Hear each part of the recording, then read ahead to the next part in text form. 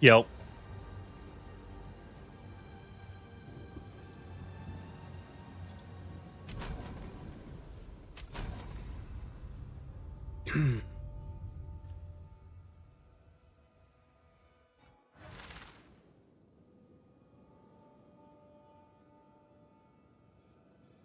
And yeah, everything looks good.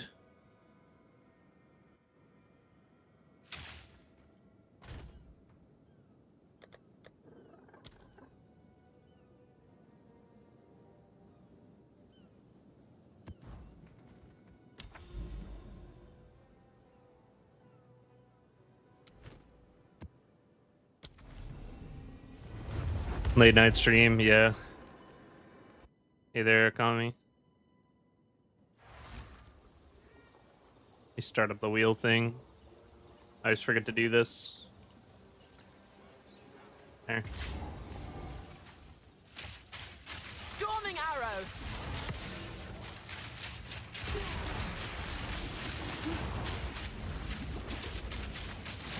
Quick and lethal. Hey there, Shy Guy. More him.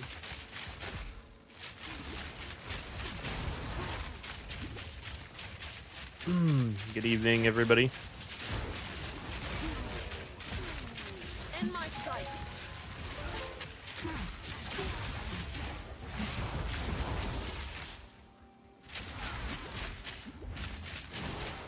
Should I try to farm for the flask or just buy it? Buy it.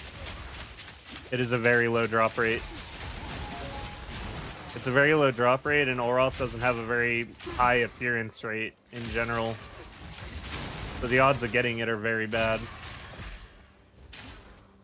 You would likely save currency by not buying it, but you would spend a lot of time farming for it, which I don't think is worth.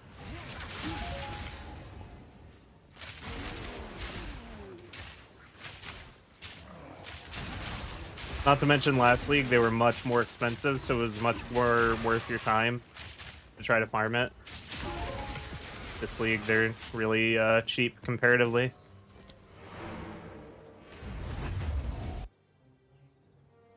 Have a good Easter? Yeah, I had a pretty good Easter. Got the video out that I've been trying to do for the last 3 days as well, so we're back to streaming again, which is good.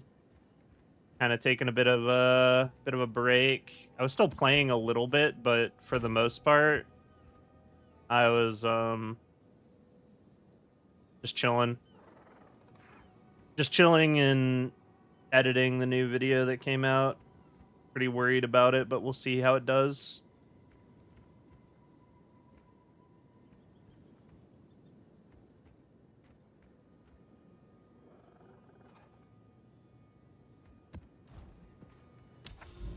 Content well could have very well been bled dry on the way out in favor of last epoch, so I don't know how well an Atlas guide is going to do now. Yo, what's up, Somnus? Happy Easter.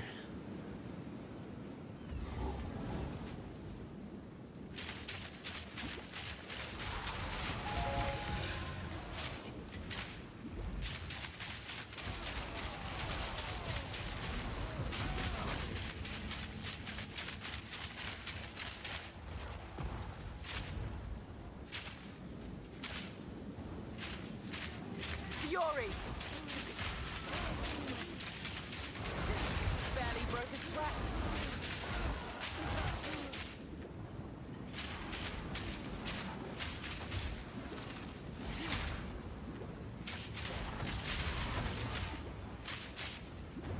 New player is very informative. That's kind of what I was going for. I don't think it'll be evergreen, unfortunately, because they're very likely to change a lot of what I talked about in the future, but hopefully it helps a lot of people throughout the league.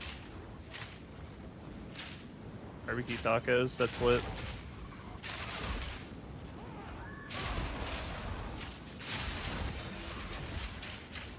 I like making the guides last league. I'd like to do it again, but we'll see.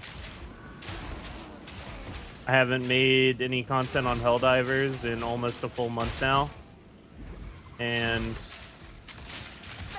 my income looks like it. because PoE isn't quite as popular as it was the first go around.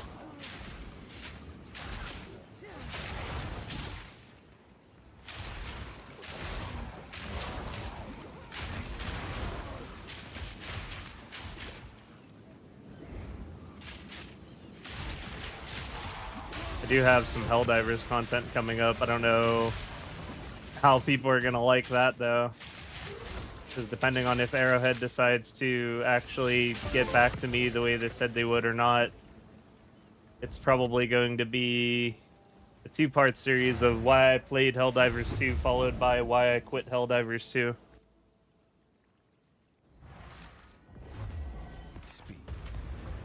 Very well might be the last videos I ever make on that game. I appreciate the PoE content. Respect. I think I just... Yeah, I did. Whoops. Spammed everything into the wrong box.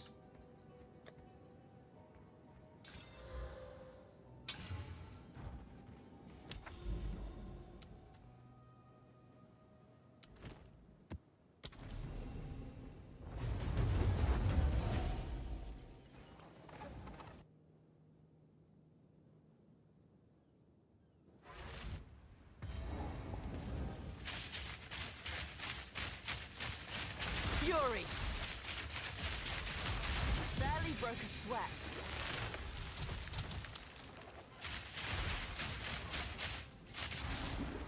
I'm going to be real. If they went full PR mode, telling people that I was going to get into the content creator program and I was always part of their plans, blah, blah, blah. And then because no one's complained about it in a while, they just dropped it and forgot about it and decided it's not a big deal. If they just, like, hang me out to dry now. If that is what is going on, I am not going to play that game anymore. And I'm going to make sure everybody knows that's how that went down.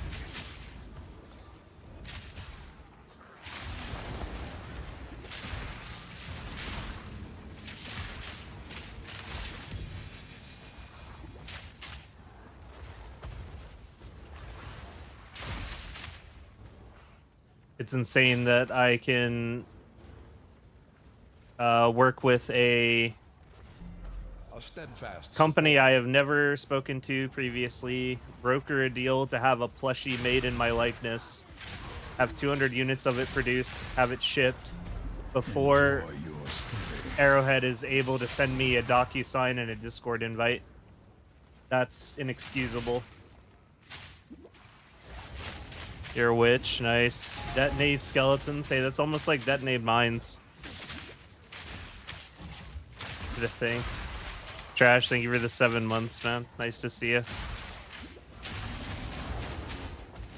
That sounds on brand, Grass. Omen of Alchemy for prefix on Waystones? You can. It's not a bad idea to do that.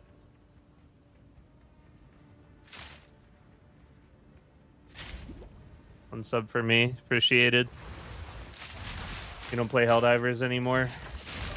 I don't want to stop playing Helldivers, but if the company that runs it just does not respect me to that degree or the work that I've done, I mean, I'm just not going to continue to shill for their product, you know, in any capacity. They just don't deserve that.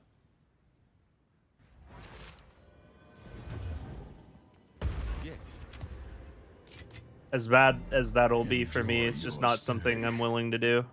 Ridiculous.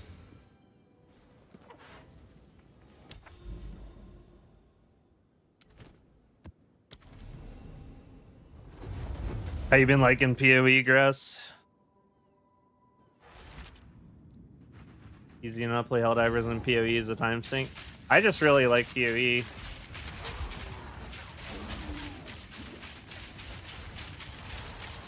I like how there's continually something to do.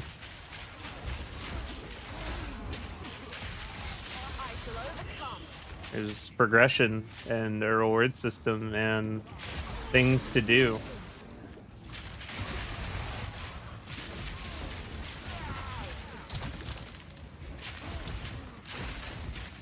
That was kind of funny. I'm pretty sure my Allroths just tanked all of those circles I walked over. Hey, we have some new tech that we're going to be talking about with the build today.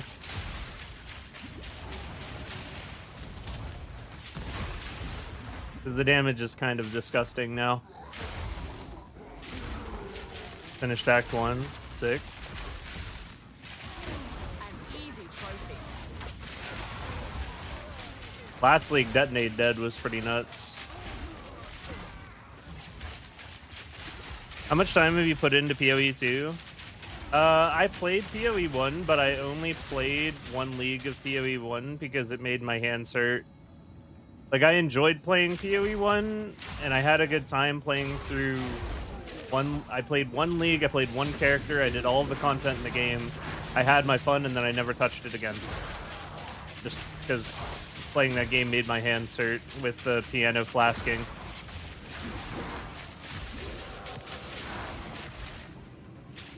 So, like, the only reason I actually ended up playing PoE 2 is because they had WASD movement, which is way more comfortable to play, in my opinion.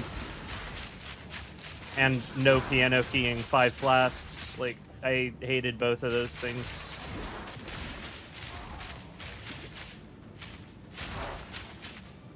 It's just an opinion, of course, but that is why I didn't play very much PoE 1 beyond one league and just all of the content one time. Did enjoy it though. I played Crackling Lance Inquisitor in Sentinel League.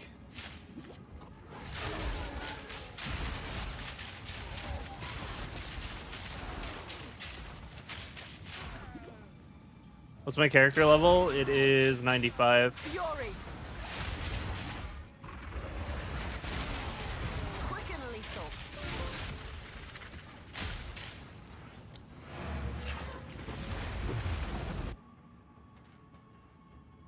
20 tries to do the boss. He kept one-shotting me at 5% HP. You're playing the Souls-like experience. What level am I now? 95. I am 95. Wait, doesn't it say in the... Oh, wait, no. It only says in the Twitch. Yeah, never mind. It only says what level I am on Twitch. Atlas... Does my Atlas guide have 41 points? No? That's impossible because I put them in the game. Unless you're saying high road, but you unspec high road after you are done using it. And honestly, I'm not sure if this even works. I just put it in the guide for posterity. Like, if it does work or it doesn't work or it gets fixed or whatever, or it gets rewritten into something else, like, I just kind of put it there. I don't feel like I ever got a higher tier waystone from anything other than bosses. Sorg don't one shot anymore. Yeah, you unspec high road, but then everything else. Yeah, it's impossible for me to have put in 41 points because I did it in game. Sad to hear about the Helldiver Steve situation. It is what it is.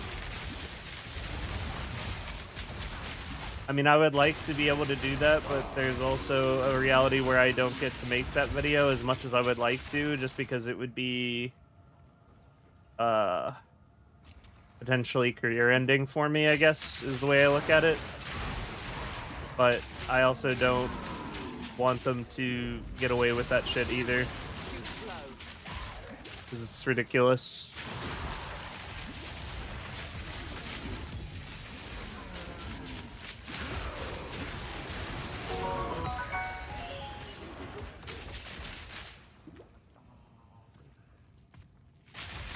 So anyway, let's talk about the fun new tech that the build has, because I am hitting about 50% harder, probably more than 50% harder than the last time you saw me.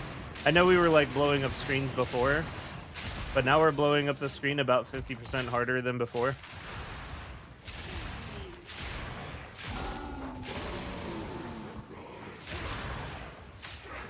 Like, a rare comes onto our screen and he just loses all of his HP. Sometimes they just flat out die from lightning arrow.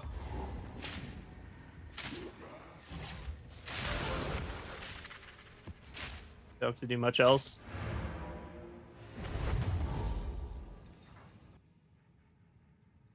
So we're using these gloves now, and these were kind of a pain in the ass to put on, but they're so worth it because our build naturally stacks up a lot of pen.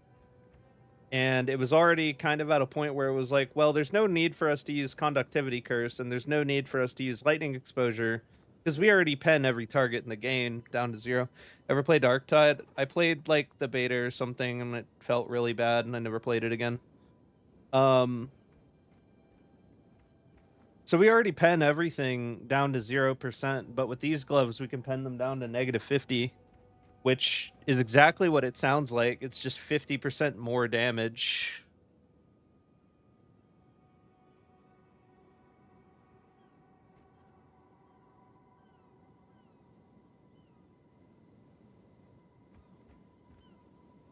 That stack with Azus? Probably. I don't see why it wouldn't stack with Azus. But I feel like Azus is kind of a waste. Because you just get enough pen to do this anyways. Like, naturally. And Azus doesn't give any damage. It just makes you ignore pen. It's like you're paying a gear slot at that point. You're already paying a gear slot. So, like, just to be clear, when you wear these gloves, your tooltip does go down compared to using real gloves. Where are my real gloves? Okay, they're right here. So these were my other gloves. We look at my damage. Like, I'm only at 44k. And then with my real gloves, I sit at 51k unbuffed. So, like, you do give up quite a bit of damage in the form of a glove, and this is not even the best a glove could be, right? Like, this glove could have more flat on it. It could have more crit. It could have more attack speed. It could be a bit better. But compared to just soft boosting this number by 50% through negative pen, it's not even close. And the way we're doing that is we get 66% from our tree. And then I've actually switched a jewel. One of my jewels has 10% pen. I believe it's this one. No, not that one. This one. Yeah. Damage penetrates 10% lightning res. I figured that this is probably the least valuable thing that you could sacrifice because you're essentially just sacrificing a 15% increased damage line. That's nothing, right? That's like a small node. On a good day, that's like a small node, really. So that's pretty inconsequential sacrifice-wise. And then I was lucky enough to get a pair of gloves that has a lightning res corrupt, so I didn't have to sacrifice a second line from another jewel. And between the pen on the gloves themselves and the one jewel and our tree, that brings us up to... And this is actually really cool how this works out. You'll see we have 96% pen. Now, when you fight a Pinnacle boss, which is like the only thing that's going to not be taking 50% more damage from this already, because Pinnacles have 70% res. If you switch lightning exposure in for your fork and strip away in for your ambush on your lightning arrow, that's 24% lightning exposure, which drops the resistance down just enough to put us exactly at 50%. So this build and these gloves and this setup deals 50% more damage to Pinnacle bosses than the old setup. Not exactly 50. Like I said, the gloves were good. The gloves were maybe, we'll say like 20%, 10, 15%, 20%. But a 50% increase in compared to that is just so much more. They were a hassle to get on, though. Like, I had to find some stats. I had to get my res up a bit with some items that barely exist at this stage in the league. It was not easy. It wasn't particularly pricey. It was just annoying finding the particular items that I needed to do it. But it is worth it. Click shit thumbnail stayed for the info. That's, I mean, that's the best kind.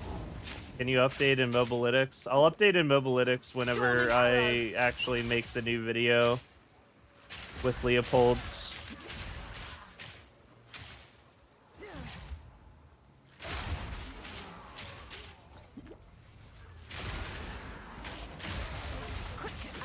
I'm gonna record some footage slamming through tier 5 pinnacles, and then we're gonna use it to make a final build video.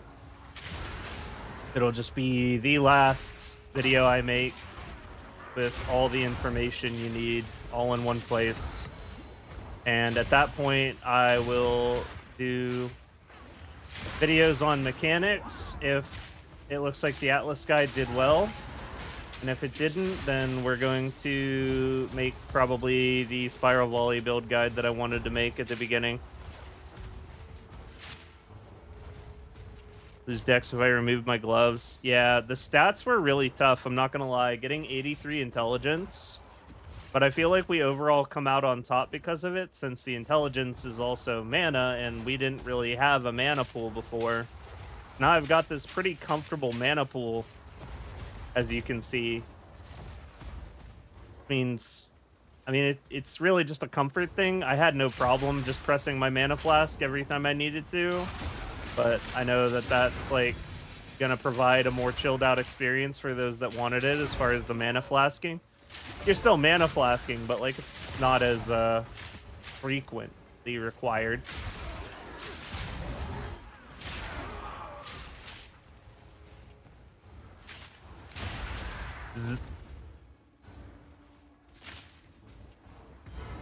Feels insane though. Great clear. Yeah, I'm extremely happy with it.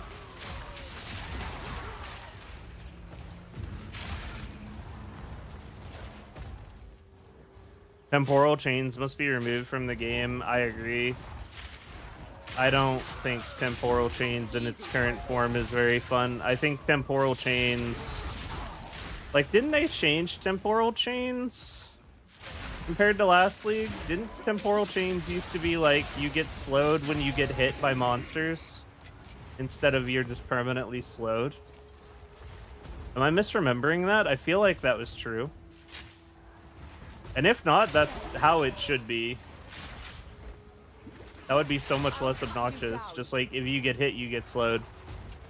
Instead of just this. This is miserable.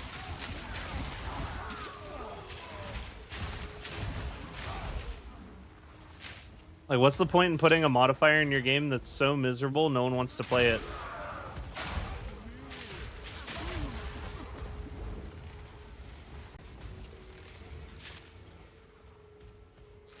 Lower this league. It's definitely worse this league.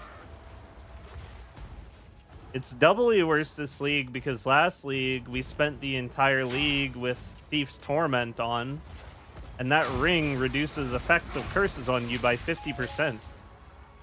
So even if it was like this last league, I never noticed how bad it was because we were just ignoring 50% of the slow. Yeah, dude, this is -1 stratagem, but PoE. Exactly. That is exactly what this is. Yeah, I will update the Mobilytics after the next Endgame video. That's probably going to be the next video I make, is just going to be the final Endgame video on this build. Because I think it's kind of cooked as far as it can. The only thing you could do at this point to make it any better is higher numbers on the gear. Halt! Your rampage ends. Wait, here. she's over there?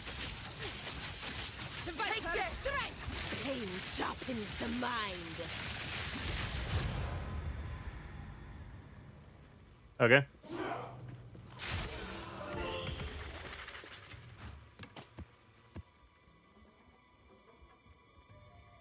That threw me off. She was on the other side.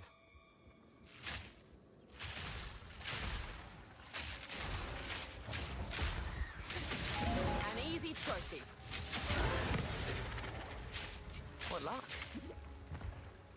Oh, something that was also big is like we actually have a crit bow now. Like a real crit bow. I've been using the same bow since I hit T15 maps. And I finally got an upgrade for 8 divs last night. to a bow that actually has a real base critical hit chance. The base DPS was, I think, only 370 as well. But just switching to a real crit bow took my DPS up a good 20% or so compared to before. So it's been a couple pretty significant upgrades back to back.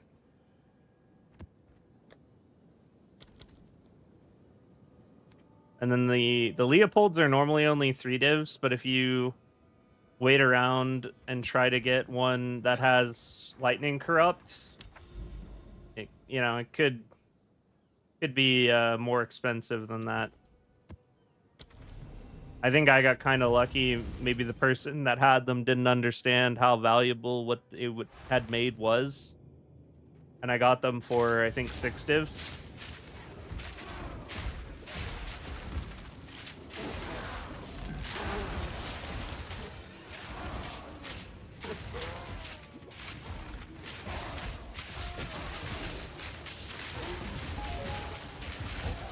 Storming arrow.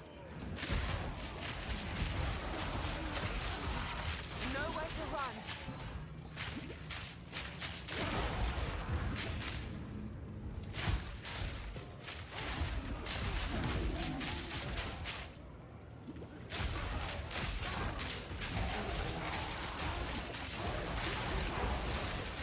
An easy trophy.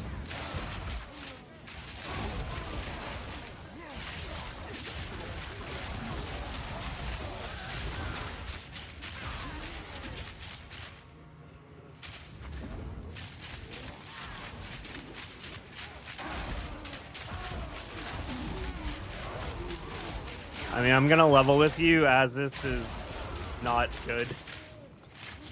As this is only good for Amazon, and that's it. Nobody else is getting to 100% critical hit rate. And at that point, you are better off with just having pen. Because it's not expensive to get pen.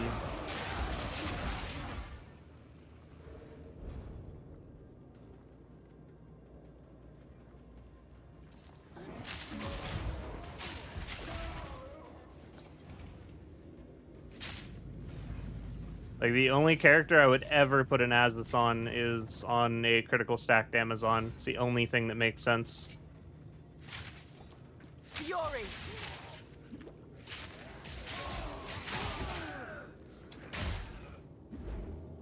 And if someone is rich enough to hit 100% crit hit rate with a Deadeye, then I would wonder why they're not just buying a 3 projectile skill level amulet and then just building pen.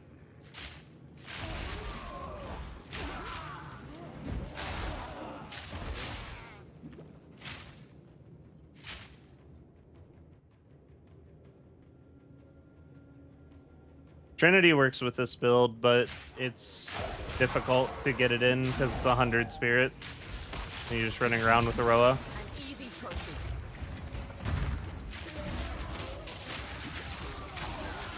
Prepare yourself. There were considerations to just like drop the Rhoa while Pinnacle bossing though.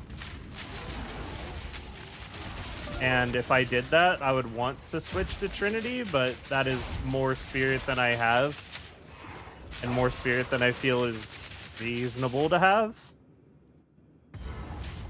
My flesh burns. Curl your flesh.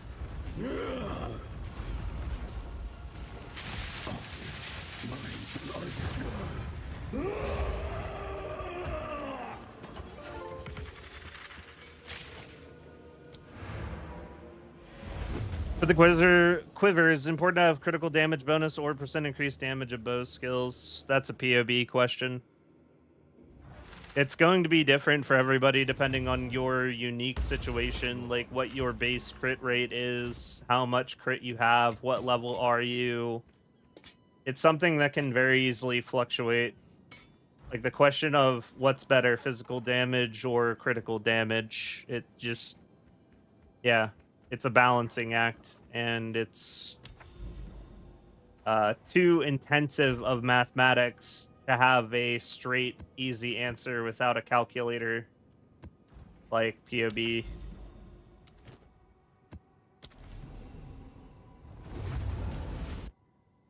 But if I were to guess, I would say that until you have a bow with base critical hit chance, like good base critical hit chance, we're talking 3-4%.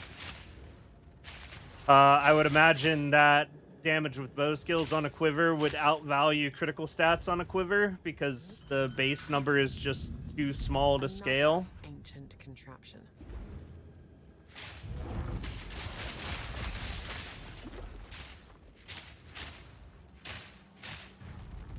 One thing I am confident of, though, is the flat damage on your quiver will almost always outweigh everything else on a quiver, because our flat damage is going to naturally be lower because crazy crit bows with high base damage are some of the most expensive items in the game. And a decent bow, as far as the damage with good crit stats in our build, outdoes a bow with a lot of raw attack power. So typically you'll end up with a bow that has like mediocre attack power. Or mediocre flat damage, which means flat damage on the rest of your gear is going to be more important. Since the bucket is smaller. I did the POB math on my bow, and ever so slightly, it wasn't even worth doing. Just barely critical damage outweighed physical damage runes on my bow. It was a really inconsequential amount of DPS, maybe 600, 800.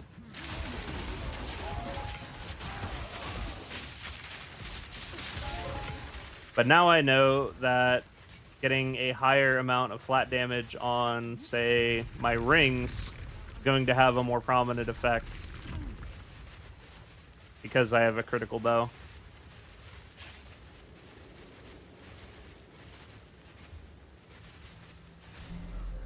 Roll crit suffixes on my fizz bow. Getting spendy. Yeah, that's definitely not going to be cheap if you try to roll for it. Prime versus visceral. Although, if I'm being honest with you, it's not going to make such a large difference either way.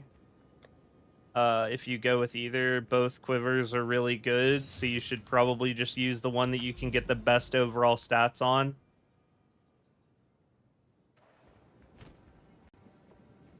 For the cheapest price.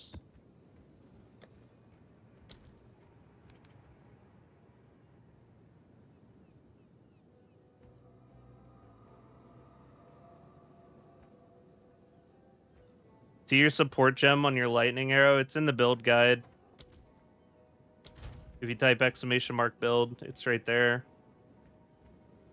Tempo, infusion, charge shots, fork, ambush.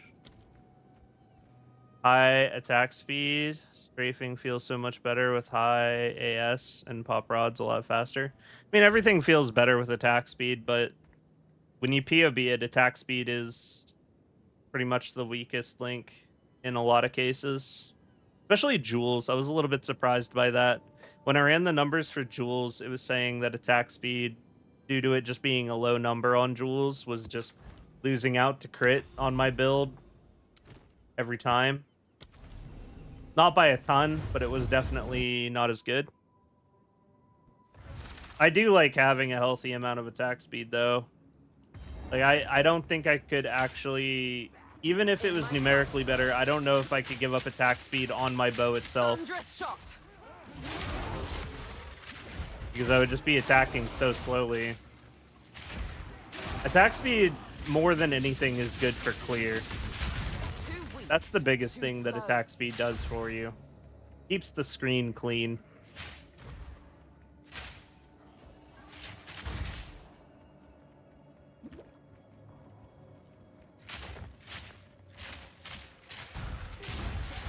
You're one-shotting everything anyway, you might as well be attacking faster. It's insane how that... Yeah. It's so cooked for them.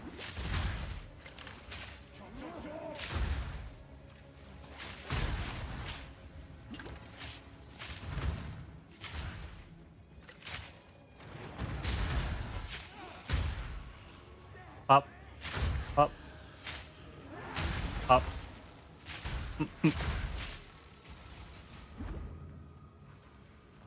Haven't found any perfect jeweler. It hurts. Might cave and spend some divs for it. I would consider it, yeah. Probably probably a good investment at that point. That's pretty high level.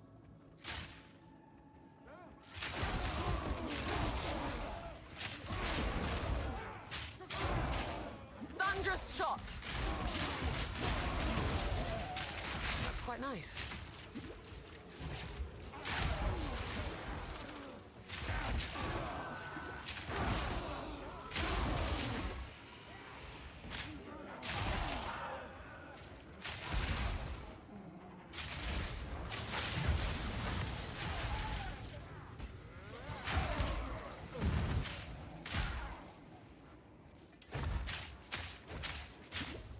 Carry 6 people with this build.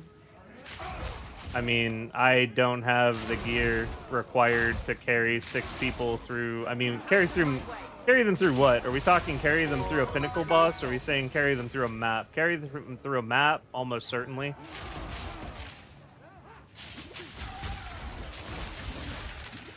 But like a Pinnacle fight, like a T5 Pinnacle fight carry or some shit? Probably not. Probably run out of mana.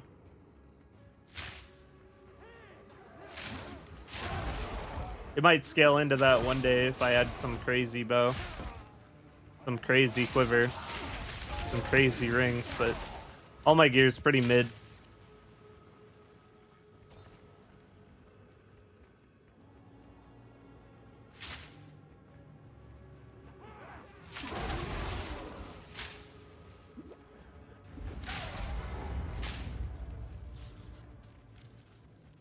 So, on the eve of the end, the demon of Vanzoatl has finally come for me. Fury. A minor setback.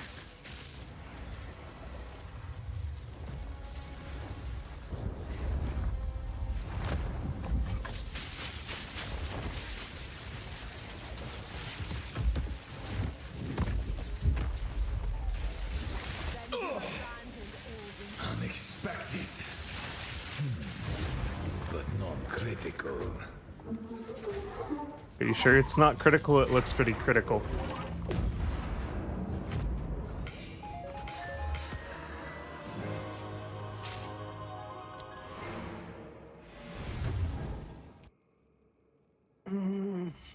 Level 72. I think I just stole half the server's perfects because I had 3 perfects by the time I hit T15s. I had no raw divs, but I had 3 perfect jewelers.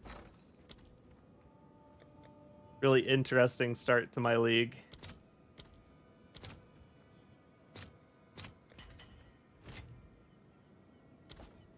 Hello there.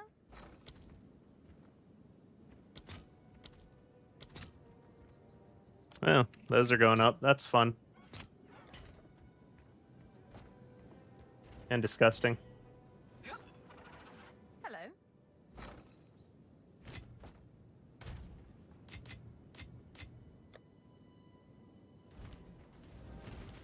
Oops.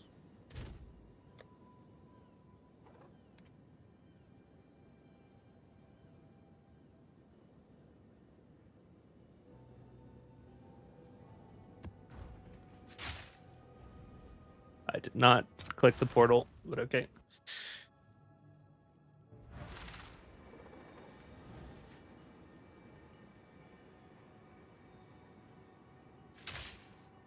$108. Yup. I don't know when that happened. I don't think I have any more Citadel leads. I think this was my last one. So I think we're instead gonna go to Juice City. That's what I call this little circle here. I got these 3 towers juiced up with rarity, item quantity, and I was saving this little portion of my map for stream time.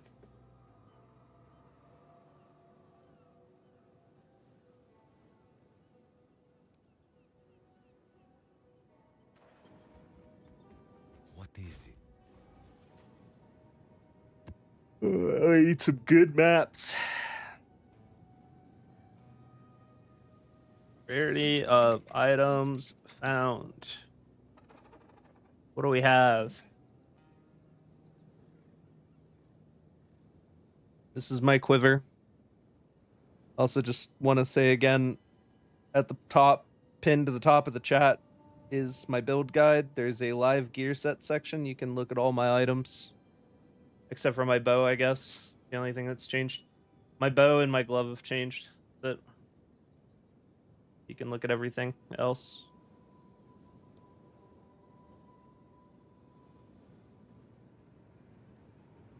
Or maybe I did change it. I can't remember if I changed it. This is a lot of... Yeah, we want to do this. Well, the 200% increased stun buildup is really bad for me. I'd really like to do that map, though. Supporter. And Corgi, thank you for the 8 months. Excited to the path. Thank you, man.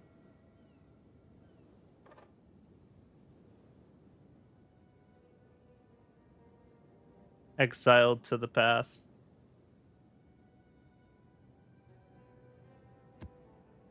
Cook this waystone. That's fine. That's good.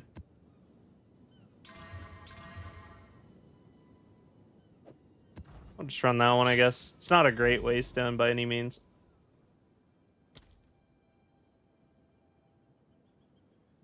All right, where do we got? We actually have, I think, some Quadra overlap too. Like, this one's Quadra overlap, I think.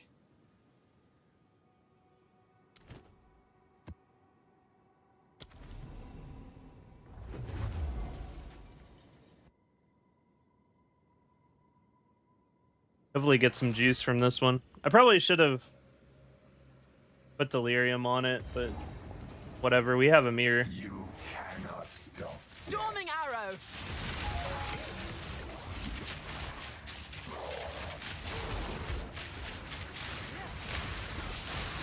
easy trophy.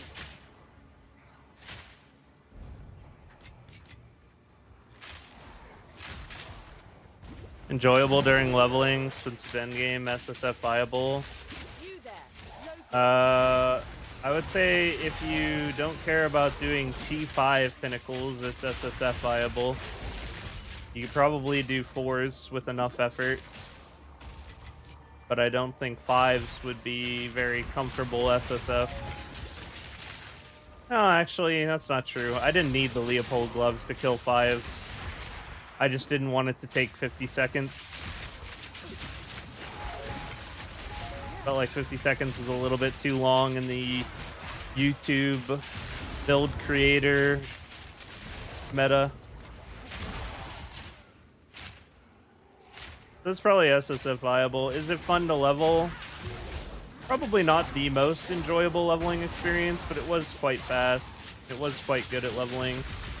I didn't buy any items leveling this character because the economy in the game had just begun. I played at the beginning of Dawn of the Hunt with it.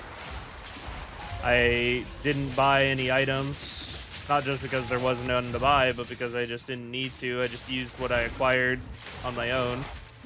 So in that respect, it was SSF viable, and it was fun through campaign. Is it expensive endgame? I would say it's...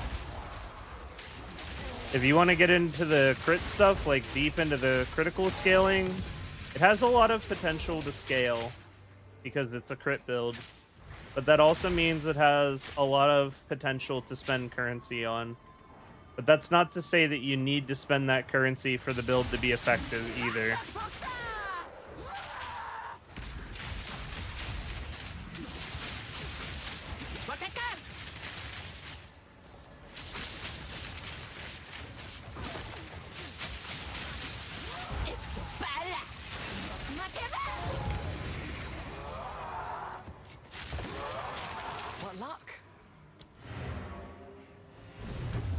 Oh, we didn't do my expedition yet. Bird, get out of the...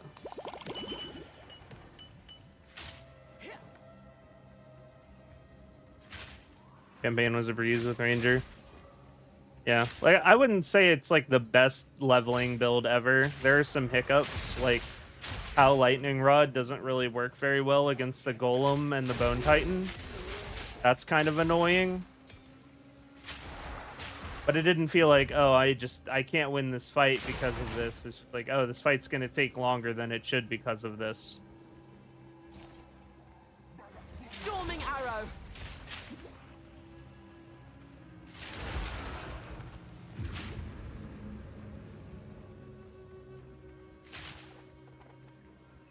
Where's my expedition?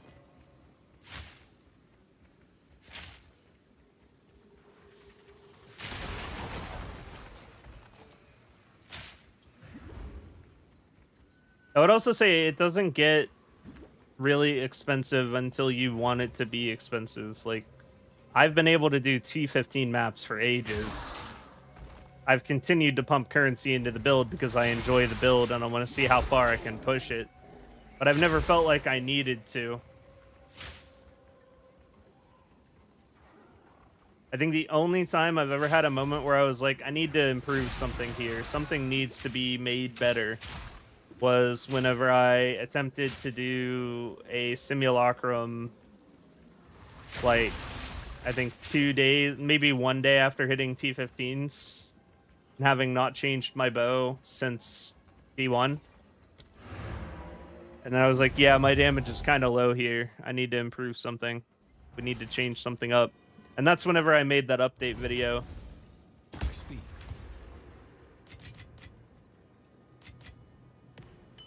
On all the things that I had changed up.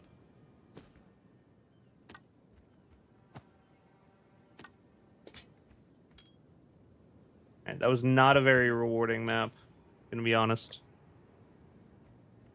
Can I look at your bow? Yeah, I can look at your bow. Do I spec into the magnitude whenever I'm Pinnacle bossing? I haven't in the past. But if you wanted to be optimal, instead of doing Maim Strike, instead of having Escape Velocity, and instead of having Blur, I'm just doing this for movement speed while mapping, is the reality of it. Instead, you would have Frazzled, which is actually really good damage, Catalysis, and Unbound Force. All of those are really good damage increasers through Magnitude. Well, through Magnitude, and Catalysis is just a good 2-point wonder.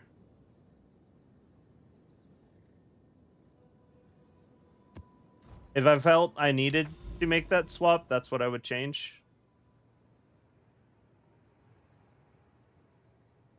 But more often than not, I just kind of don't care. I just leave it with the full move speed set. Yeah, I can look at your bow for you if you want to. I mean, it's your call. You can just send it to me in game, I suppose. It's the easiest way to do it. There's my name. Level am I? 95. I think it's in the title, isn't it, on Twitch? Level 95 Deadeye. Thunderous shot. I shall overcome. LA. Distinctly not LS. Barely broke a sweat. We're moving too fast for the mirror.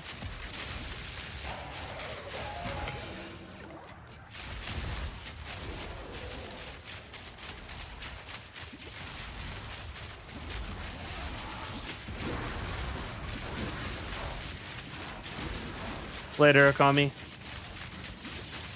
Need more time.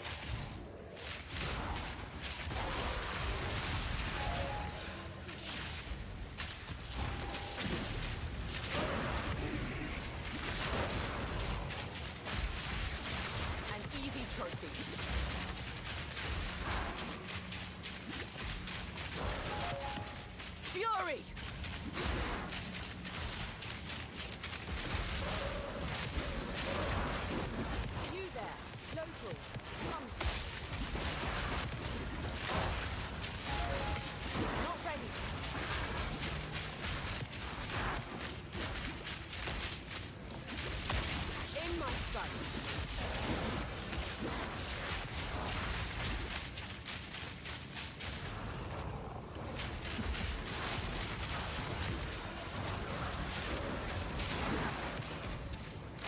I need more mana.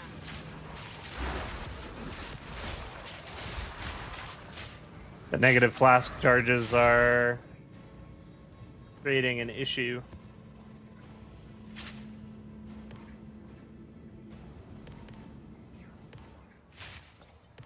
Pick up some stuff and probably go refill flask real quick.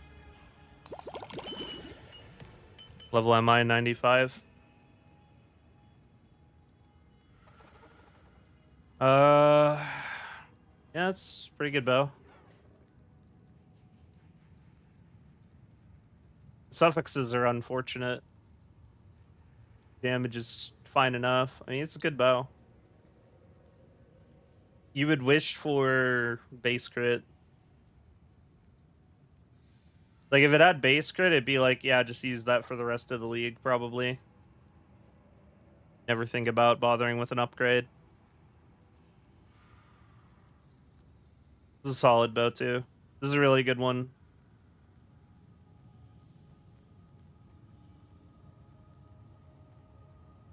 You would wish for higher base crit, and that would be about it. Higher base crit, and yeah, be perfect, really. You wouldn't want to ever upgrade. That's quite nice. Or there just wouldn't be a point. You wouldn't feel like there was a point. Think you crafted your first really good piece of gear. Congrats.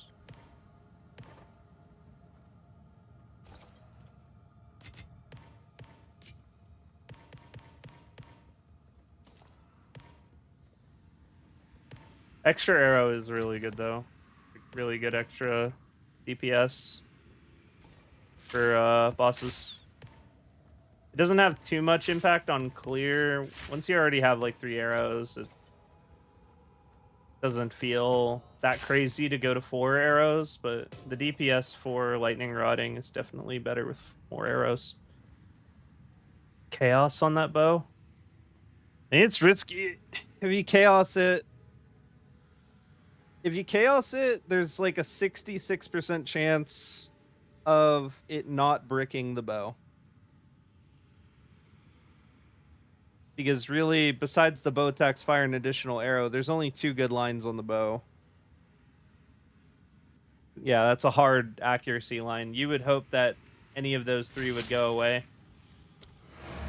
If you have another bow you could use if something went wrong, I would probably think about throwing some chaos orbs at that one, yeah.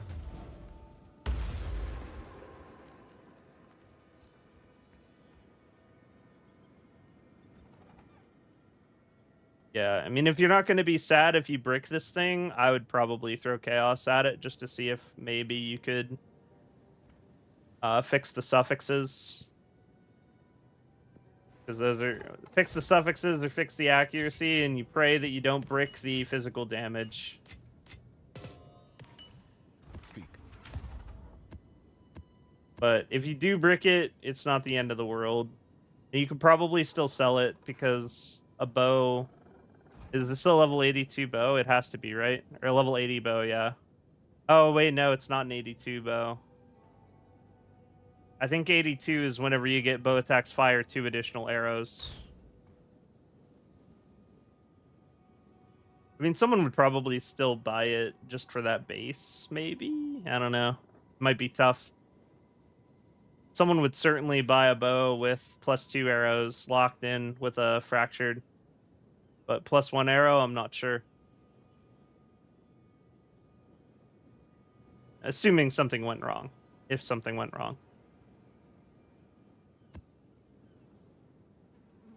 Reduce damage from critical hits is kind of sad. I don't know why I'm looking at maps, though. We just need to go back in with full flask. Worth a few divs. Nice. Congratulations.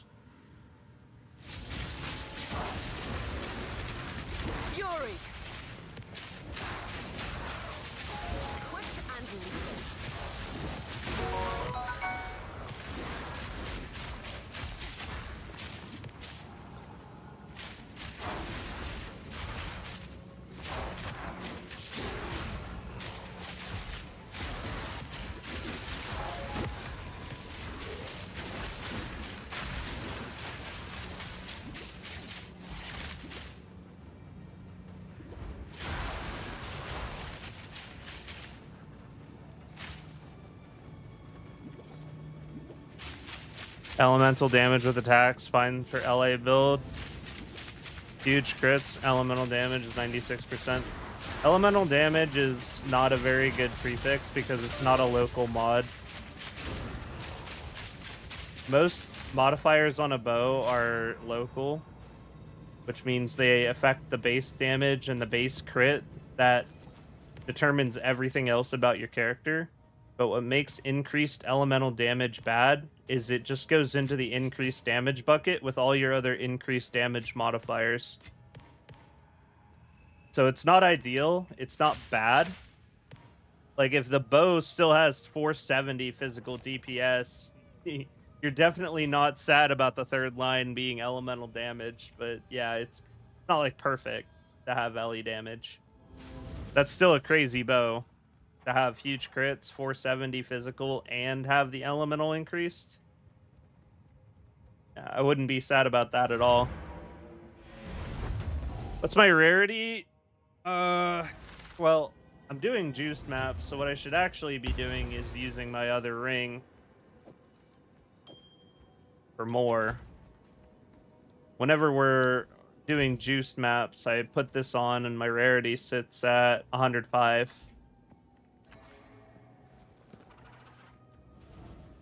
Otherwise, I like to use Death Rush just to get through the map quicker. If the loot's going to be bad anyway, might as well just be getting through fast. Give the order.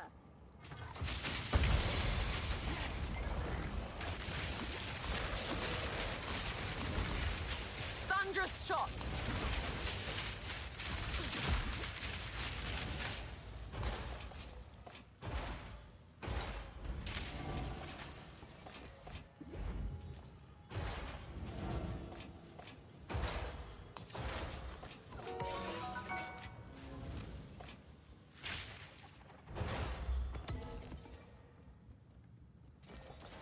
Decent bow for sale. Can't find one to trade. Yeah, it's really tough. I don't get how bows are still so freaking expensive. I actually don't understand why bows are that expensive this league either. See, I used to just blame Fubgun for bows being overpriced. But it turns out even whenever he goes and plays Fear the whole league and then quits, bows are still overpriced. So it's not even his fault. This is how it is. People just like bows. Lots of people want to play Archer. I need more mana. I forgot to fill up my flask, didn't I? This negative flask charges is not it. This feels bad.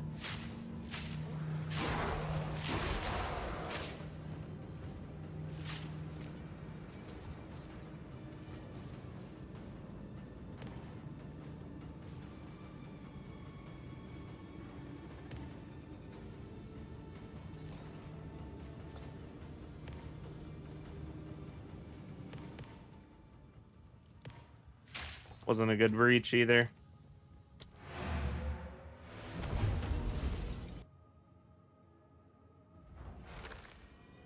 One 3 crit chance, 472 fizz, 97 element, cost 60 div. I don't know if it's worth paying that much. Yes. I don't think I would pay 60 div for that bow, no. Personally, no.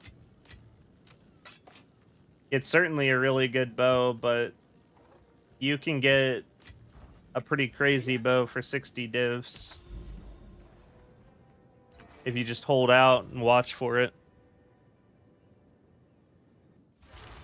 I'm using one that I got for 8. Is there a way I can stop getting knocked off my Rhoa? More stun resistance. More stun threshold. Boots is a really good place to put stun threshold. Just in a suffix line. Heavy belt for stun threshold %. And then just more maximum life. At this point, the only time I'll go flying off my Rhoa is if I play really, really, really bad, or if the map has stun buildup as a modifier. I wouldn't advise playing maps that have stun buildup as a mod, because that's typically when you'll actually just go flying and wonder what happened. but then you'll realize, oh, I went flying because I'm playing a map that has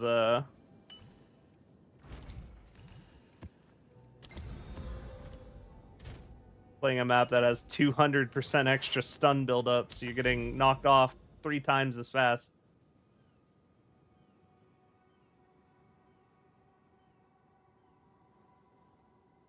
Is there one that doesn't have a mirror? We'll do this one. Have a mirror. 60 div is crazy currency. Yeah. I mean, I've never had that much currency at one time, personally. I got my bow for 8, and it's probably the most... yeah, it is the... no, that's not true. The most expensive item in my build is Alroth's Resolve right now.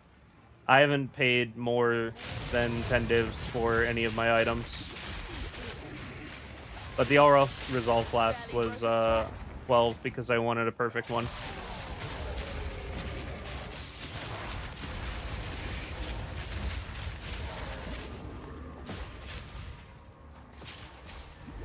Fury!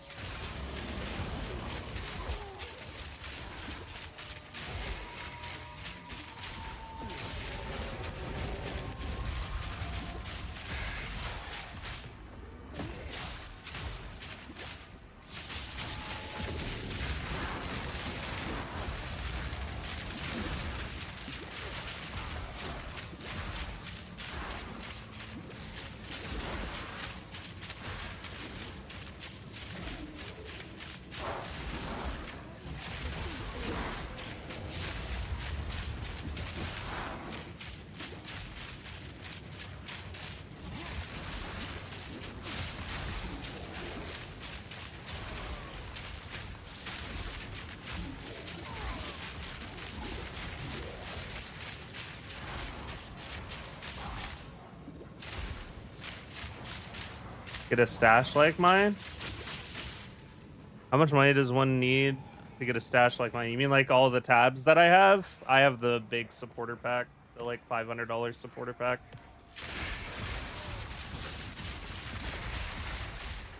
So I have spent quite a bit of my gold on stash tabs from that.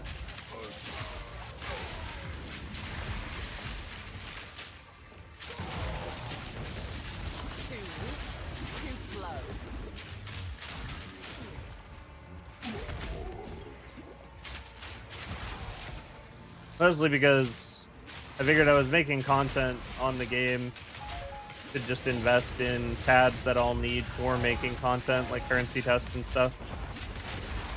I don't even really use all of them. I have like a whole folder of extra quad tabs that I was using for currency testing last league. What's going to be my next build? Spiral Volley. I'm not sure what flavor of Spiral Volley it's going to be. It could be Bloody Spiral Volley. It could be Frost Spiral Volley. It could be Poison Spiral Volley. Not sure. I feel like Crit Frost probably makes the most sense on Deadeye.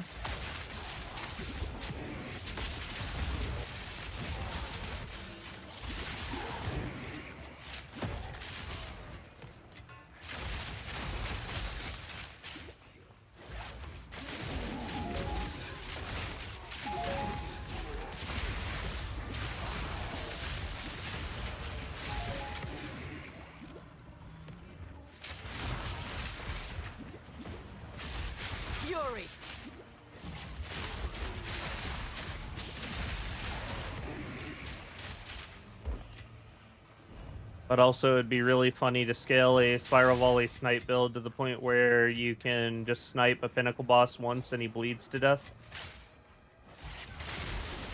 Quick and lethal.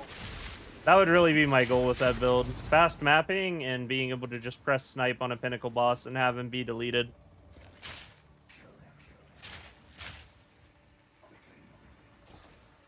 Don't need...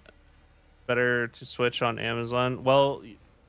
If you're doing Spiral Volley, you should be a Deadeye because of the Frenzy charges Ascendancy, not for the projectile. If you're playing Spiral Volley, you're playing Deadeye for this. Hold on, for this ascendancy. Avidity, 30% chance that if you would gain a frenzy charge, gain max. And Thrilling Chase, skills consume frenzy charges, behave as if consuming twice as many frenzy charges. So you can Spiral Volley like you have 14 frenzy charges, basically. And that's like gonna do more than any other class, I would say. Any other ascendancy.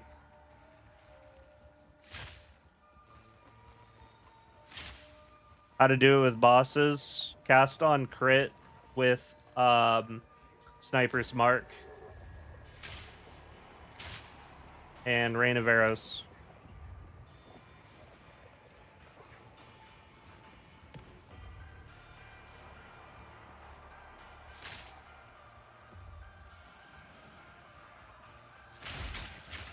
Why are they hiding my... Oh no, my expedition's in plain sight. I passed it because I didn't want to do it. Dude, I don't know. I don't play Lightning Spear. I don't know what numbers you need to do what with Lightning Spear.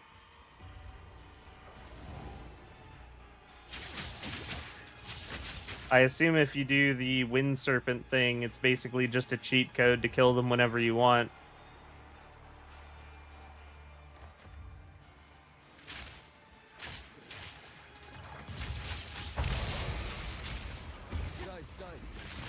Fury!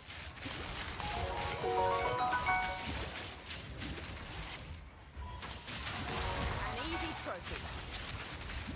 Tangibility.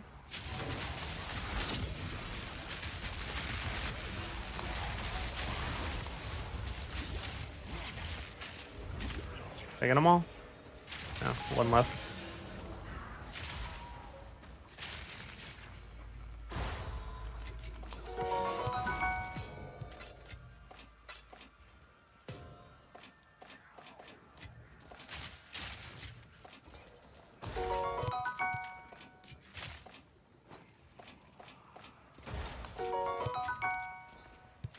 A lot of books.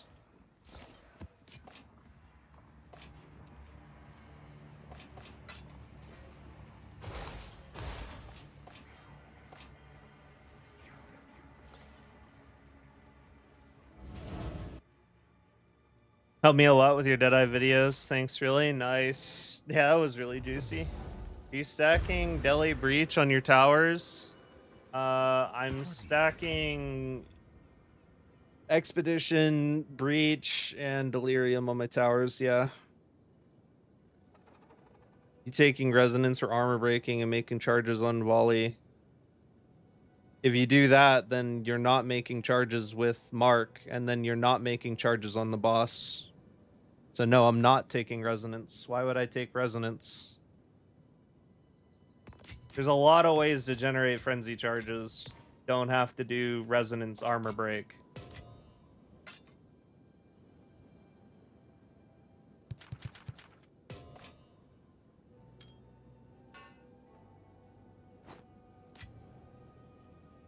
Elon's maps, yeah. Run Lightning Spear Deadeye. Plenty of guides out there. True.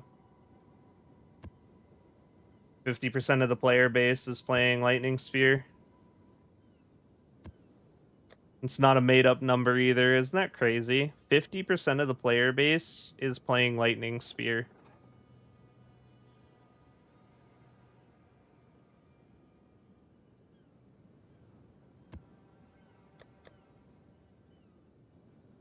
Do I dare? I feel like this can only make things worse for me because it might put something I don't want to play on the map. And there's no way it makes it any better to play. Let's go ahead and try some.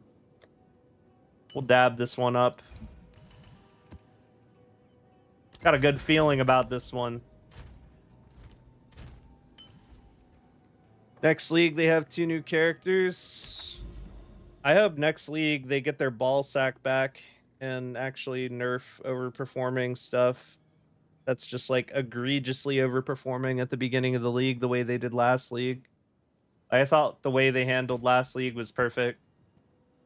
They nerfed all of the exploitive cheat engine level bullshit into the ground at the start, and then left all of the OP stuff that was like just kind of OP. They just kind of left it alone until the next league.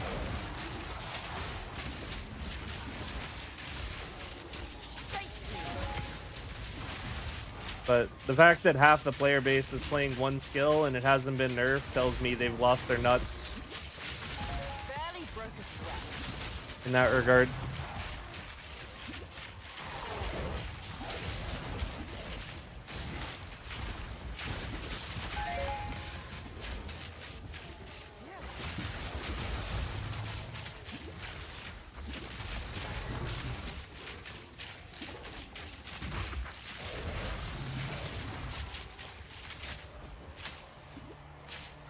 Sitting maps.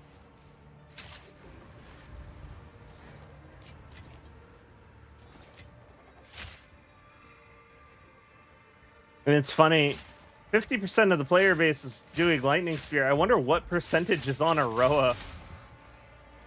Rhoa might actually be an even bigger problem than Lightning Spear itself. As much as I like the Rhoa, like, it is blatantly OP.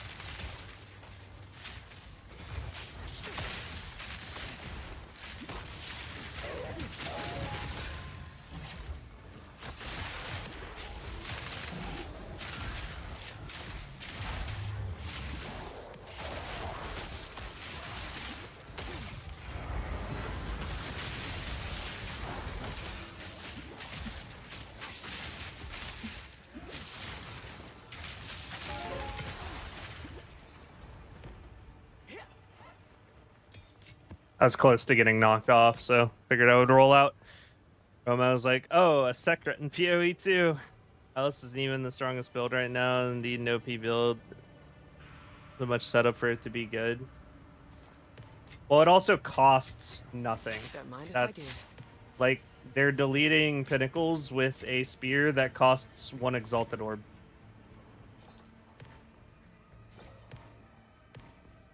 I think that is a big plus side to why that's busted. Lightning Spear is not very good for Pinnacle bosses. Don't worry. We got this 1 Exalted Unique to take care of those for you.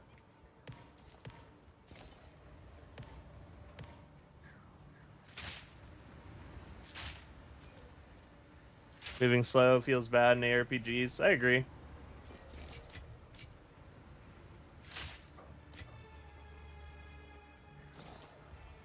But I feel like compared to the mobility of doing literally anything besides Rhoa, it's just not comparable.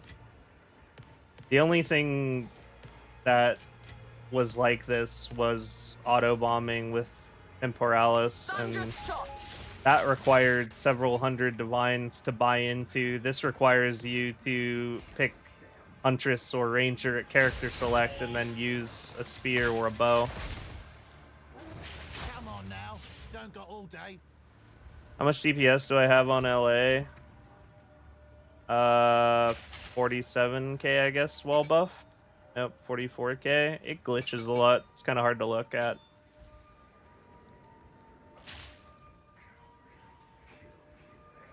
We'll look at the resting amount. That's actually more informative, I would say. What's my resting amount of damage? My resting amount is 38,000. Oh, wait, no. It's because I'm enfeebled. 20% more than that. Too weak, too slow.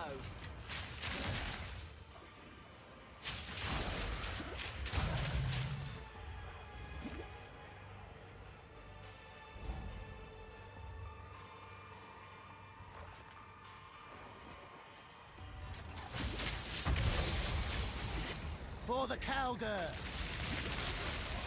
Not yet.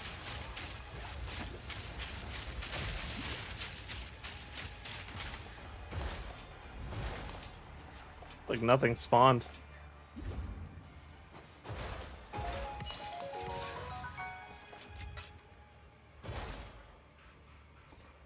Guess I didn't catch that many flags.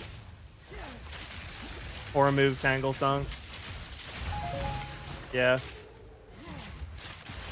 Tangle Tongue's kind of a mistake. Take this.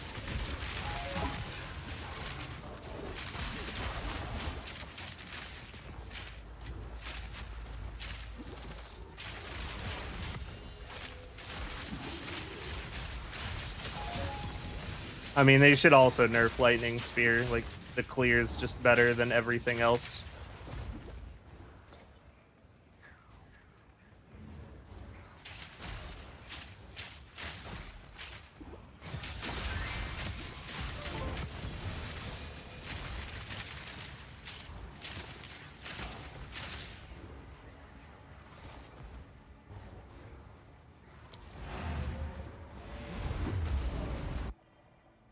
Bow costs 20 exalted. Should I buy one with plus proj or crit chance, crit damage? Do not use a bow with plus projectile skills because you will go not worth it over other modifiers.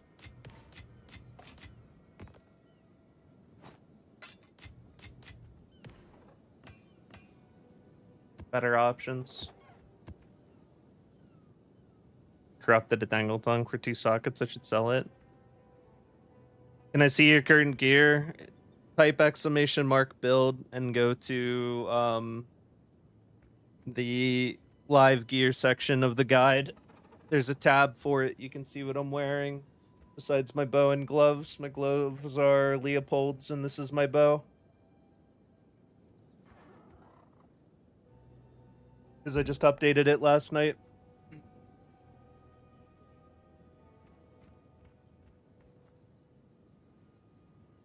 Even the strongest build right now is indeed an OP build, but there's so much setup for it to be good.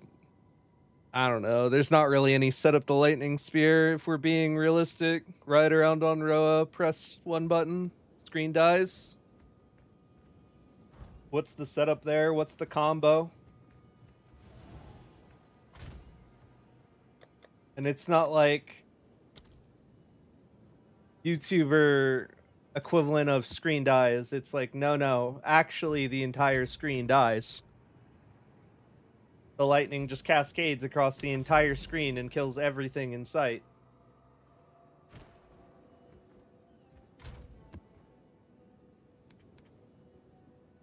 Like, what else does that while staying that mobile on the Rhoa? There's like an argument that Lightning Arrow is close. But if we're being realistic about it, of course it's not as good at clearing the screen as something that actually just shits on the entire screen all at once.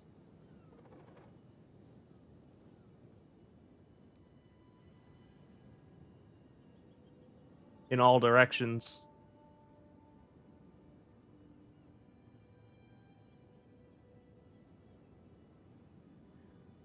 Shitting on the entire screen all at once is how Spark got into trouble.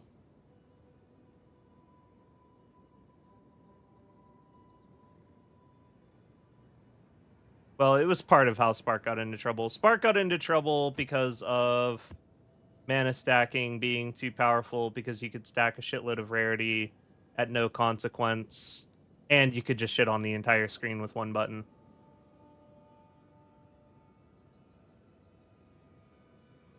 Wasn't good at killing bosses, but it was just the best at clearing maps. Pretty much no downsides, because you just fill your gear up with rarity.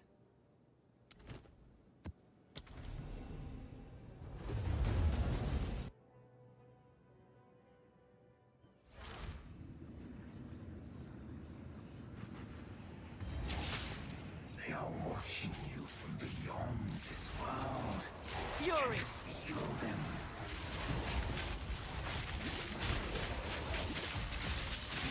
Quick and lethal.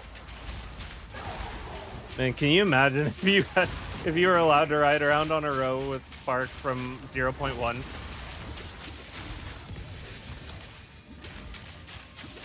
That would actually be a PoE 1 build at that point, speed and damage wise.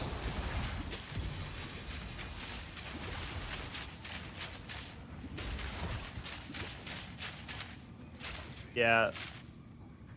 Sorcerer got hard dick this league. They definitely overdid it, if anything. I originally thought they overdid it with Lightning Arrow too. Just like looking at everything they changed, it looked like it was going to be terrible, but then I was like, oh, actually it's pretty okay. And I was like, oh, I can ride around on a Rhoa now. Well, I don't really care about losing the ball lightning now. Just figure out another way to scale to Pinnacle bosses. Maybe I'll actually have to buy some gear this time.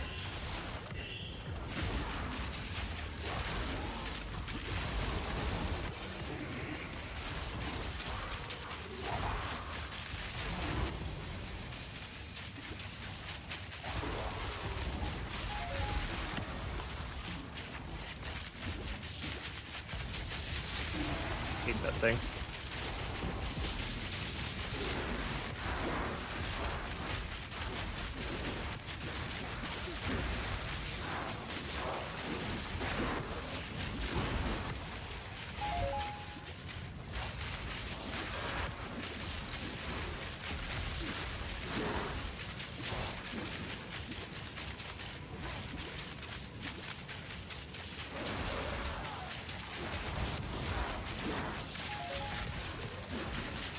Storming arrow.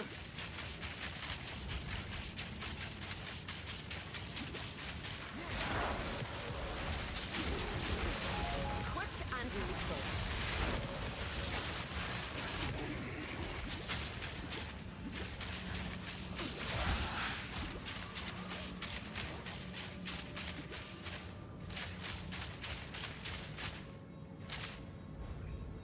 Damn. Upgrade my bow. 2 divines I might buy. Can I show you the stats compared to what I got? If you want to, sure. Take a look.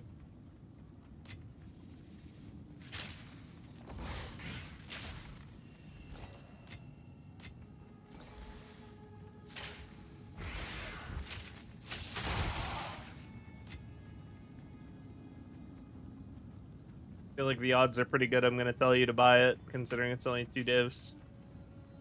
What bow's better?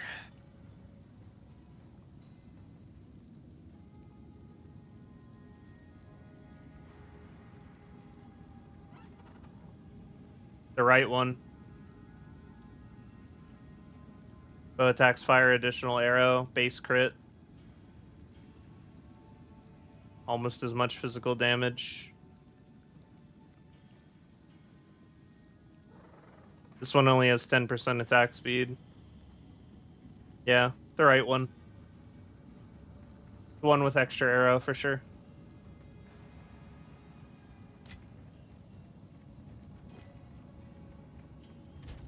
If you look at my bow, the physical only goes to 242.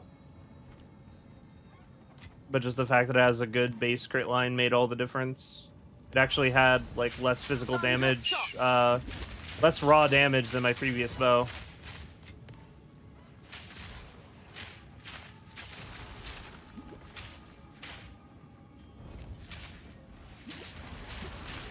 Physical damage.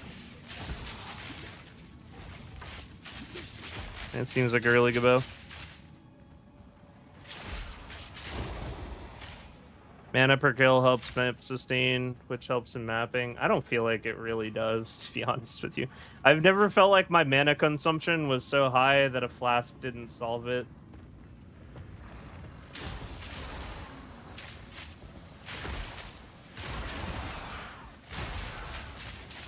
If anything, I'd rather my flasking just be rhythmic than I need to use it only sometimes because I'm going to go and not realize it because I'm too accustomed to Easy trophy. not caring about it or not paying any attention to it. And at that point, I would rather just make it part of my rhythm than be caught off guard by needing mana on random occasions. Fury. Because I'm just too zoned out and not used to doing it. That was the problem I immediately ran into whenever I started experimenting with having a mana on kill line, is just like, if I ever actually need mana, I was just too zoned out to press the button when I should have. I'm too used to not needing it.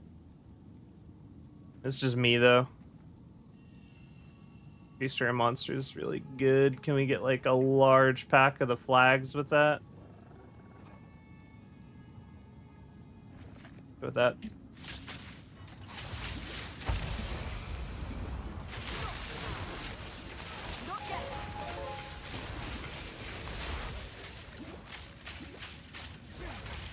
Anybody alive? Enjoy your stay.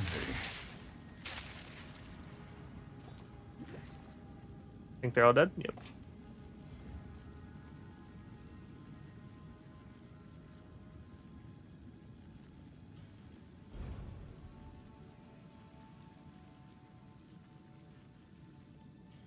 Oh, that makes my head hurt. Do you have a PoE2 Ninja Link? Not an updated one. I prefer to just put my stuff on Mobilytics.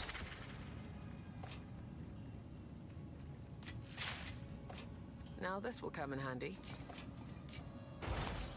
I have a PoE Ninja, but it's not current. It was with a set that I was experimenting with.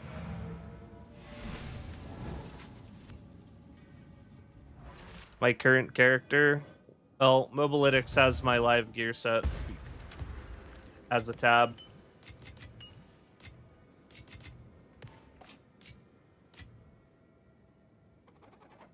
One of the tabs is live gear set. In fact, I'm going to go ahead and update that just to make it as current as possible because I changed the bow.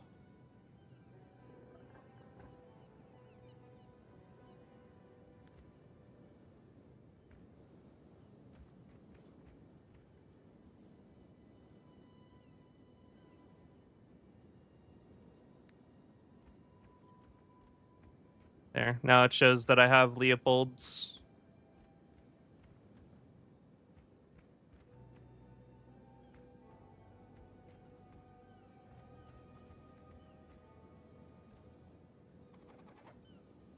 That in my current rod fizz bow.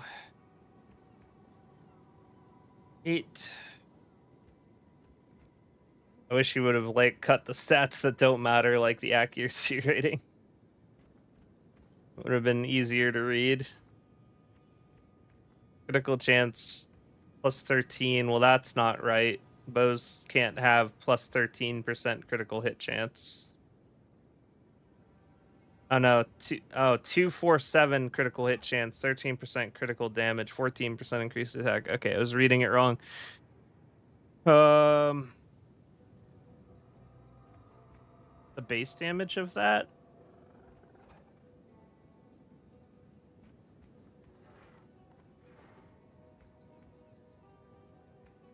117 fizz, 424 accuracy. Holy shit. Additional arrow. So it's an additional arrow scenario. Okay.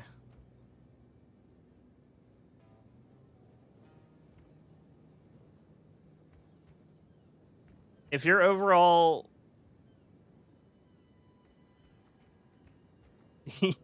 You laid this out in the most difficult way to read physically possible. I am not gonna lie. 150 to 300 physical. 95 to 170 with 8 to 126 electric. So that is 63. That is 200. 230 versus 157,304. I'd probably keep the 157,304 if I'm being honest. Extra arrow is good, but that raw DPS is a little bit too low for me. Additional arrow, a good way to look at it is additional arrow is 33% more lightning rod damage. But it's not really going to help out with clear because you already have 3 arrows. So going to 4 arrows isn't going to make that big of a difference. Yeah, going from 3 arrow to 4 arrow on lightning rod is 33% better DPS. But importantly, not in the initial burst on the boss, because the boss is going to sit there and monologue and let you stack up full lightning rods anyway. It doesn't matter how many arrows you fire at that moment.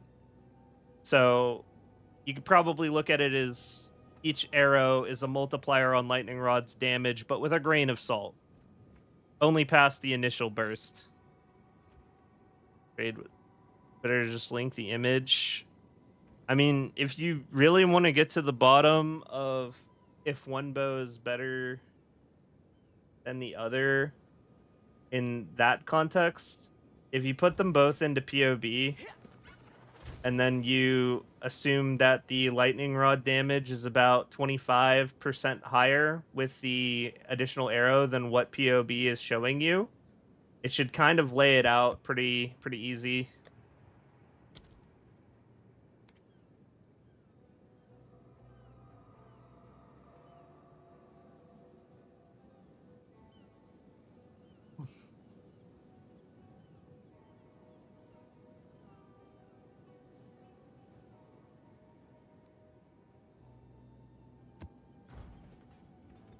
Buy a time lost diamond or Allroth resolve for 8 to 9 divs. I don't actually own the Against the Dark diamond. I own the Allroths because I value the Allroths higher. So I actually do have an answer to that one because it's the decision I made. I don't feel like I don't feel like the Against the Dark would actually be that big of an increase in damage. We're not getting nearly as many notables as we did last league. It is an optimal jewel, but I think it's kind of overpriced for what it is at the moment. A trade link for my bow. Not on hand.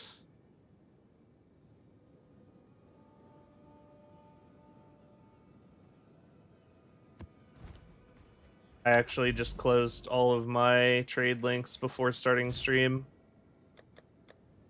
that I was looking at.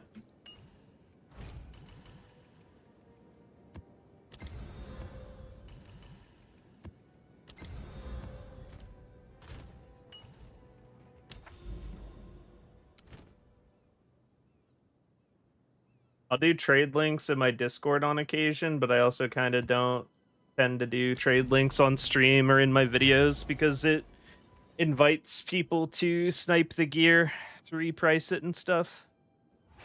But whenever someone asks me for a trade link in my Discord, I usually do it. Thunderous shot. Too weak, too slow.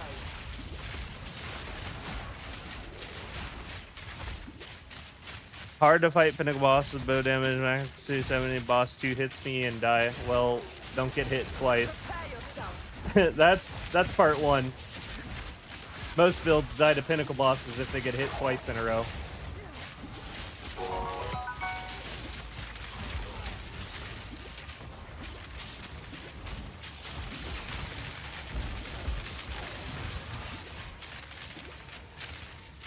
Now this will come in handy.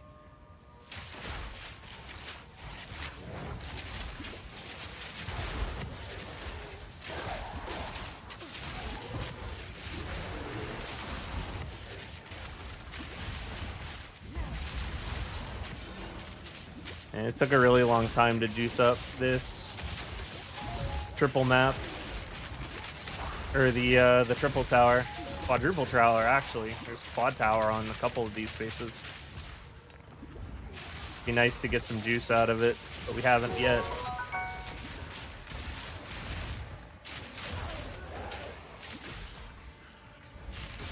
Getting damage on my gloves is better than accuracy rating. Are you an Amazon? I mean, the only way accuracy is a good roll is if you're an Amazon. And at that point, not really an expert on how the math goes out for Amazons or anything.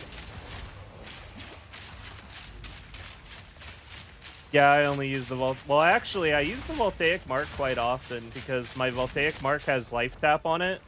So I'm Voltaic marking thin air so that I can activate my All Roths flask and just have a constantly rolling 1600 guard on my character. Which makes it quite a lot harder for me to die.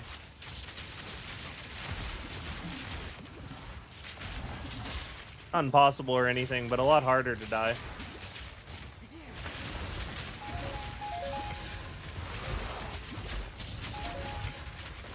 You there, local. Come, prepare yourself.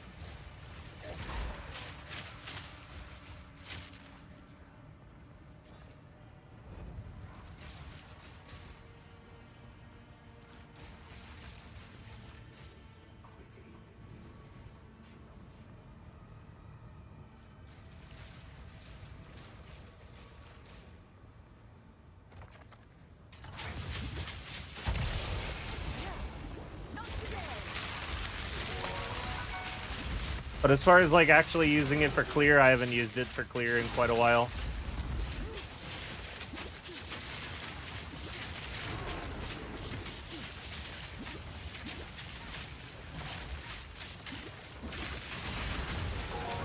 Fury.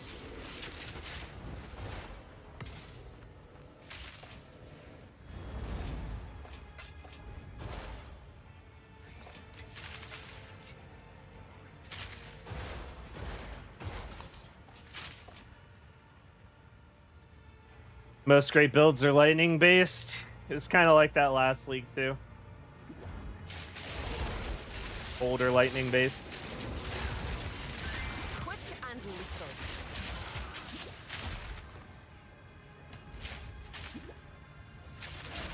Are you only running 3 jewels? I do only have 3 jewel slots, yes. What up, Loopy?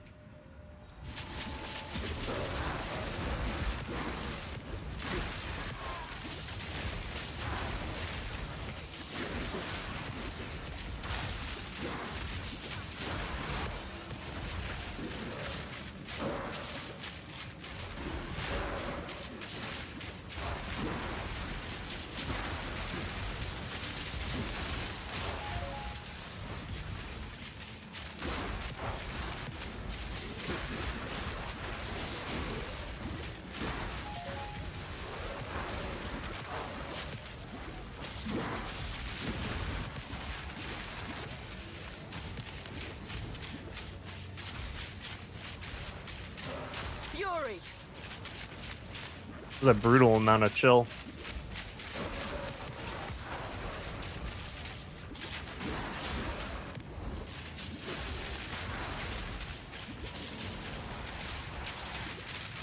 And he didn't die. Lightning arrow damage. It's not very accurate right now. Because I have tailwind stacks, but I guess this is what my damage is with tailwind stacks. And then it's gonna bug out because this UI sucks. Oh, no, it's actually showing 48k.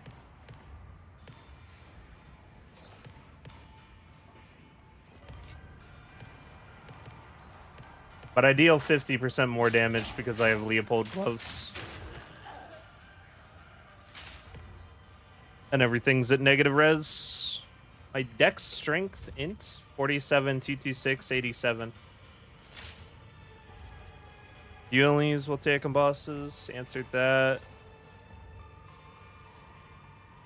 For the Fizz plus electric bow, for some reason I three accuracy runes will -2 greater iron runes. Since accuracy isn't that big of a deal on that bow I mentioned, just better replace them with iron runes, probably.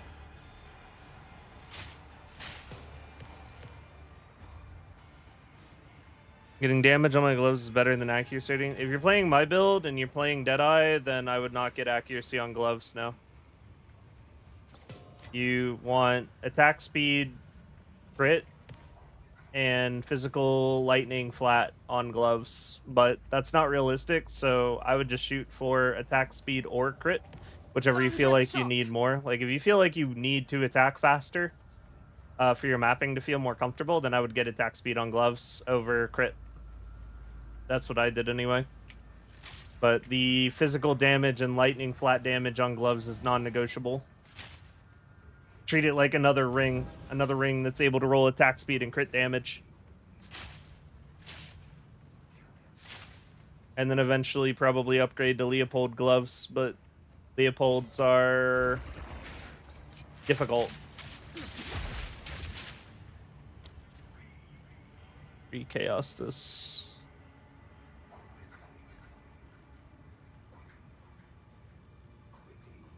Use 3 chaos on it, and oh my god, that physical damage is nuts.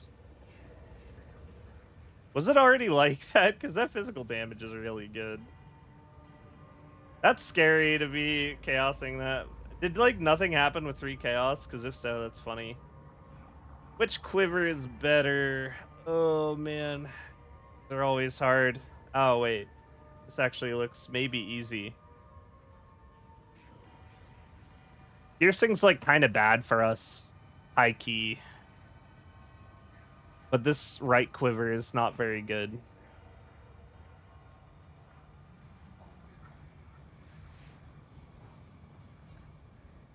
I think the left quiver is better, even with all the piercing. You have more damage with penetrating quiver? Well, that's because this quiver is just not very good. This quiver is way better. It is way better flat. Way better flat damage. Flat damage is the best stat on quiver.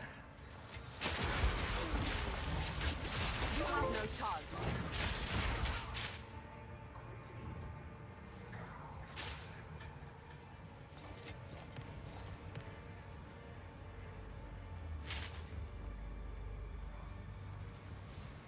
Why'd we take Deadly Herald off of Herald of Thunder? Just don't need it.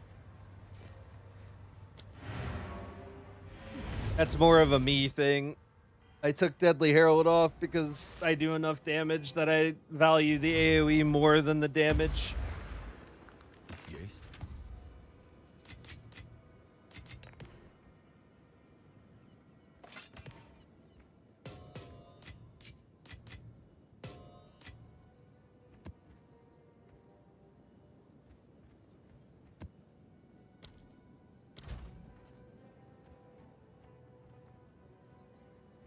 You'd replace Longshot if you want, though. But they're pretty much the same thing. Just one costs you Spirit. Thanks for your feedback. Found this one, too. I mean, this one is closer because it has really good flat rolls. And a good percent damage roll. And a good attack speed roll. It doesn't have plus projectile skills. I would say that your damage would probably go down with this quiver. But you would have less projectile levels, and therefore you would consume less mana. So if that's something that would feel more comfortable, then I would run that quiver. My quiver currently doesn't have projectile skills. I ran the numbers on replacing it with a projectile skill quiver, and my damage would go up like 12%, I think, is what it said. But then I would eat through more mana, so I don't know. I can't really be bothered. Is how I feel about it. Bloom Dart gives you 8% more damage. It actually increases your damage. That's funny. Yeah, I mean, it's just free then because it'll cost you less mana and you're dealing more damage. That's just the power of flats. Like, the flats on that one are really good, and the percent on the prefix is really good. Actually, everything about that quiver is really good. It just doesn't have plus projectile skills.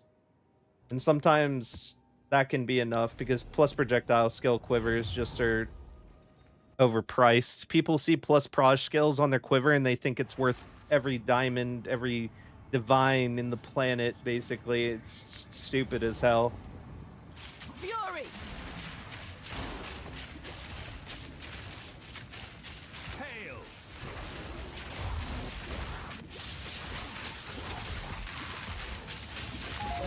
Easy trophy. It's kind of like last league when everyone had the impression that quiver effect as a jewel past, like as a jewel line, was just better than sex. When if you overprice it enough, it isn't. Alternatives become better. Just purely based on budgeting.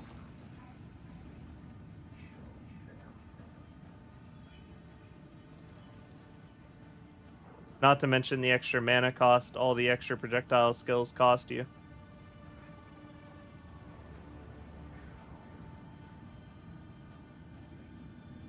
That's it then.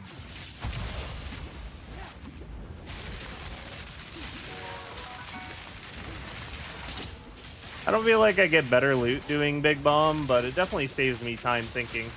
Storming arrow. And it is more exciting to do Big Bomb.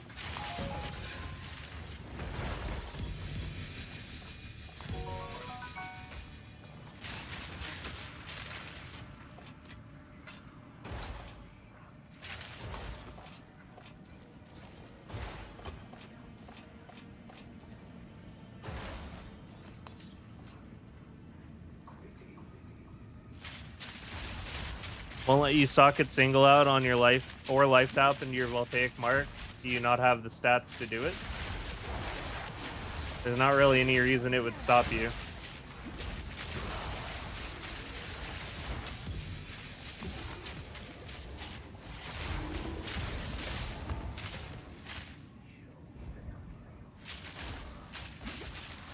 It was bugged how to use a lesser jewelers. That's annoying.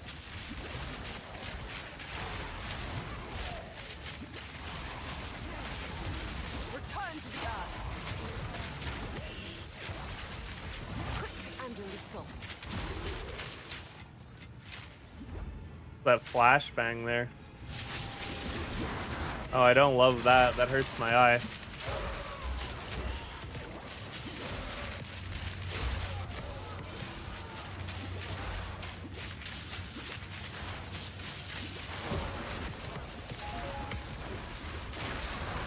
Give us the juice.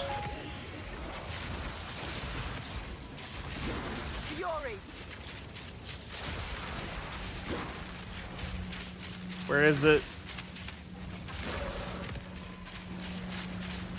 Setting up this set of maps was such a pain in the ass. Where is my loot? 0.2, where is my loot? It's a quadruple stacked tower with rarity map. Well, this map in particular isn't quadra-stacked, triple stacked, but still. Where my loot, though?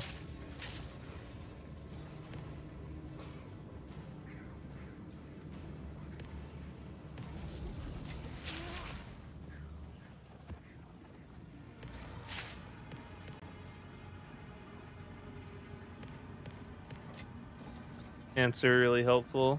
No problem. It's probably not going to be a super long stream because I started pretty late tonight. At a quad tower section, I ran rarity waystone, rarity tablets. I got rarity breach rings on my ritualist equal 1 divine orb. Back to not caring about rarity. All of my best loot has come from stacking towers. This is actually a low period for me. I've gotten really good loot this league from indulging the rarity meta and stacking towers. Just not tonight. Tonight it's illegal. An easy trophy.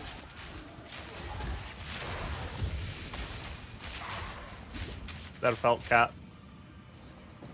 Nice. Leveling hat. Actually, didn't own one of those. That'll be nice if I decide to make another character. Probably will this league.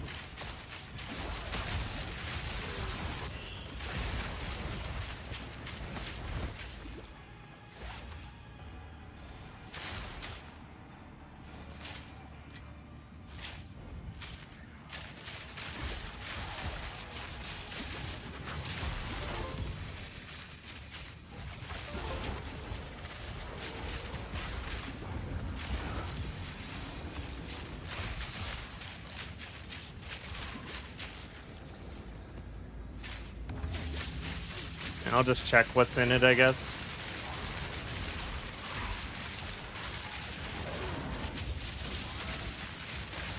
Storming arrow.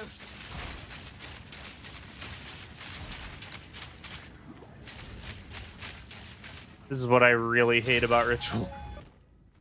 I don't feel like I get it even if I do all 4 rituals. I don't know. Is it even worth my time?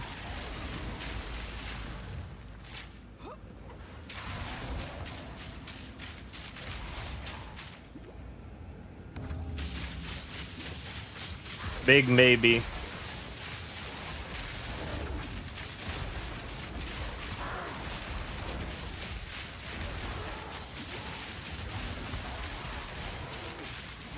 That audience has been sitting in my pool for like, I want to say 4 days or so. Just can't be bothered.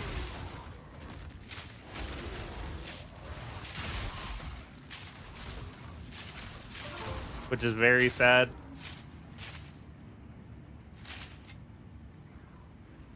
Leveling with Twinkie is very chill. Yeah, it looks pretty fun. Hey there, Gregorian.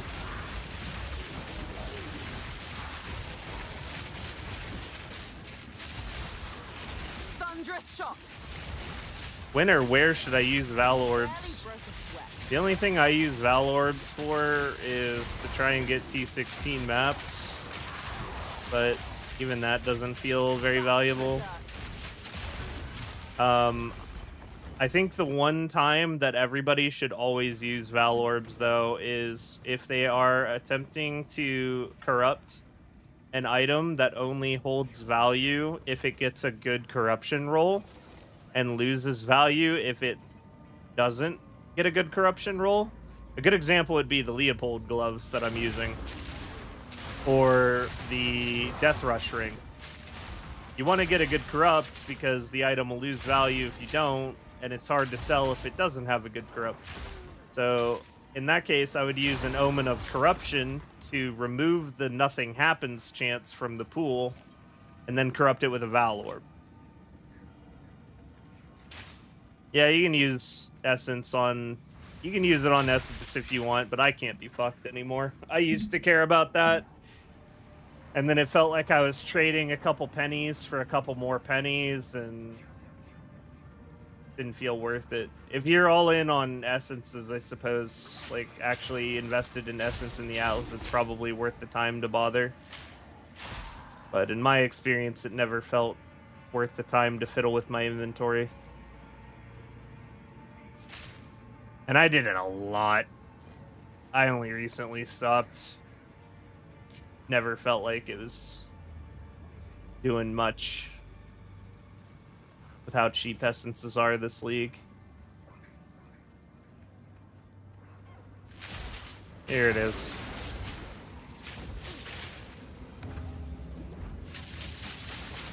Fury.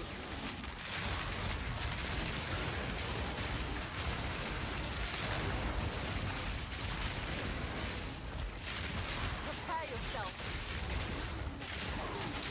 An easy trophy.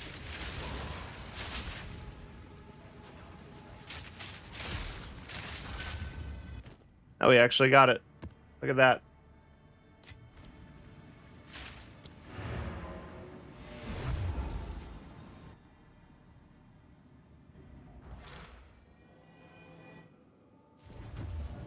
Speed.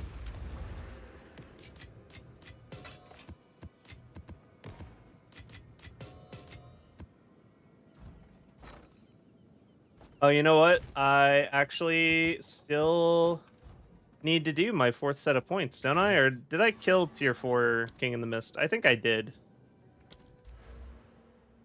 I want to say I killed him. Yeah, I made out of it. All right, yeah, I don't care anymore. Hey.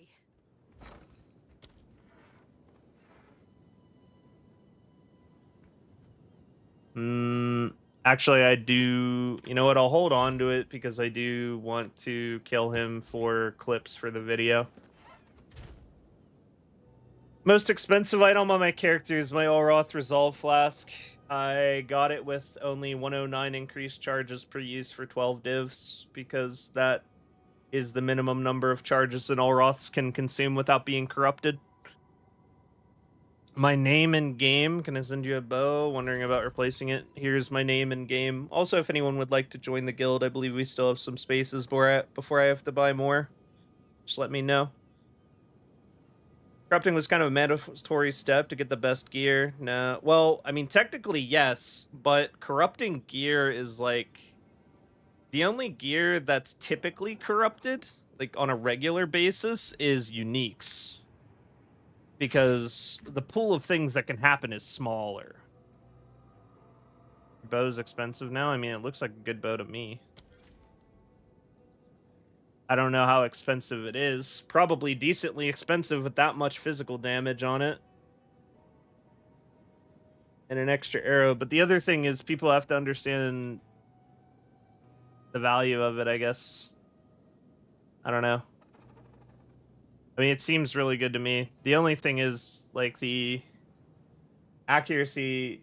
Actually, it's hybrid rolled. Yeah, this is fantastic. This is a really good bow. Because someone that wanted to fiddle with whittling away the suffixes to something better could. And there's a decent argument to do so. Like, it's not perfect because it's T8, T6, T4, but this is a really expensive bow, I would say.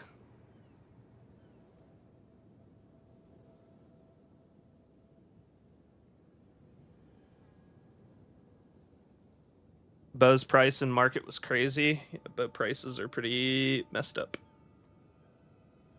My bow is only 8 divs though, so still less than what I paid for my Olroths. My current bow, which I bought yesterday night, was 8 divs. My Leopolds are 6 divs because I wanted them with a lightning pen corrupt. And my quiver, I think, is like 2 divs. Pretty sure I paid 2 divs for this quiver. And then the Olroths is 10 divs. Well, 12 divs, I think. Can I join? Yeah, anybody can join. Just send me a message in game. We try to help each other out. Like, we put all of this gear while we were playing through campaign, so we just have a whole bunch of items that people can utilize for characters playing through the campaign. If they're an upgrade, just take them. They're just set aside for anybody to use that. Okay, you remember when I said I thought we had extra spaces? Turns out we do not have any more spaces. Let me go buy some more. I didn't realize we had hit the cap again. Oh. Sale on guild stash tabs. Is there a sale on... No, of course there isn't. Why would there be?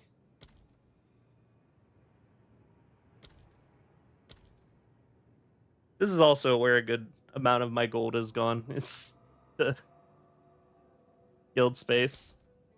Guild space and guild stash tabs.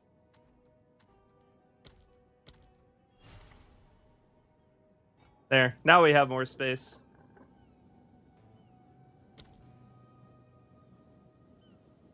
I mean, I just buy more space when we run out. I couldn't care less. Not that big of a deal. It's $10 per 10 people.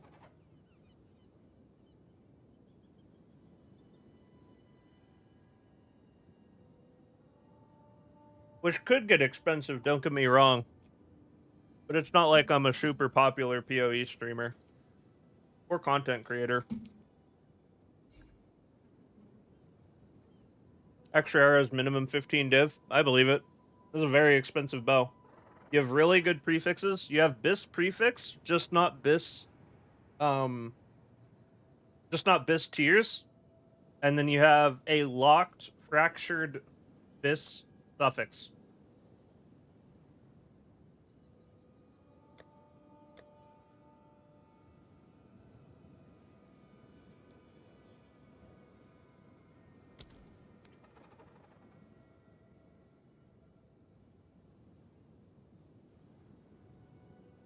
This is a really good bow.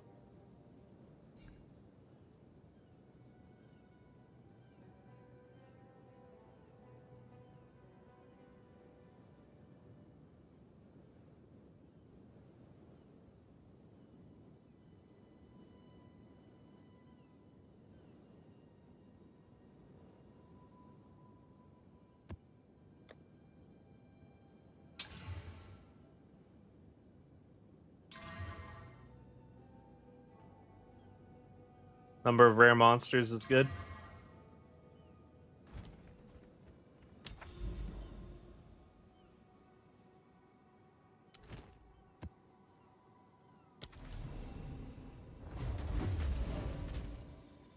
My IGN is Araviana.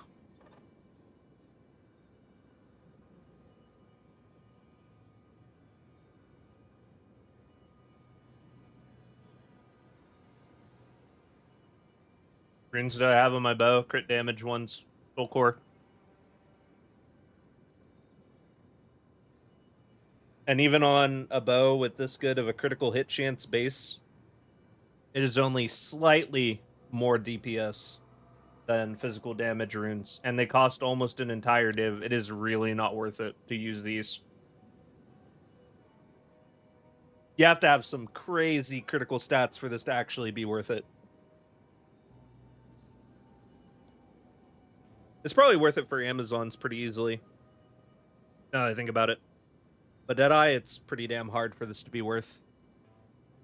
Chocobo Master. That's an epic name. I can tell this character was made with a purpose.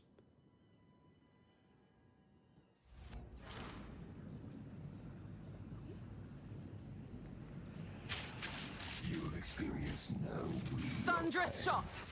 that will soon change.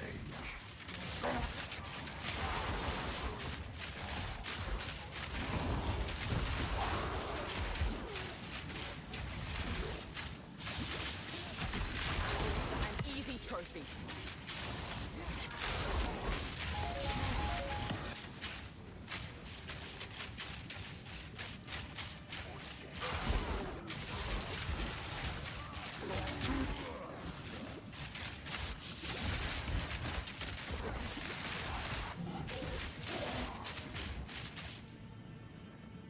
I can take you.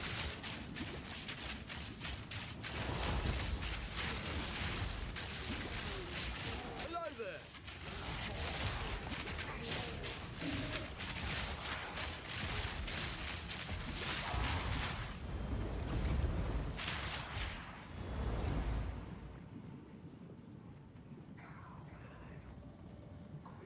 It is practically the entire expedition.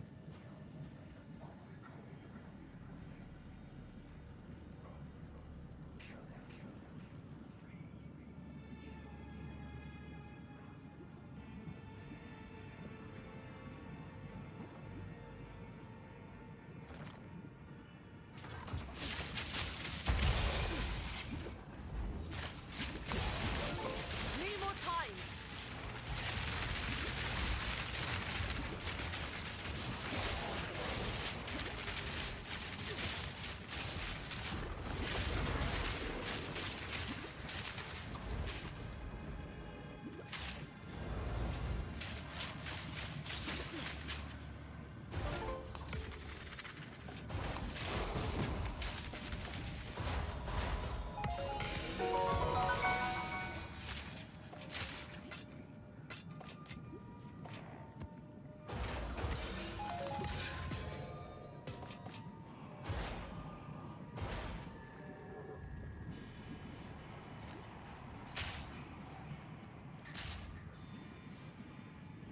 I'm playing his build. Orbs are nerfed.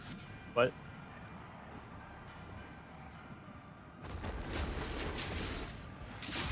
Quick and lethal. Oh yeah, ball light. You can't ball lightning anymore. The build was nerfed from last league, but it's still strong. And then they increased the damage lightning rod does by 30%. It was nerfed for bossing, but it's still fine for bossing.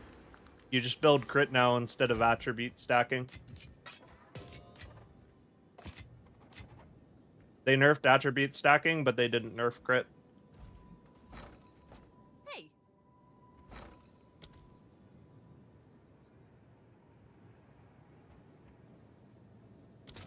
In fact, the support gems they added made crit better than ever.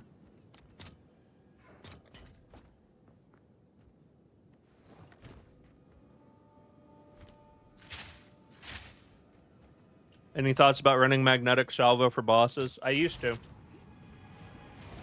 Now I don't really bother.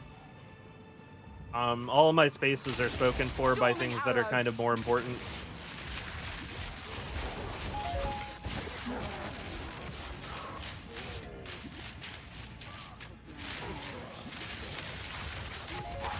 Because they also nerfed magnetic salvo since last league.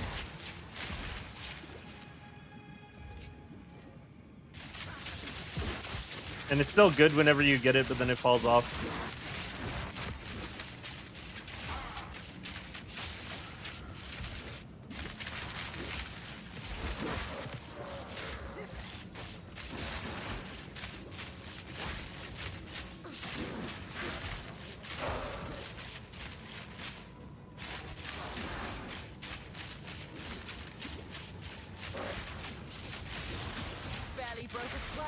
Especially because you can't use it on the Rhoa.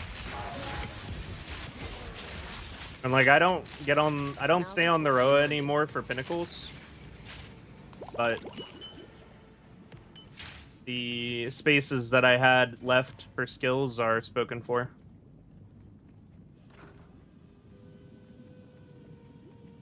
Destroyed your monk and sort. Yeah. There were some fatal blows done to a lot of builds.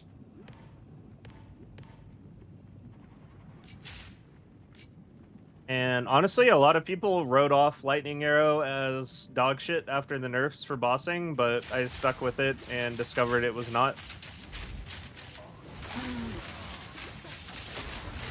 Because you see that list of nerfs and you're like, wow, they destroyed this ability, but turns out it was still actually pretty good. And then they buffed it by 30% on top for bossing.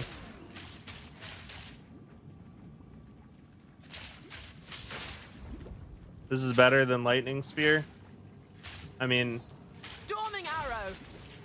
I enjoy playing it more than Lightning Spear, but unlike Lightning Spear, you can't delete Pinnacle bosses with a 1x unique. So I can't really make the argument that this would be better. But it is an alternative that is generally as powerful. And isn't, you know, cheat engine levels of powerful. It's more like Lightning Spear is cheat engine and Lightning Arrow is Game Shark. You feel me? Gameplay wise, I enjoy the game quite a bit. I like the game. It feels really fun. I'll agree with that. Any thoughts on earning magnet? I wish there was a respec all button. That would be convenient. Apparently, there's a respec all button whenever a new league happens. I had a respec all button on my standard league character. I logged on that for like the first time yesterday. Ethical build. No, I wouldn't say Lightning Arrow is ethical. There are much more ethical builds than Lightning Arrow. I would say Lightning Arrow is pretty unethical.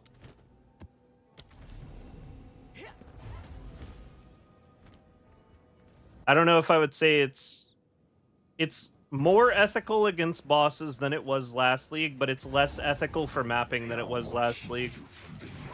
Like, Rhoa is very unethical mapping. It really just makes a joke of the entire thing.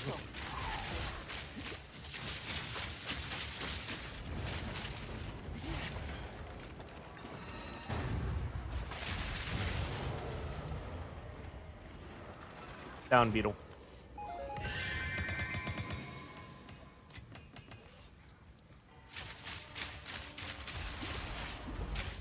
Surprised you didn't switch to Last Epoch. I don't really have any interest in other ARPGs.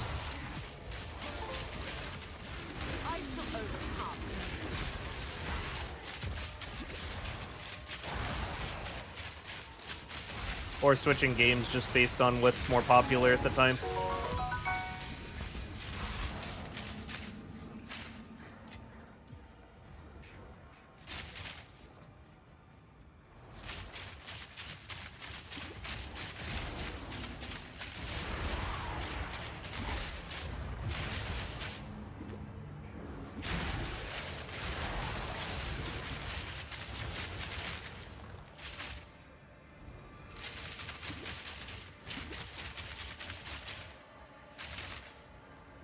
Not as good as before, but not useless.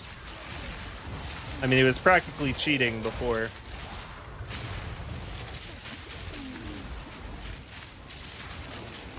Like, you could delete T5 Pinnacles with 40k DPS that you got from Barnes & Noble level gear in the last league. Now it, like, actually requires the build to be refined a little bit. And then you have a real fight until you have a lot of gear, which is how it should be.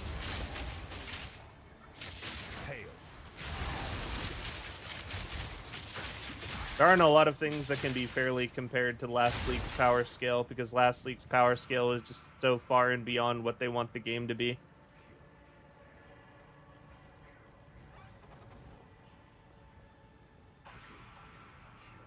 There's of course outliers, but they tried their best. Ready when you are.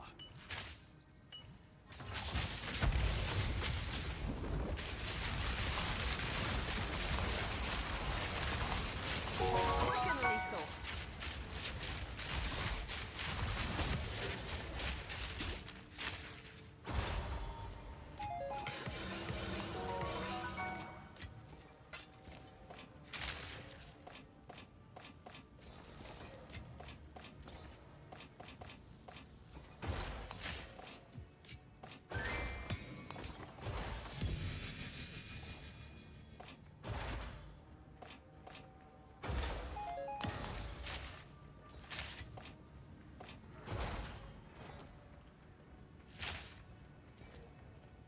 Was leveling a pain in the ass? No. Leveling was actually more comfortable than it was last league.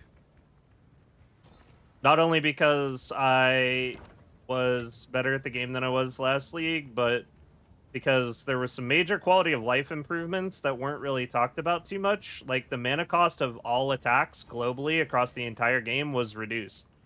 So mana consumption during the campaign was way more comfortable than it was before. Mark mana consumption was reduced by a lot, meaning you could make way more regular use of it whenever you were clearing through the game and campaign. Barrage had its cooldown reduced by a shitload to the point where it could be used as part of a regular rotation. And none of the nerfs to Lightning Arrow affected the campaign damage, because all of the nerfs were centered around you're not allowed to Orb of Storms Ball Lightning anymore. That was the nerf. And neither of those things are things that you could even really do until late in Cruel difficulty at the earliest. So overall, the campaign and leveling was easier than before. And then by the time you reach the point where you've lost power because you don't have the ball lightning thing anymore, you get a Rhoa. So it's like, I mean, I'm clearing maps faster than my old character in the previous league ever did, just because of the Rhoa.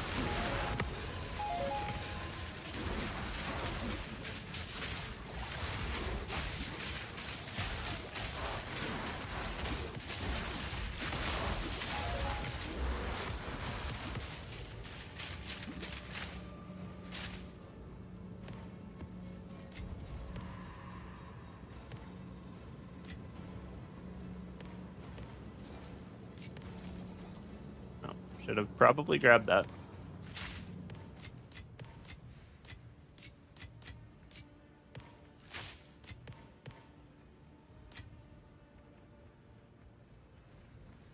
I think Orb of Storm was not intended. I mean, they just made it so you can't chain to it an infinite number of times with any abilities besides Lightning Arrow. So they covered all their bases there. They just made it so people would only use it the exact way they want them to.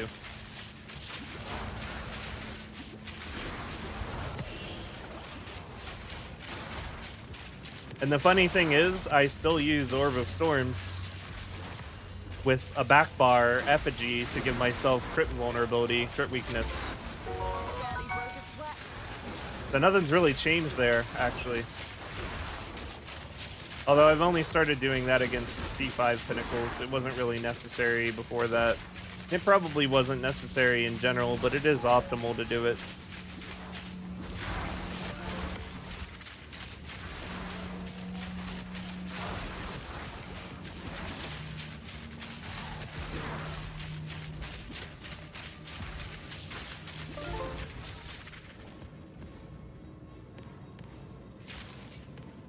I could probably get a couple more kills, but whatever.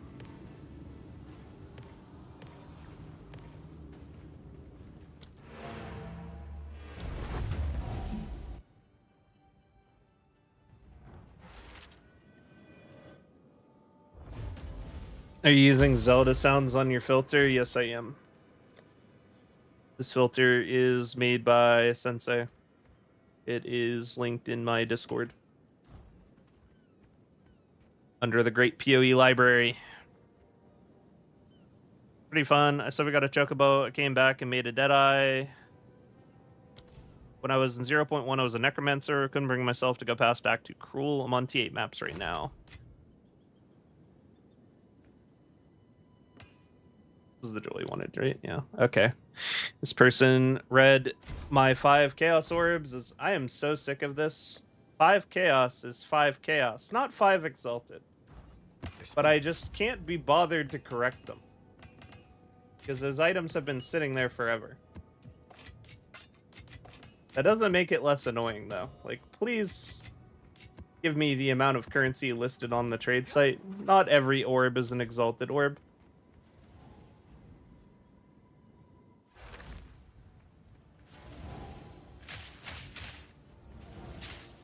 Open passives. My build is linked to the top of the chat.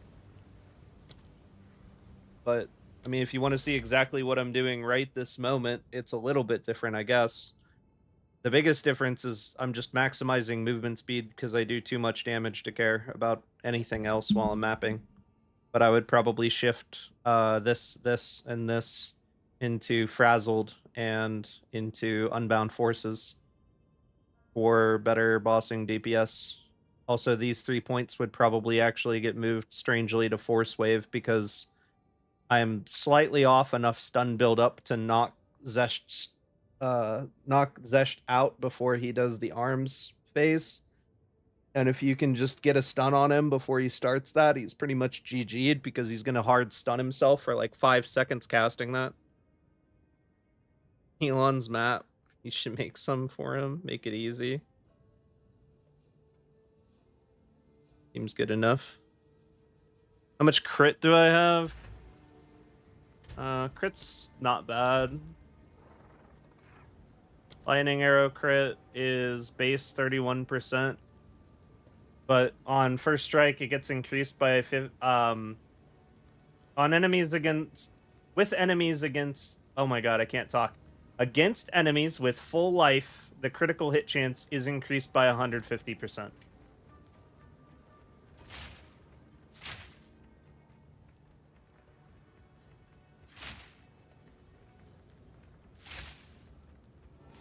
Well, 100% more critical hit chance and 50% increased critical hit chance against enemies on full life.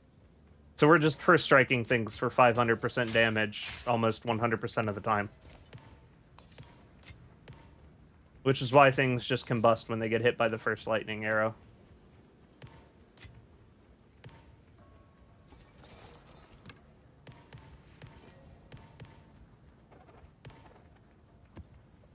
The biggest reason I would drop Breach from my mapping rotation is just because of how tedious it is to pick this stuff up. And I can't bring myself to just leave it all behind.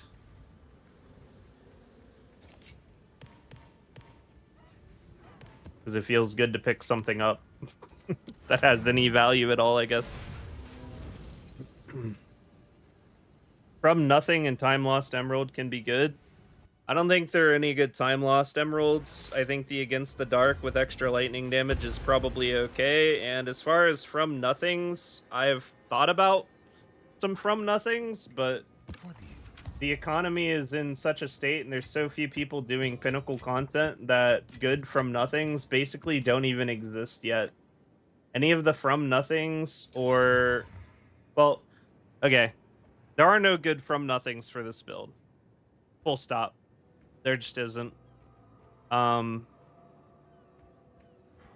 There's like maybe one, but I don't think it's very good. And then megalomaniacs, there just are no megalomaniacs really, because everyone hates simulacrum and no one plays it. Do I have a corrupting omen?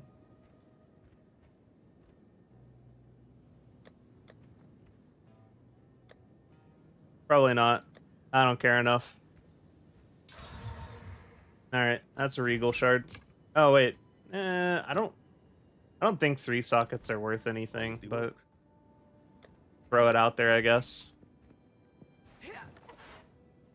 My lightning arrow DPS is 48k sitting in the hideout. But I also wear Leopold gloves now, so I set every enemy I hit to negative 50% resistance, so pretend the number is 50% higher. Because I gave up gloves that deal damage in exchange for that.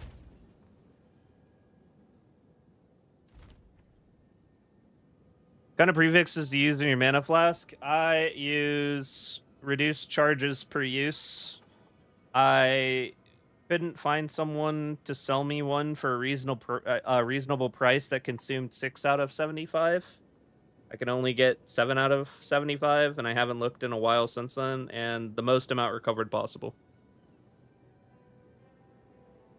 Which nodes you sacrifice for Allroth Flask? You don't actually have to sacrifice nodes for the Allroth Flask. Honestly, I'm doing it for 2 different reasons. I'm doing it because it makes the Allroth Flask better, but I'm also doing it because Blur is just a really good node. 10 dex, 20% evasion, 4% movement speed. I think it's the biggest movement speed buff that you can get out of any notable. I think the only one that matches it is all the way down here, Adrenaline Rush, and that's only when you've killed recently. So Blur itself is just a really good node, but you actually have a reason to do this once you have all Roths. As far as what I gave up, I suppose what I'm giving up right now is Frazzled and Unbound Forces. We did some POBing to get the mathematically correct things to be taking. And Unbound Forces and Frazzled would be better damage increasers than Maiming Strike, and of course not taking Blur, not taking Escape Velocity. Oh, also, this is actually a really big damage increaser that I'm currently not using. This is better than everything that I just mentioned for damage. The damage that this adds for bossing with Lightning Rod is one of the highest options per point DPS increase. It just doesn't show up on your sheet, so it's really hard to know about that unless you did POB. But I don't really need that damage while I'm mapping, so I put it away in favor of just having 2% more movement speed. You have gloves, give 25% attack speed, over 90% mana, follow your build, and using a glove, effective positive. What do you think? I mean, I don't feel like you're going to spend a whole lot of time above 90% mana. I think the best end game gloves are just Leopold's Applause because we stack a lot of pen.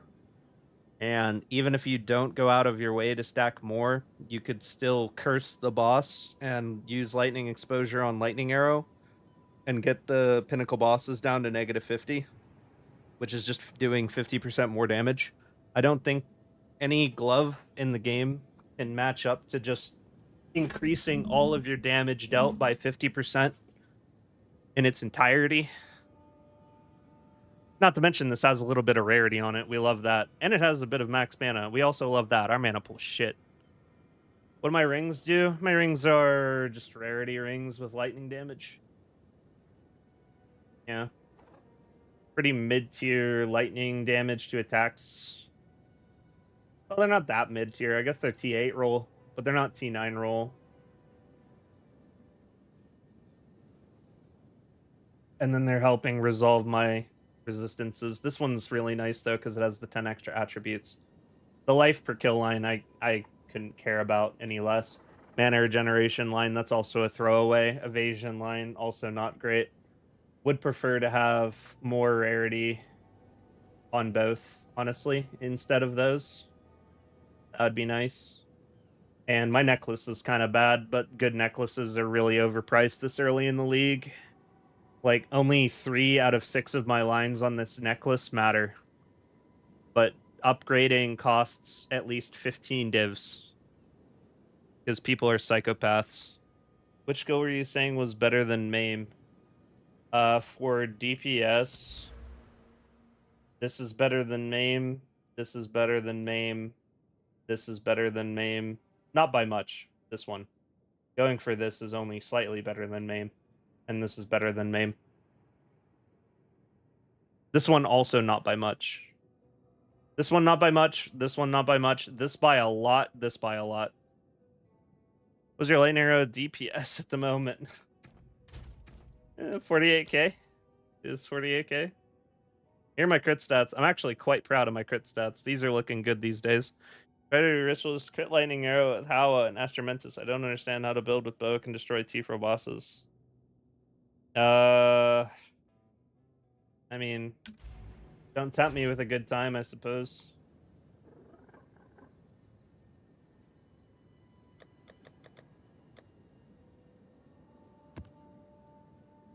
Like, it's so shit, though. It has no value. Let's do... Do I have a Breachstone? Yes. Do a Breachstone. Yeah, we're set. Alright. We'll do it for the content and not much else. They're cheap anyway now. Who cares? Also, I might die. Wouldn't that be exciting? He could actually just hit me twice and kill me. Oh, right. Let's try out. Let's really give it my all instead of half-assing it. How about that? So we'll undo the movement speed stuff. We will do this. We will do this. How many points do I have left? 2. So it's between Catalysis and I believe this is better. The winds change direction. Wow, that movement speed loss. I actually feel that. Funny. Where is my home? I need the home. I don't see the marker to go back home. All right, here we go.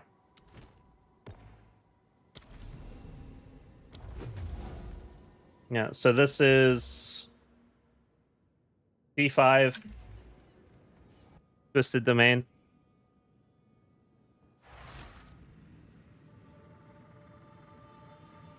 You have 90k on Lightning Arrow, 35% crit, and 400k crit. What? I mean, that's insane. Those stats are way better than mine. Charged arrow.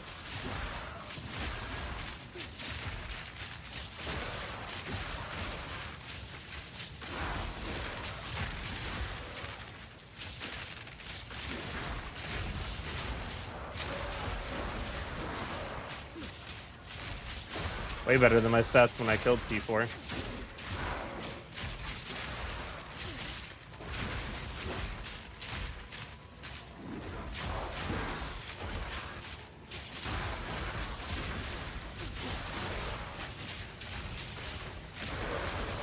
I need more money. Dude has proximity, tangibility. We love that. Quick and lethal.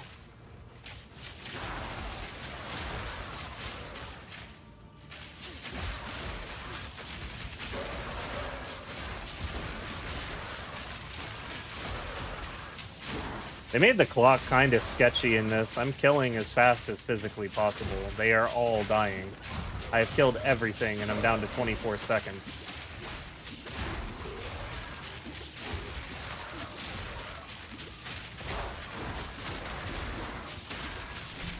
Enjoy your stay.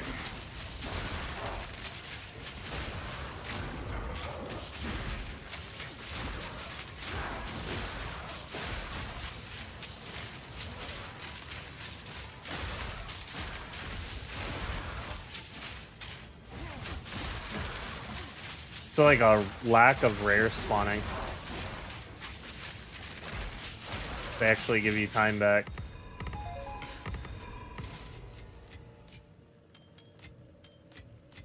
Okay.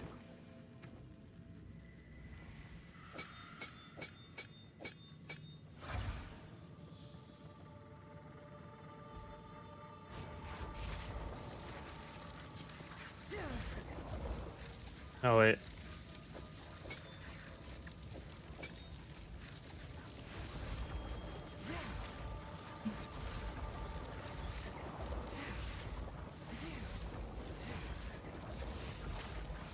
We that dreamed. We in nightmare. We that are one. The womb of existence Fury! shall rupture. They fight once more.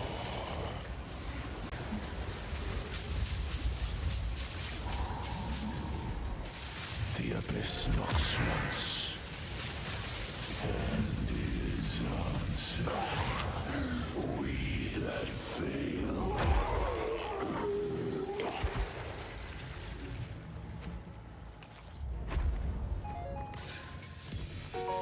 Thank you, Gorilla.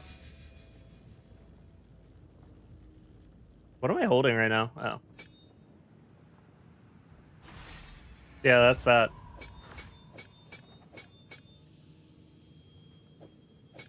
He got bursted so hard by the execute damage on the lightning rod. That was disgusting.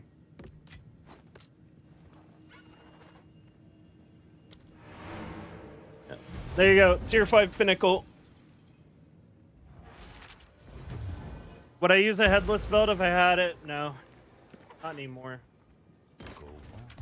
Kind of just don't see the point. It wouldn't speed me up that much in mapping, and I would have to move around so many resistances to get my belt free. Just, I don't know. Kind of sucks.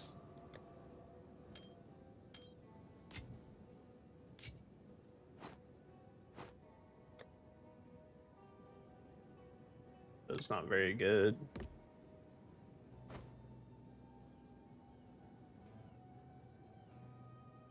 Pretty bad. We'll roll this one.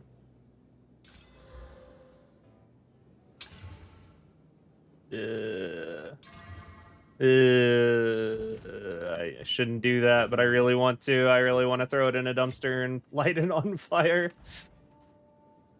What's Gorilla do? Gorilla does haste aura. So I don't want to ride the Rhoa on Pinnacles anymore. I just switched to my Gorilla with speed aura. Petition to make breach splinters all spawn in one place after a breach ends. Amen. Playing all day, no deaths. Died on my last 4 maps, just running into dumb shit. Almost 90 back to halfway, Sag. That sucks, man. Make sure to be popping, get yourself some ameliorations. Don't lose the XP. Can you show the damage passives you used? Like what I did to do that? Okay, sure. So I was running movement speed, movement speed, movement speed, and I switched all of those points, and instead I had frazzled for magnitude. Stand and deliver is a really big one. Does a lot more damage with lightning rod when you're standing point blank with the enemy. And lastly, unbound forces, which same thing, just a lot of magnitude, 2-point wonder. Yeah. Just way more, not like way more, but more DPS. Probably about 20% more DPS than my normal setup at best. If I'm being generous, that's like 20% more DPS than what I normally have for mapping. Oh, and I didn't even bother to take these 3 points out. I could have taken these out and put them in literally anything, I guess. I probably would have done... You know what? We probably would have actually kept Maiming Strike. Because this doesn't do anything against bosses. You would lose first approach, and you would do Maim, probably. Maim is the last thing. Enjoy your stay.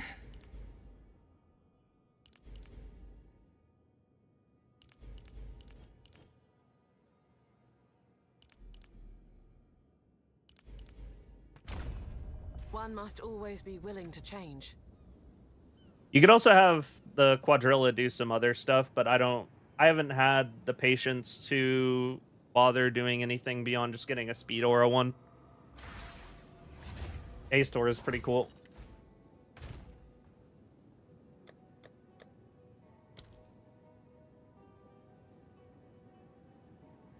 Do you have a link for your build? I have some problems with gems. My build is at the top of the chats in YouTube.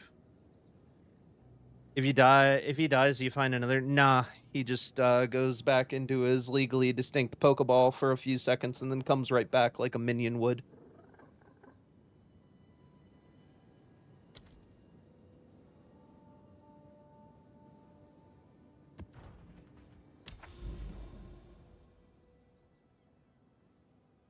Honestly, that Zest kill was as much for me as you, because I hadn't actually tested what my damage looked like since I got the Leopold gloves. And I have to say, I was not disappointed. That was pretty close to... Now, the biggest difference at that point, the DPS is very similar to what we had last league, but he didn't get stunned or electrocuted, because they nerfed the shit out of CCing Pinnacle. So it wasn't even that we did less damage than last league. It took longer because he didn't get CC'd. Like, we did possibly more DPS than last league, but we actually had to, you know, let him fight back a little bit because he wasn't hard CC'd the whole fight.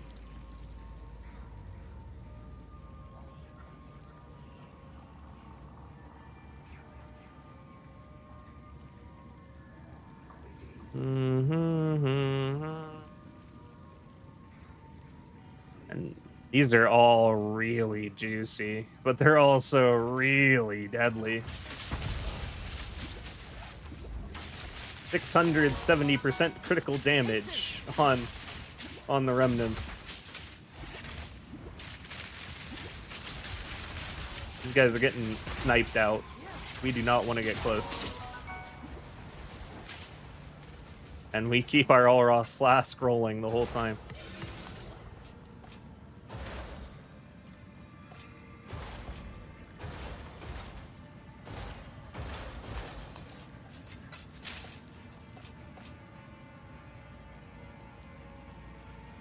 Excited for the Spiral Volley build? Me too, actually. I'm looking forward to making the Spiral Volley build the way I promised to.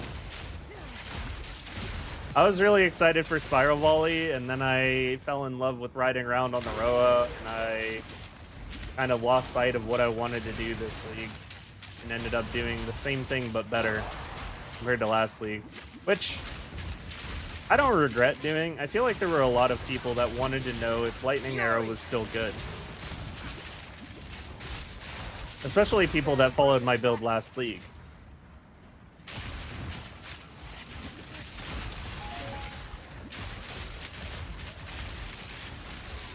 The fire burns bright. That's cool.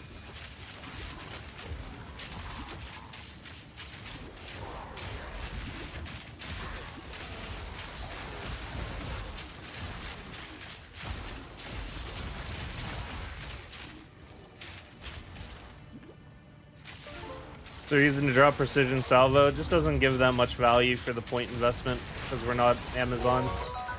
If I was an Amazon, I wouldn't drop it, but I am not an Amazon, so it actually just isn't that good of value. The thing is, the build lacks attack speed, and that's a nice unconditional 12% attack speed.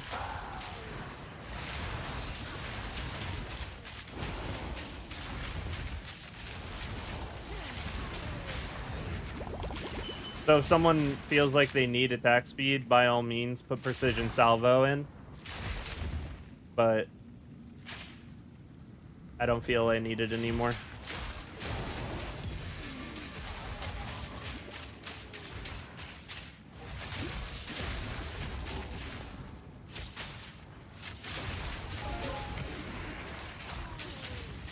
We're also using my damage / rare ring right now. We're not using my Death Rush. Normally I use my Death Rush for most maps, but because these are particularly juiced maps, we're trying to maximize the gains, even though it's not really working out so far tonight.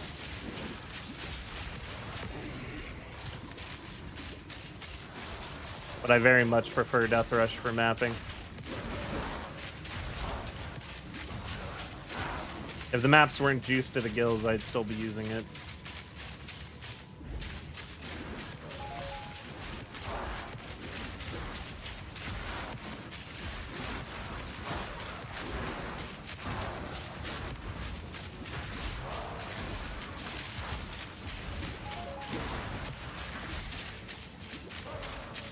Fury!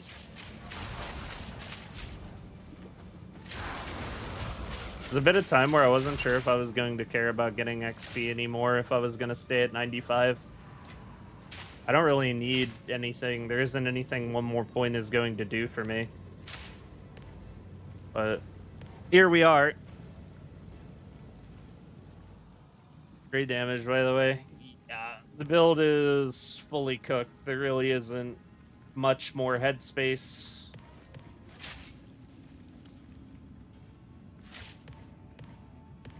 If I had a mirror bow, all it would mean is deleting the screen a little bit harder, really.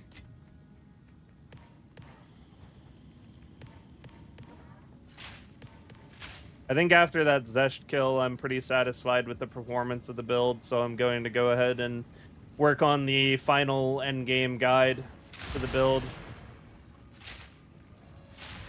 Get that out, and we'll either put this one in the books and I'll start working on a new build, or I will start doing the currency guides. It really depends on if my Atlas guide does well or not that I put out today. If the Atlas guide does well, then I'll make more guides to mechanics the way I did last league and probably play this character for a while longer. But if it doesn't do well, then we'll just move on to the next build guide, because that's what's been working for me so far this league. Folks have been giving a lot of support to the build guides and really enjoying the lightning arrow build, so make a new build for people to enjoy as well. Stands to reason. My DPS on lightning arrow, yeah man, no problem. I'm just sitting at 48k, but I have Leopold gloves, so I'm setting all of the enemies to negative 50% res, basically. Well, I'm penetrating their resistance down to negative 50.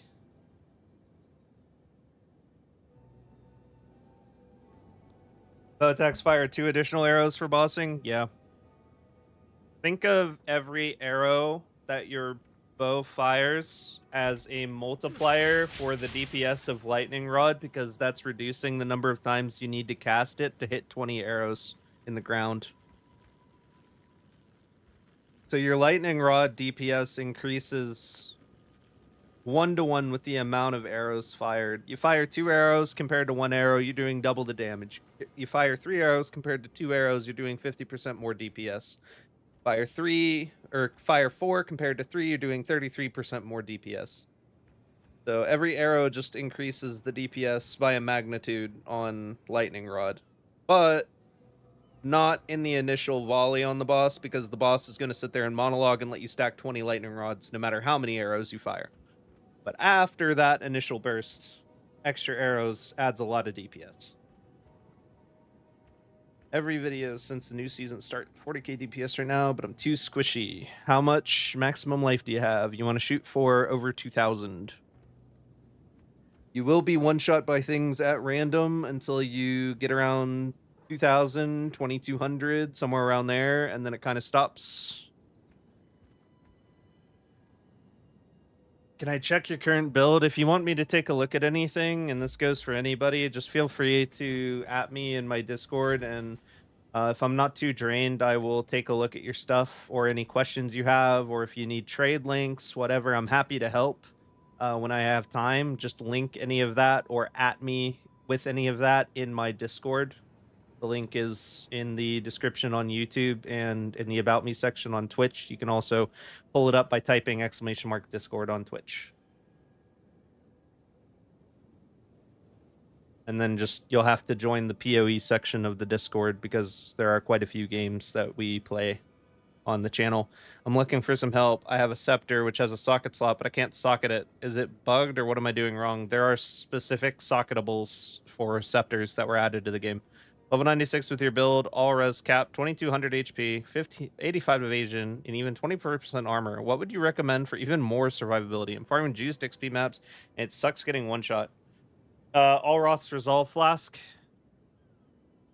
which when you drink it, gives you 1600 guard if you set it up, which is basically just a shield over your life pool. You got that too?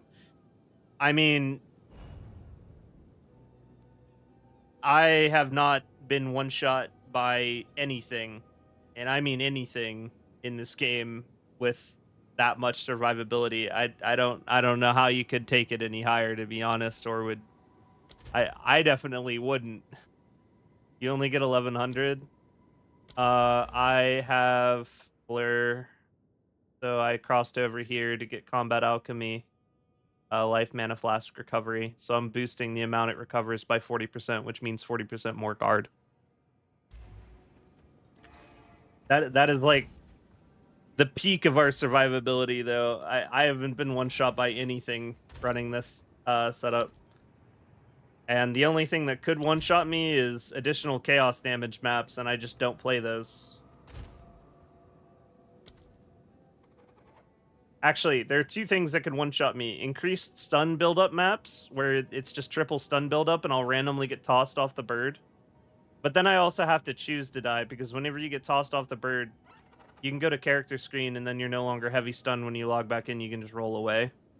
Typically, I just take the death, but that is a thing that people can do. And the only other way I die is chaos damage maps, which we just don't play in this neighborhood. Where should I take them off? I mean, pretty much take them off anywhere, to be honest. I forget where I took them from. At this point, I probably took them from Precision Salvo.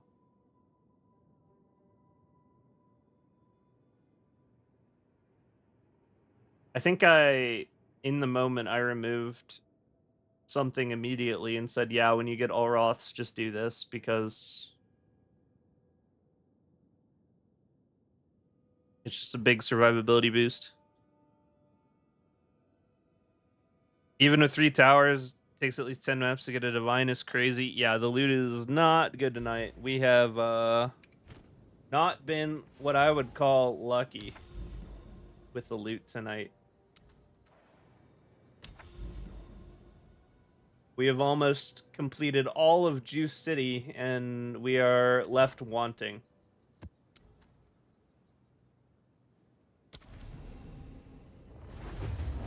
Apparently, it wasn't juicy enough.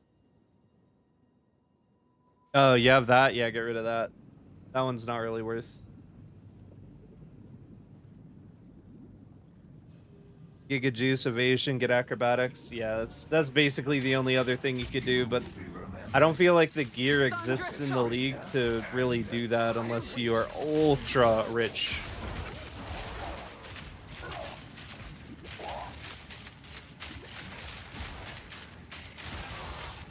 I don't even know how much evasion you would need to get anywhere close to the kind of acrobatics evasion we had last league. It's got to be so tough. With Wind Dancer getting nerfed and acrobatics itself being nerfed on top.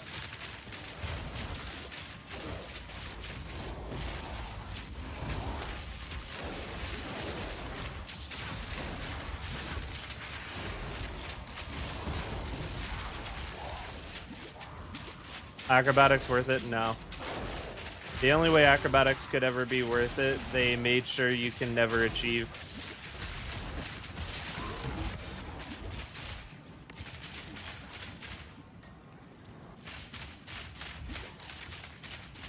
Because they hate evasion characters evading or something.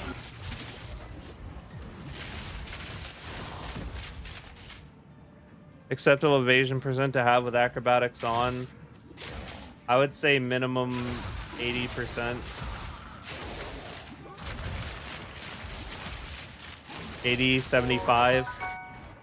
I think it was 75 is what I said last league. Yeah, 75 sounds right.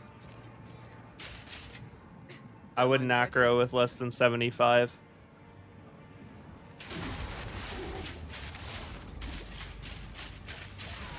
Otherwise, you just get plinked down by projectiles, and then your evasion is scuffed for whenever you really need it. And the other issue with acrobatics is it breeds complacency. That's actually the biggest problem with acrobatics. You get complacent about AoEs and avoiding getting hit by area of effect attacks because you feel like you'll dodge them, and then you don't, and then you die. But whenever you're just normal evasion without acro, the line in the sand is clearly drawn. You know exactly whether you will die or not if you get hit by XYZ attack.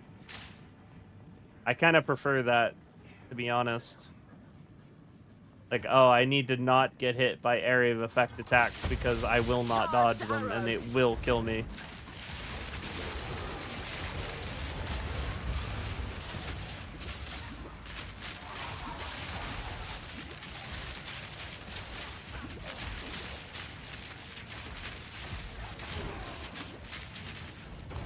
Mostly because they're pretty easy to avoid generally.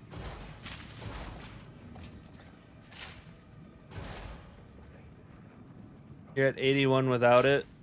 Well, if you put it on, you're gonna sink to like 40, 50. Something criminally low. Patience.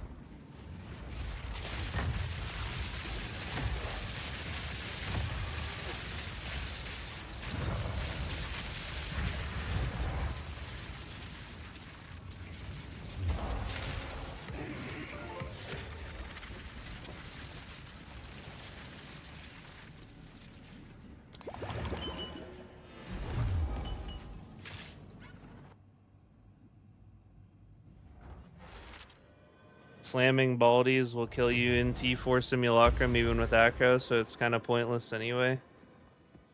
Yes. Well, I mean, if you dodge it, they won't. Kind of the point of acro, so that won't kill you. But D5 Sims, I would not die through Allroths with the exact survivability I have this league. We actually did like, I think 45 T5 Sims in a row last league without dying a single time with this exact setup survivability wise. And I would argue that it was easier for me to die last league because I didn't have perma Rhoa. I think that's the biggest reason why I'm confident in the survivability of this build. Like, if you ignore the acrobatics, with this exact setup, besides acro, we did like 40 T5 Sims without dying in a row. Oh, yeah, complacency. Yeah. I see what you're saying now. Yeah, exactly that. Like, if something can kill you anyway, you don't want to be complacent with acro. Acro is supposed to be like a fallback for when you mess up. Evasion in general is supposed to be a backup for when you mess up, but well, no, that's not true. Evasion is primarily for invalidating projectiles, which is the majority of attacks that actually fly at your character. And strikes. Invalidating strikes, invalidating projectiles. Good bow to use for the build. Have a trade link that you use. I typically don't make trade links very often, unless someone requests one in my Discord. And then I'll do it, but most of the time I don't give out any trade links because it's dangerous to have them just like floating around on videos and things. People just scalp the gear, gets overpriced, etc. Yeah, my bad. I see what you were saying now. How do you blind enemies with this build? Mark. Unsight. We're keeping bosses marked always, so this is just 100% uptime to get the extra critical hit chance and critical damage from blindside. Did I get life on all my gear? No. I actually don't have life on quite a few pieces of my gear.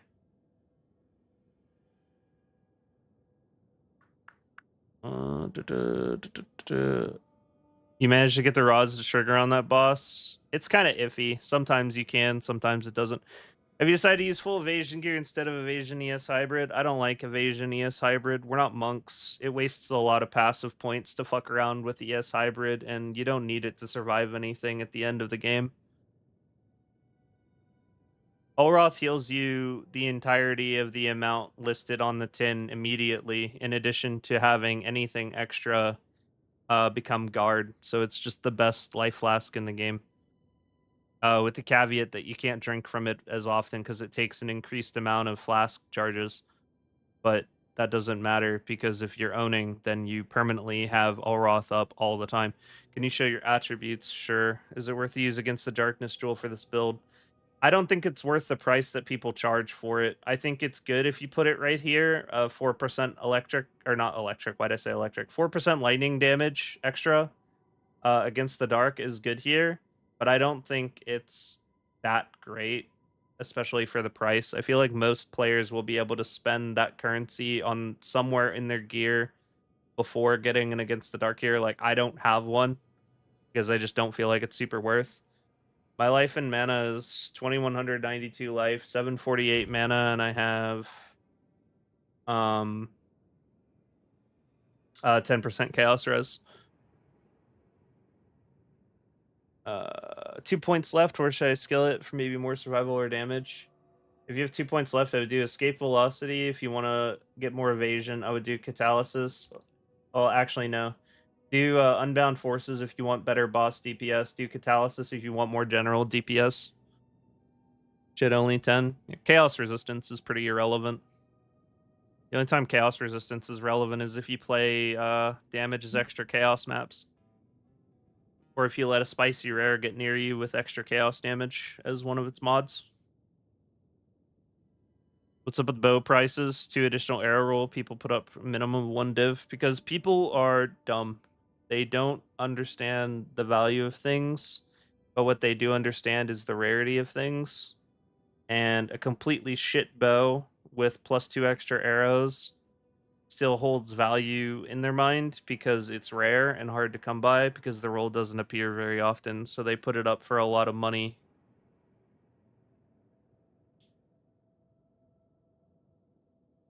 Olroth's really broken. Can't even explain how many unnecessary deaths I avoided because of it. Yeah, Olroth. Man, I wish I spent more time last league with an Olroth flask, but last league they were like 30 divs. And now they're only like 10. Olroth is a need, but too expensive. Man, it was literally 30 divs last league. 10 divs is nothing. In the grand scheme of things, 10 divs is not that much. It was so expensive last league. 10 divs is a lot still. I don't feel like it is. 10 divs is a lot whenever your character is less than a week old. But if someone like actually grinds maps and saves and juices properly, it's not that much currency. Nothing is worth anything in this league. Currency is worth currency in this league. Olroth, so there used to be a bug with Olroth last league where if you had ever triggered it until you hit another well or a checkpoint, you could trigger it anytime you wanted, but they fixed that. So now I have life tap on my Voltaic mark. Anytime I want to make sure the Olroth is rolling, I mark and then hit the flask. So mark flask anytime that I want to make sure it's rolling.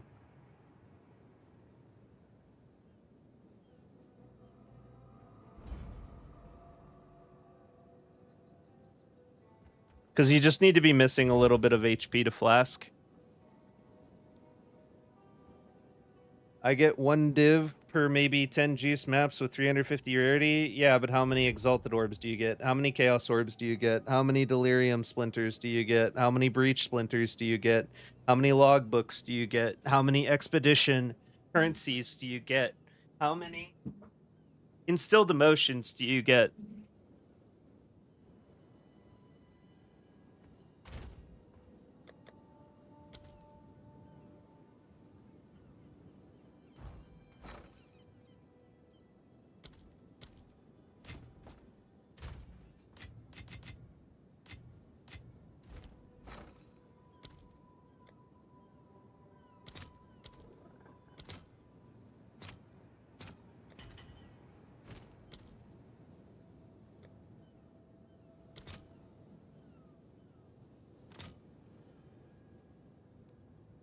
It's not a good one to sell.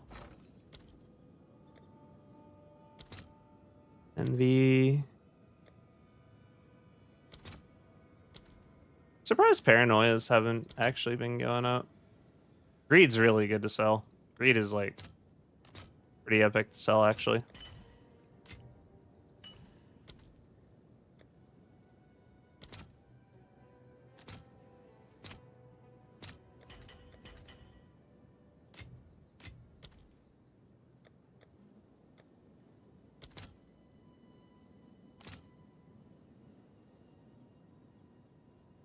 How many did I have? Like 150?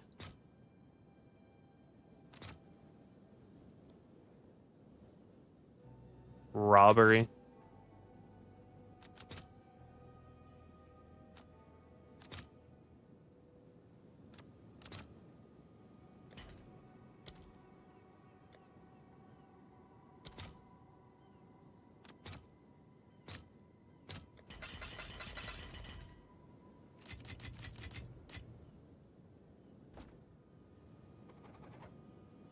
What do you think about game's current situation with all this hate? I think that the PoE content creators made a lot of money rage baiting people before they went to go play Last Epoch.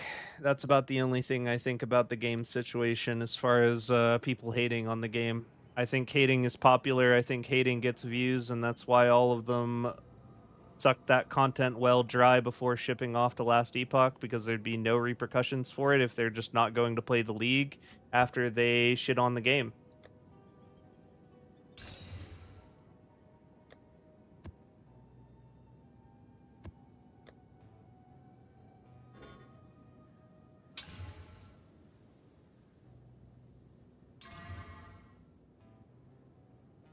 I'm hating feeble.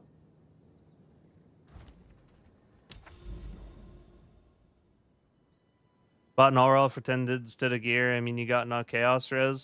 Seems worth it. Chaos Res is a meme. Like, Chaos Res is... When does Chaos Res come into play? When I let the big purple ball explode on me? The big highlighted, glowy purple ball with a timer?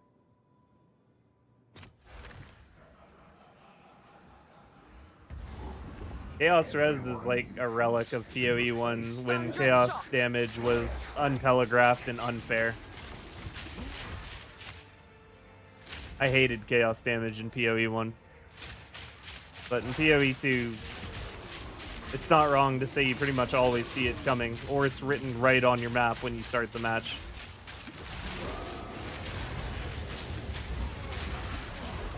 Too weak. Too slow.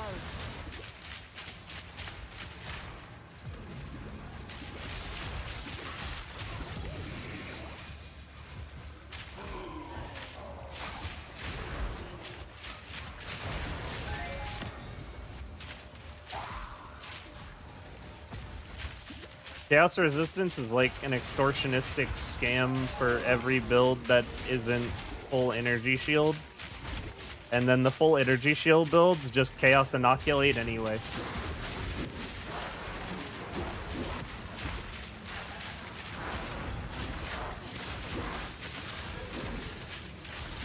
A super overpriced stat that barely does anything that's hard to find. But everyone's traumatized from PoE 1.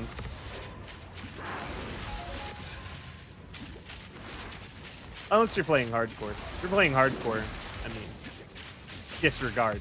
But softcore trade could not give less of a fuck about Chaos Res.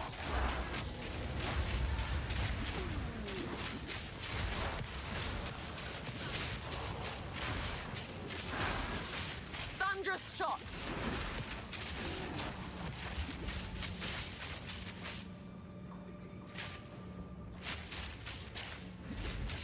Build clicked with you. Awesome, dude. Hope you're having a good league.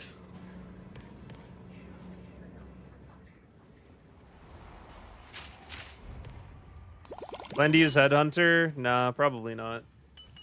I think the Headhunter ship has sailed because I like Leopolds. I feel like Leopolds are a nice middle ground, especially because Ingenuity isn't very good anymore. And also, Ingenuity doesn't really work very well with this build for a couple different reasons that I realized. One, you lose the stun threshold from Heavy Belt, which sucks. Two, you have your mana flask spend 20% immediately instead of ticking over time, which means I have to press my mana flask button more than ever whenever I run Ingenuity. And then they nerf the shit out of the amount of stats it gives to your rings. So unless you have rings that are worth more than my entire gear set, what's the point?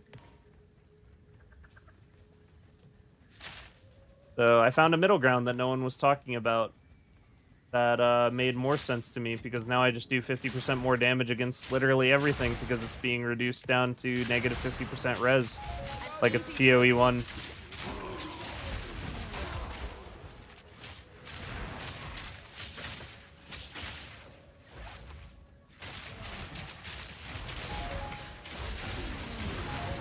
I'm actually kind of surprised Leopold's Applause isn't being talked about more.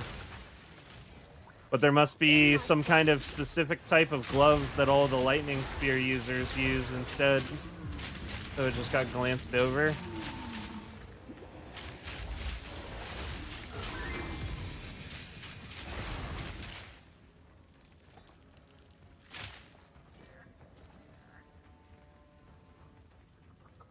The thing about the instant health, though, is I have Allroths, and Allroths is already instant health, so the instant health part of the utility belt doesn't even work.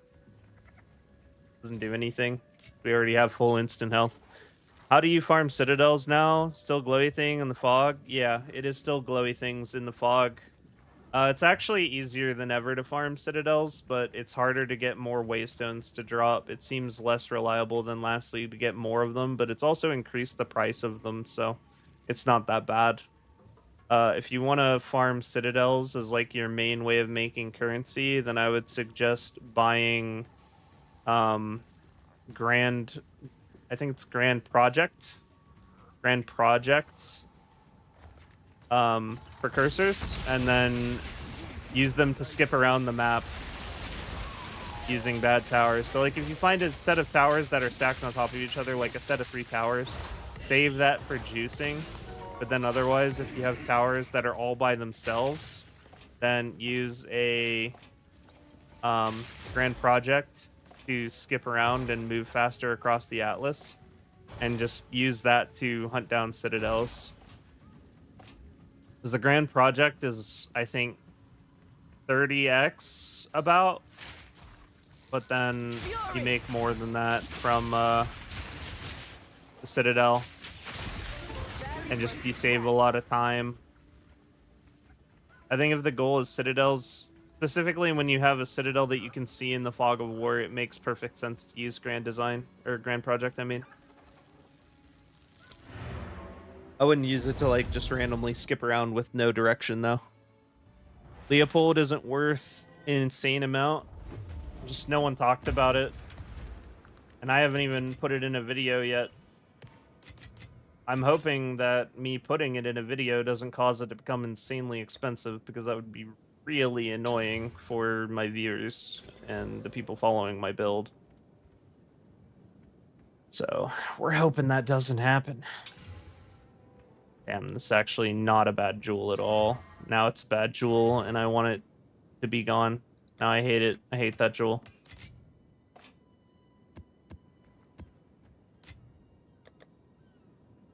Rarity. Rhoa getting stunned makes me die every damn time. If it happens because I have Ingenuity instead of Heavy Belt, I will be mad.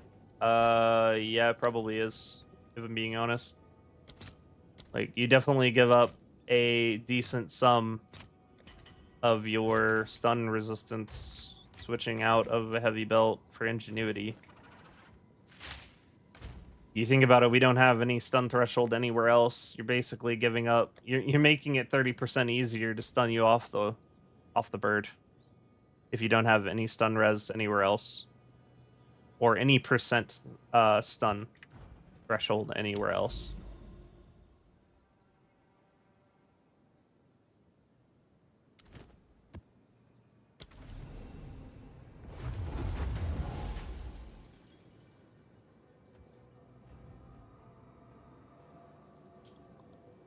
I don't understand the logic of expedition and logbooks. Is it worth it? So, Enjoy your stay.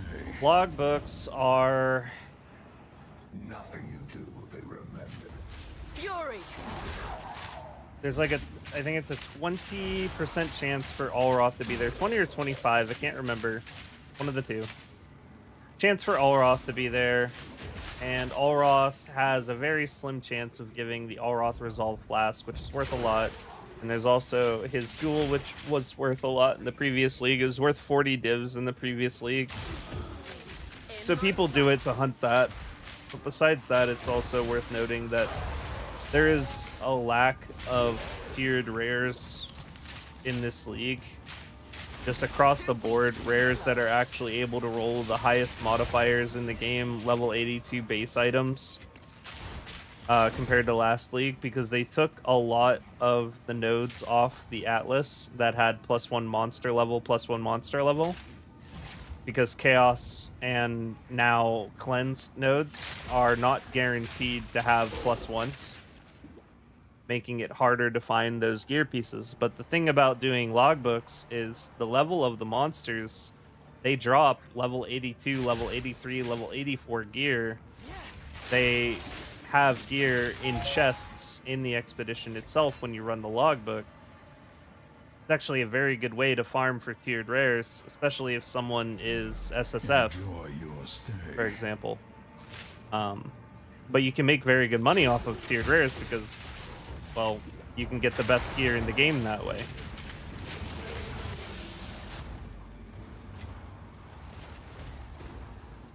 You can get really good gear from juicing maps, but not as consistently as, you don't have to cross the Atlas to do logbooks. You keep spamming logbooks all day, farming tiered rares, killing Allroth when he appears. Probably make quite a bit of currency, and it's honestly probably a pretty slept on strategy in this league.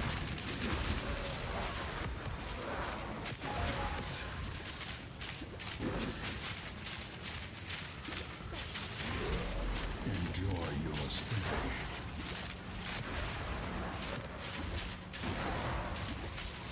It's something I want to talk about a lot if my Atlas guide ends up doing well. I want to make the expedition guide that I promised last league, now that it's been updated and it's quite a lot better than it was last league. So if I get the opportunity to do that, I'm going to talk about all of that. Expedition is actually really, really, really valuable at the start of a league, especially when nobody has any gear.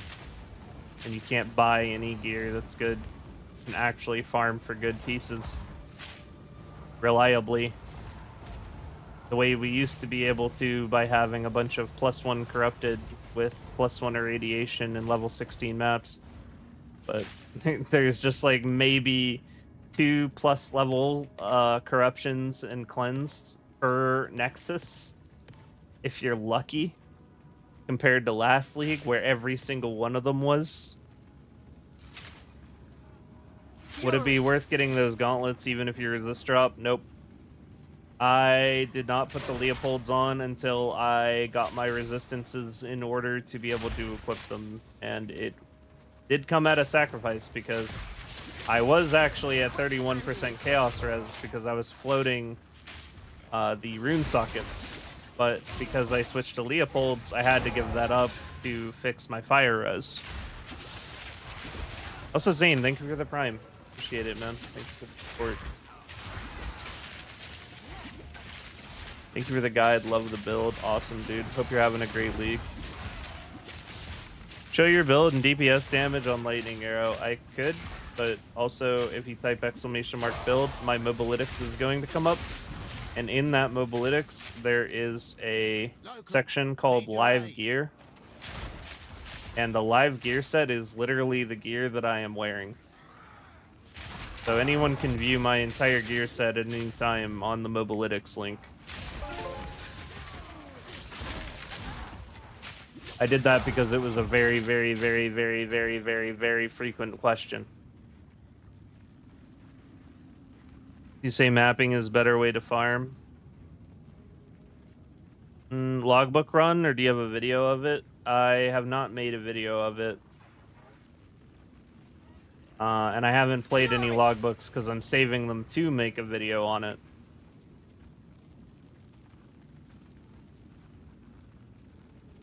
And they are really annoying to trade for. Because they get price fixed really bad. For the Calgar!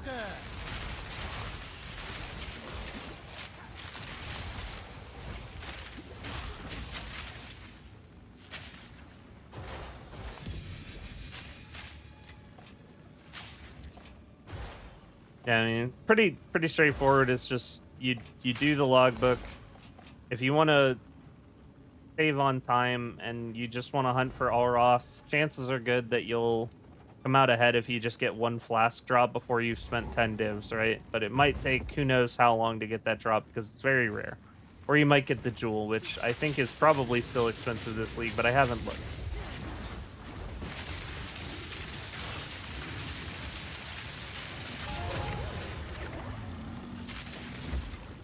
Don't mind if I do. And then if you want to try to farm for tiered rares, it's a really good way to farm tiered rares.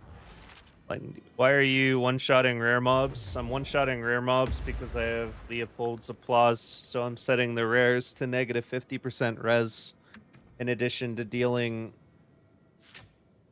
48k DPS, and I'm critting them almost 100% of the time because we have 100% more critical hit chance against full life enemies and 50% increased critical hit chance against 100% health enemies. So it's scaling my 31% to be more like 90 something, maybe 100, not really sure, haven't done the math.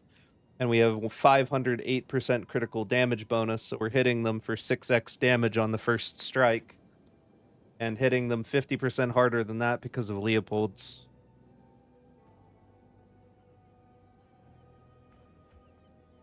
Trade is so shit right now that I rerolled the SSF. That shouldn't just implemented console trade.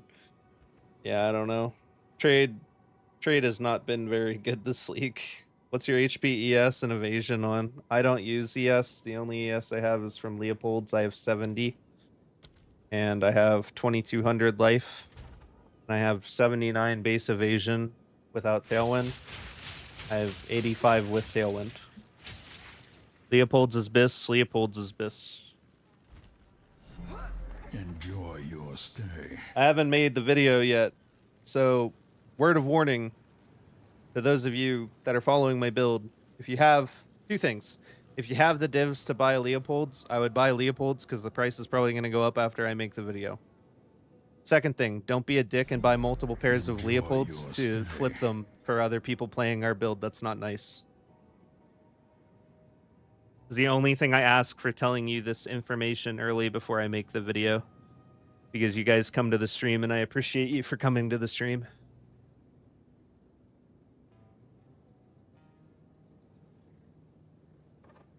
I think that's fair, right? We just all get our own Leopolds. No one hoard them. That's all I ask in exchange for telling you about Leopolds before I put it in the video.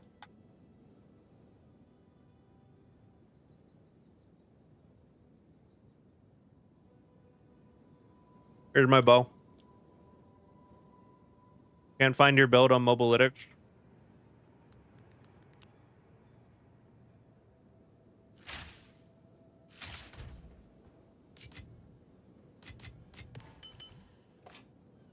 Yes?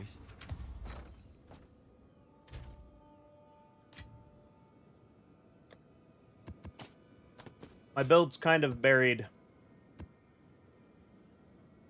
Slightly salty about it. My lightning arrow build is not even on the front page of Deadeye. It's like behind 10 other builds. And only half of them have more favorites. And all of the ones with more favorites are fub guns. But that's enough to knock me off the front page.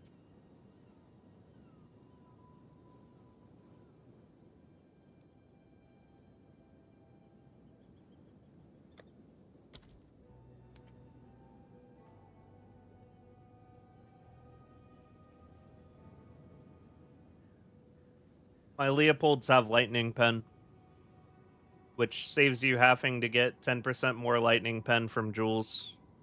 You don't use Death Rush anymore. I still use Death Rush, but we're currently playing juiced maps that I spent quite a bit of time setting up the triple tower to farm. So I'm maximizing my rarity with a rarity ring, and we're just making the clear a little bit slower from not using the Death Rush. But I still have my Death Rush. It's right here. Anytime I'm not playing juiced maps with a lot of rarity and a lot of tower stacking and all this bullshit, I use my Death Rush.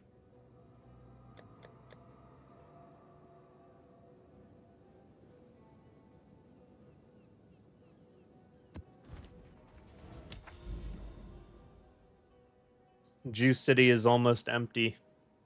And we have yet to get a single divine. This is truly a tragedy. Maybe I didn't juice it as hard as I thought I did. I definitely had quantity or rarity on every tablet. But maybe it wasn't very good. I just watched your last video. Any chance I can learn your item filter? My item filter is... I only have the command on Twitch, unfortunately. I didn't put it on YouTube, but it's ! filter on Twitch. Brings up the YouTube video made by Sensei.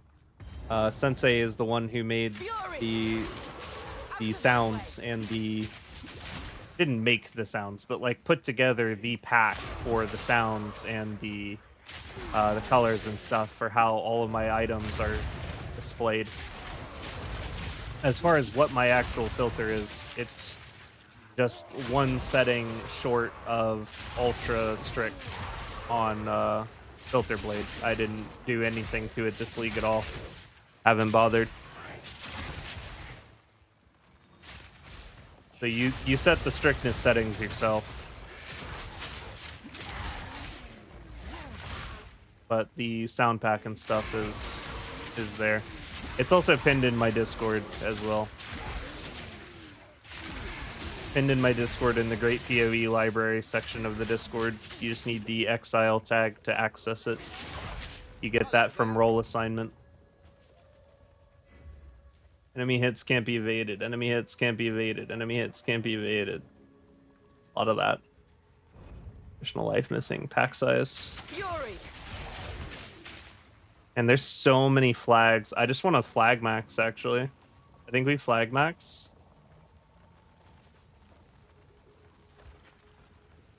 It's a lot of flags. Stay safe.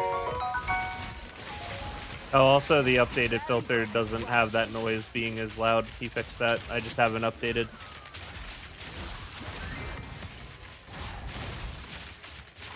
It was accidentally on max volume, and I just haven't taken the time to fix it.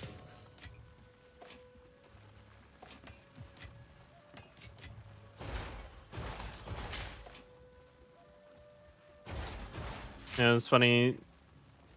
Just came in one night to the stream and was like, I'm a known PoE filter maker. Would you like to try mine? And I did. And I'm like, this is awesome. I'm going to keep using this.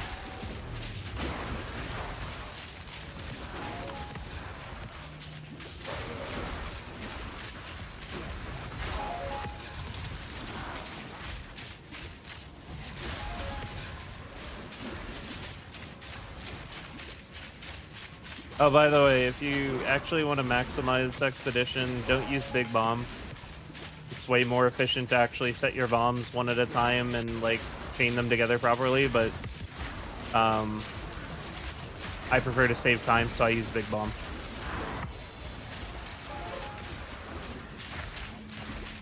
Because I'm not really an Expedition main, it's just like an extra thing that I'm doing.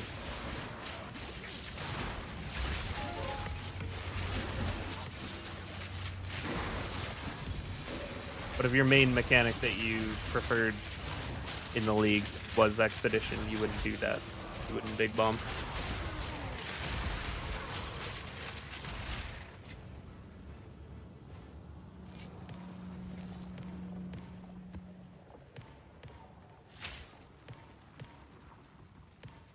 Delirium mirrors have been pretty good for me this league. I've gotten a couple suffering, like 3 suffering drops. I've gotten a couple ISOs. Hilariously, even though half of the delirium tree is just broken, it's been pretty good for me. Perfect jeweler is so hard to get. Haven't seen even one. Feels bad, man. It's definitely a rarity thing. I mean, it doesn't really matter because it's RNG at the end of the day, but rarity does help with getting higher tier Don't mind if I jewelers. do. Because jeweler orbs are on a tier system. Higher rarity is a higher chance to upgrade a lesser into a greater, greater into a perfect.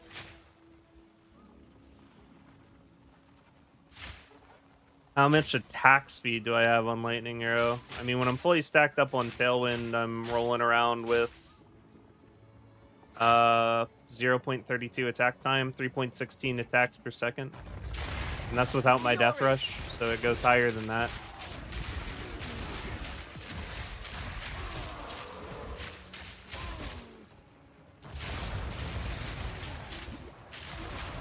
I can take you.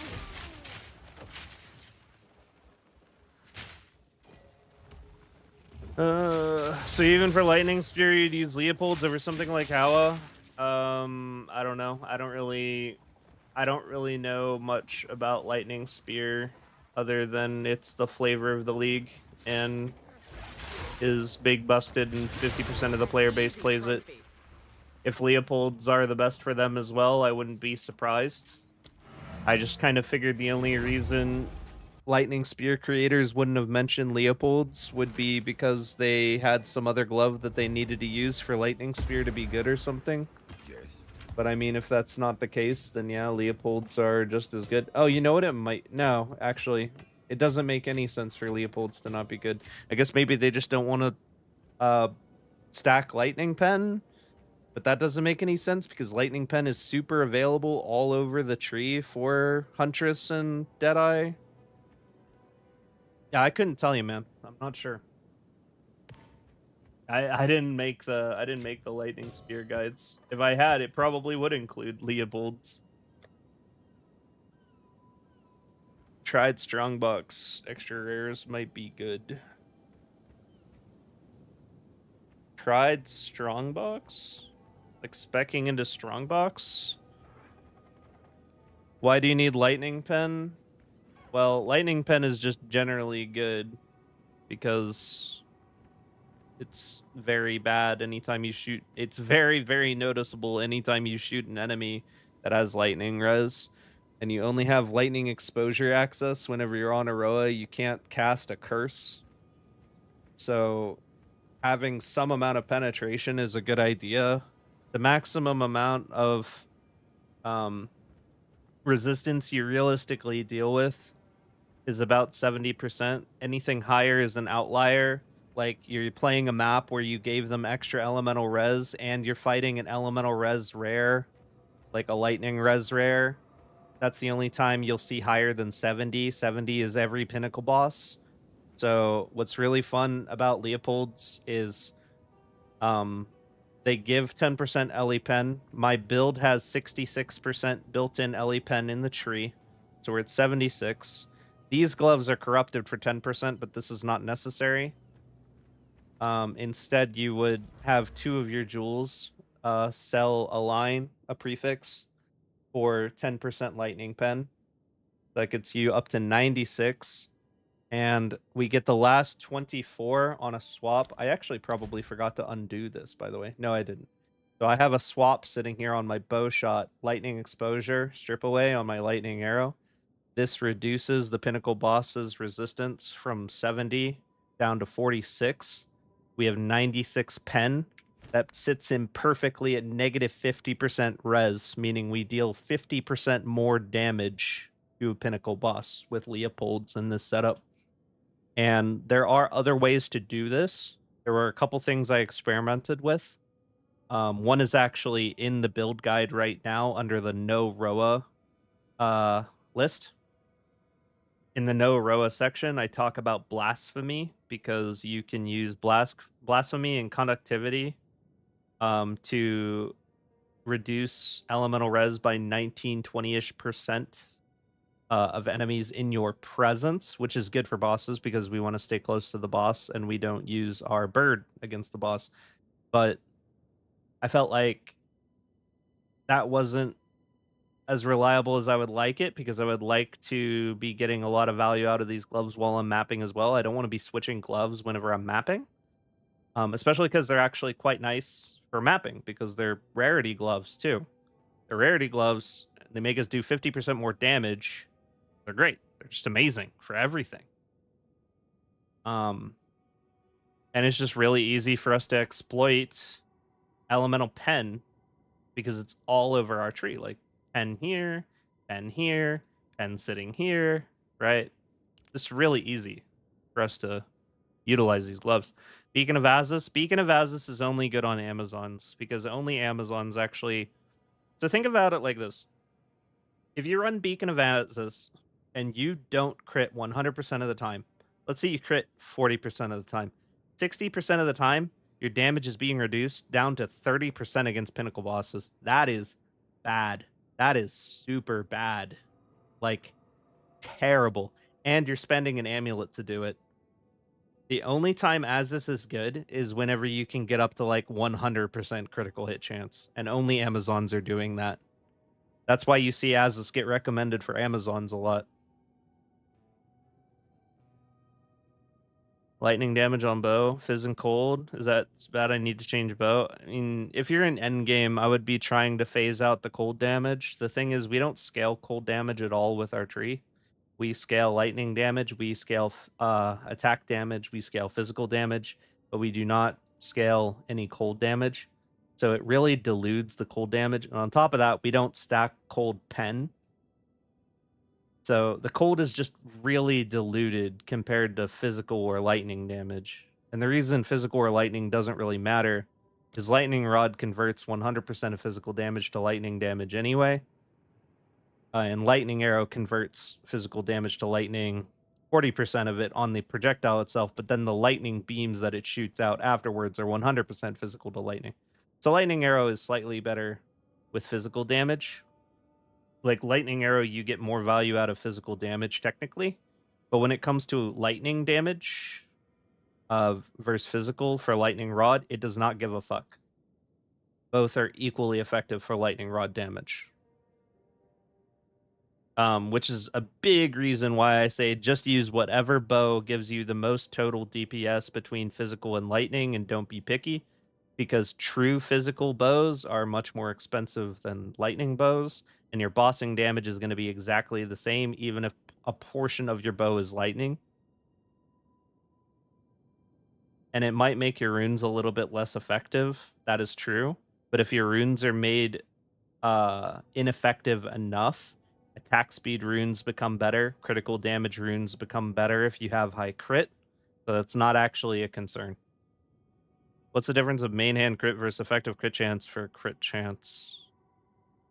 Effective crit chance. Main hand crit just shows what you're sitting here with.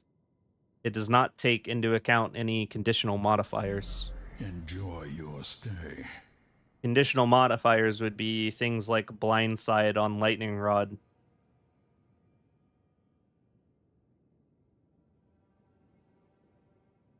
That's not listed here. It doesn't edit this number to take into account 100% extra chance to critical hit on full life. It doesn't take into account anything listed under damage versus full life and first approach. None of that is listed here. So the actual value of our critical hit chance fluctuates quite a bit. Another thing that we're doing that I haven't really brought much attention to is what I'm using Orb of Storms for against Pinnacle bosses. So if you guys were here for the Tier 5 Zesht, you probably noticed I did not fight the Zesht with my bird, because it is much better DPS to turn the bird off, turn a Quadrilla on that has Speed Aura, and then you just Orb of Storms. And on my back bar here, I have this Effigy of Cruelty. Critical hits with spells apply 5 stacks of critical weakness.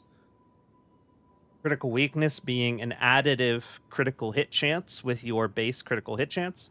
So if you look at my bow, my base critical hit chance is only 9.32%.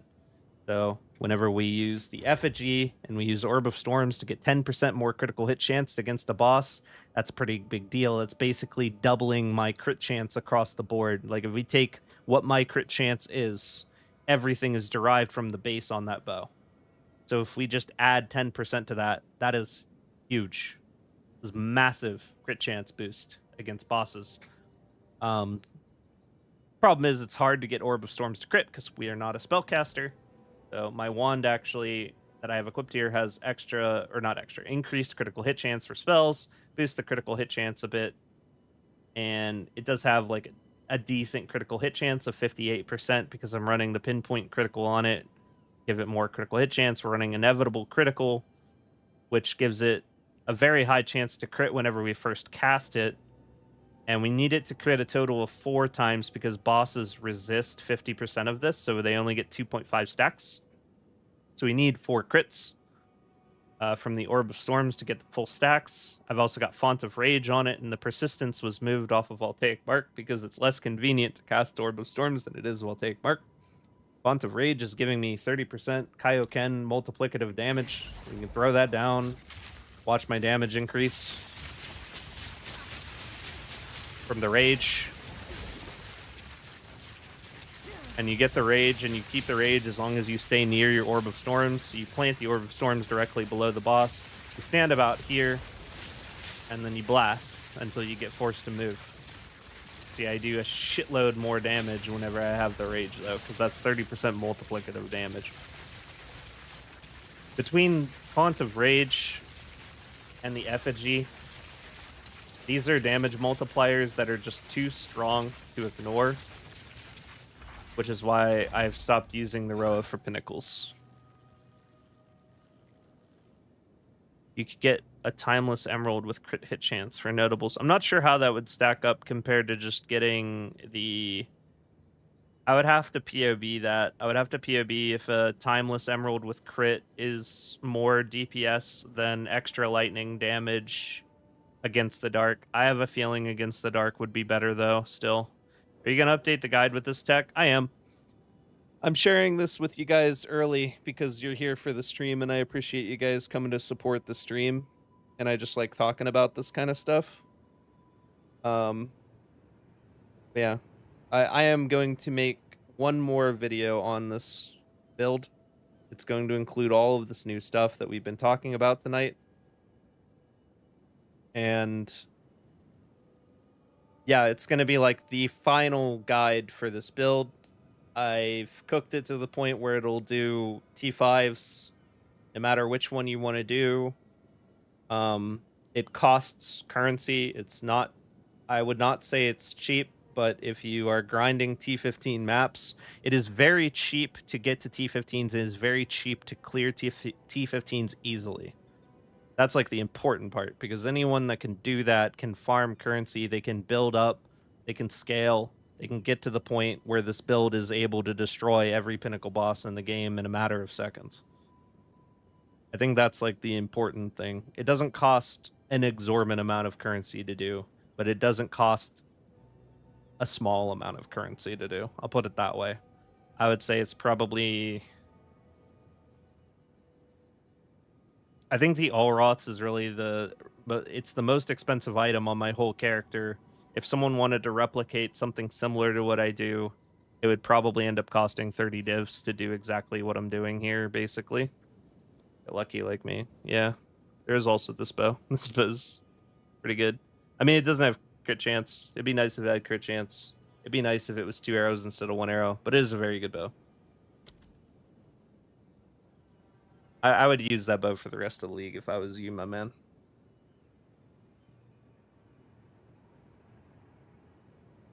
I'm using that as weapon swap blink cast on dodge setup for crit weakness. Blink cast on dodge for crit weakness. What? I don't know what that is. 90k on light arrow. Only have 18 on light rod. This is my problem with T4 bosses. Wait, how do you only have 18 on lightning rod? Are you using my updating? Are you using my updated lightning rod gems? Blindside, Deliberation, Primal Armament, Execute, Concentrated Effect with no Scattershot. Are you still using Scattershot? Scattershot neuters Lightning Rod DPS. The extra arrows are more damage, but it doesn't justify the negative 35%, negative 25%, especially when you can run something that increases the damage instead of neuters it. What's your IGN? I'll send you the jewel for you to copy into POB. Sure. IGN's on screen. Where do you get the extra int for your gloves? Well, it wasn't easy. The way I ended up getting the int was actually just because I upgraded my bow last night and it happened to have dexterity on it. This isn't what I would say is an optimal solution, but it was the solution that I landed on. Because I was going to buy this bow even if it didn't have that dexterity line, if I'm being honest. It was only 8 divs, which was a pretty damn good price for a 370 DPS bow with 4% base crit. And I prefer my bows to have base attack speed because otherwise the attack speed feels pretty miserable. And the dexterity was really just gravy. Would I have preferred it to be crit damage? Absolutely, but it would have also cost me 20 more divs if it did. And it was a convenient solution to my problem of how to get the stats for the Leopolds. If I hadn't done that, my necklace still has 3 out of 6 useless lines. My ring still has 1 useless line. So those were options. If it really came to it, I could also just wear a normal ring all the time, but I really, really wanted to be able to run Death Rush whenever I want, which means I need to be able to sacrifice the resistance on my left ring at any given time. That was an extra expense that isn't really necessary. Not everyone will really want to put themselves out for that. Where I'm really screwed, though, and this is something that's like a problem for me, not a problem for everybody, is my boots are BIS. I love the stats on my boots. They're perfect. I wouldn't want anything to change about these boots. They are evasion. They have perfect movement speed. They have great max life. They have great stun threshold. And they have very high resistances, and they're 2 res. But I don't need more lightning res. I'm overcapped. I'm way overcapped on lightning res. But if I want to change these boots, it's so hard to change these boots to something that's exactly the same, but instead of lightning, it's fire. So I'm kind of in a tough spot there. But for now, this bow fixed my problem. Yeah, take Scattershot off. Unleash the power. Stop using Scattershot. It's not worth. I would check my updated guide, my build update video. It's the most recent video I made on this build. I talk all about how I've changed Lightning Rod to fry Pinnacle bosses in it. That, in addition to the talk we've had about Leopolds, the talk we've had about crit weakness and rage, you should be able to easily blow up T5s, especially with the amount of lightning arrow damage you have. That's insane. 90k, I can't even imagine. I miss LA of having a blast with my Glacial Bolt Amazon. Glacial Bolt Amazon. Yeah, I saw the top, not the top, but like the second to top of the leaderboard for Lich is playing like a full cold Lich. There's like 7, 8, 9 Chaos Liches right below him, but the dude at the top of the leaderboard behind one other dude is Cold Lich. And it looks like such a cool build. No pun intended. It just looks like a super awesome build to run. It makes me happy that someone is making a full cold build like not bad after how hard of a time they give like Comet and Freeze build up with the patches and Cast On.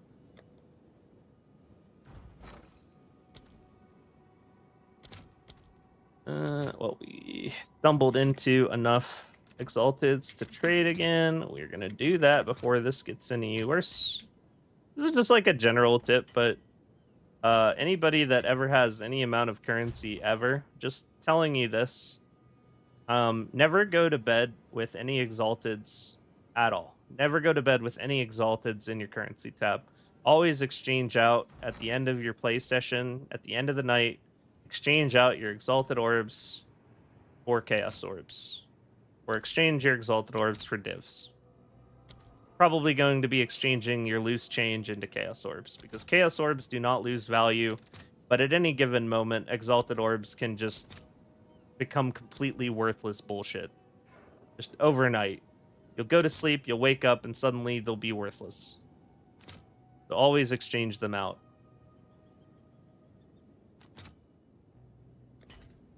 That's unlikely to work, but hey, we can hope. Another 91 exalts.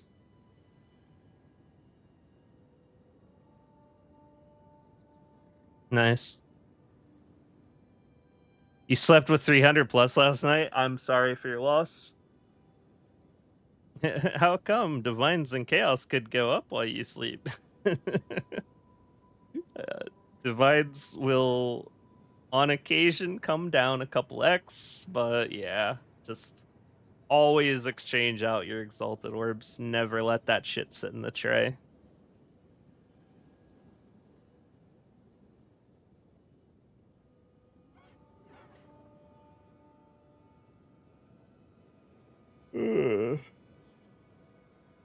Getting tired.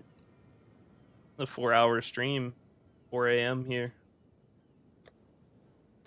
How many more maps even exist in Juice City? I feel like not many. I feel like I'm also probably running out of rarity maps. Maybe it's because the stream's on.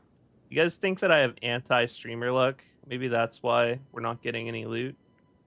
And I hate that this has temporal chains on it. That's pretty good item quant roll. I'm gonna do it.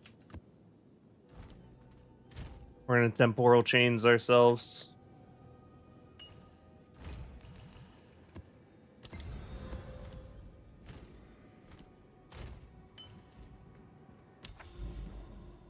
I think we have maybe one map left within Juice City. I think it's just this one. Is there a last chance to get some juice?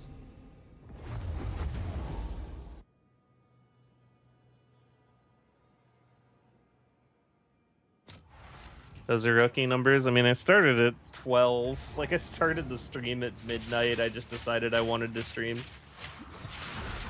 Because I hadn't in a little while. And let's be real, Path of Exile players don't believe in sleep. Am I right, boys? Doesn't matter whenever I go live.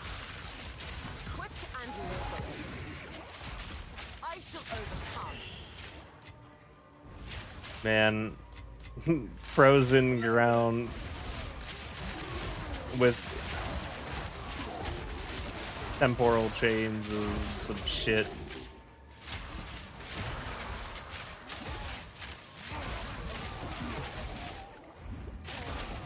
It looks like I'm playing Jonathan's version of my build. This is like what we would look like if we were regulated by the vision. Low chaos res. I mean, I play with 10% chaos res. Chaos res is like the boogeyman to PoE 1 veterans. But it in reality doesn't matter very much in PoE 2 unless you're playing hardcore. Just avoid the big purple balls because you know they'll kill you.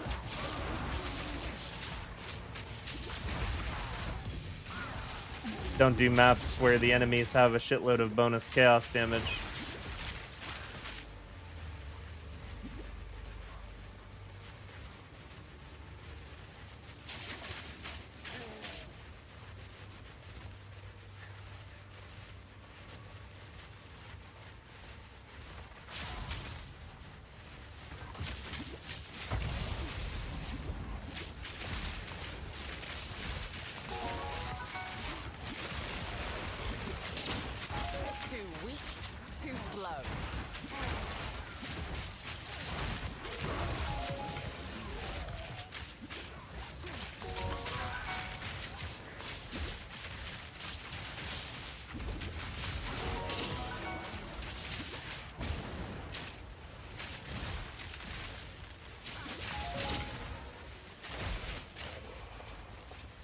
That movement speed malice was brutal.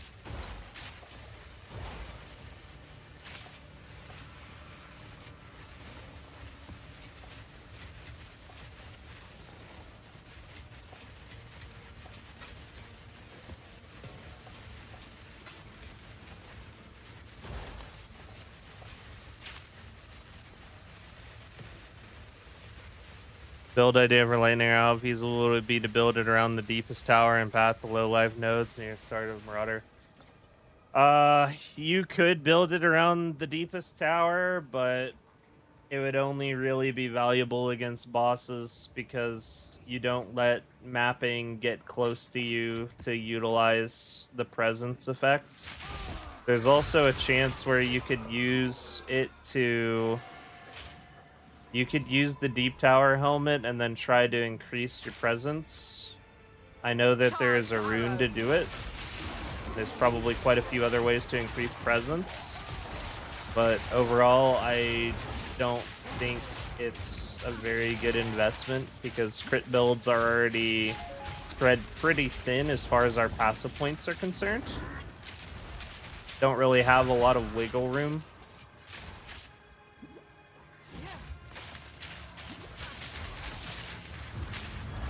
I think the biggest, ouch.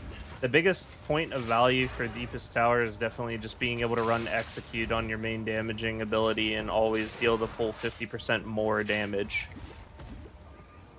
I think just that and the presence effect would be a justifiable variant to my build. If you could get the presence effect far enough,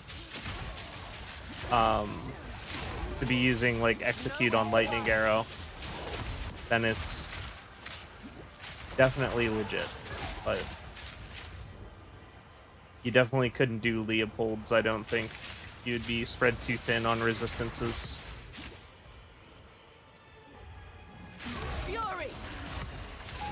And I feel like Leopold's is better for this build.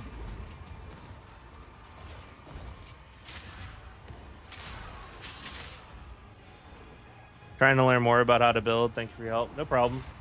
Yeah, I think what you're cooking has some viability. I think it is definitely possible you could do that. You could get inventive with the presence. Extension.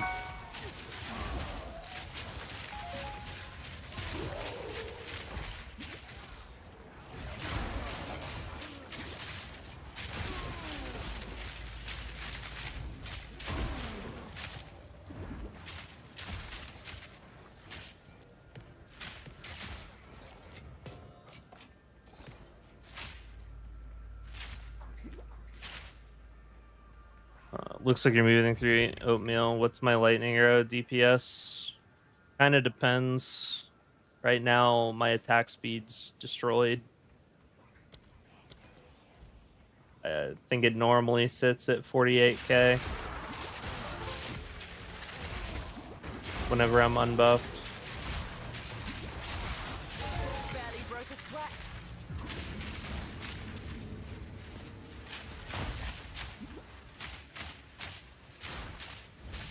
But this curse is kind of doing me in. Not good. Don't think bow COC is even feasible.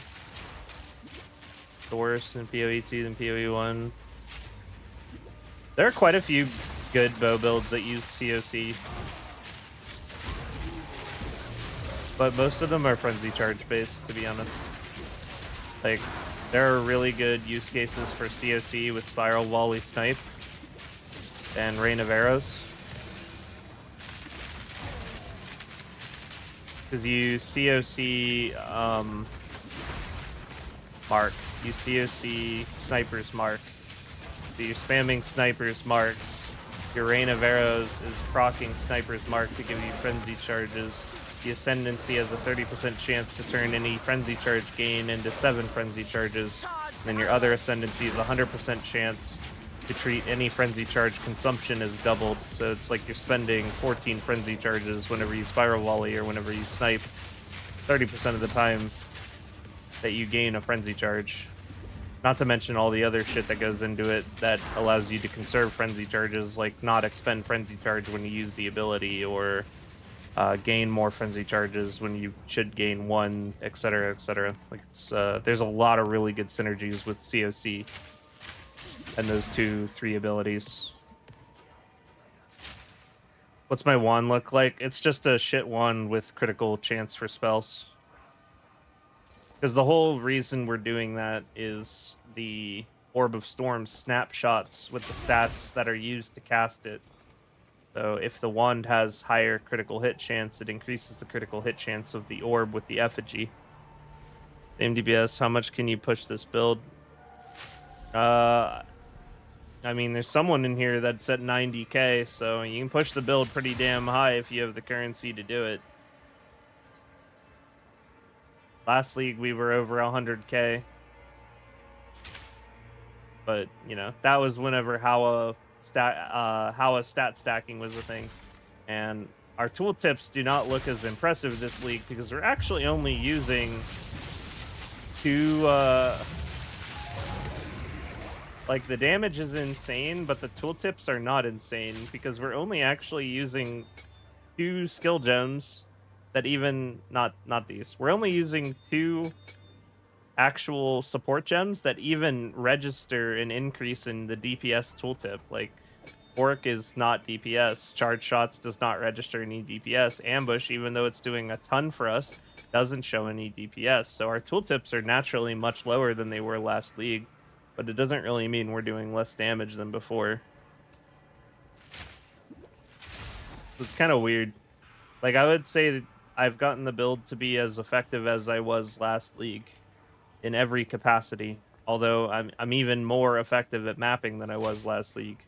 And that's without the cast on shock ball lightning interactions, just because crit is so strong. That, and with the new items added, the new support gems added, I feel like the build is better than it has ever been, even better than ball lightning.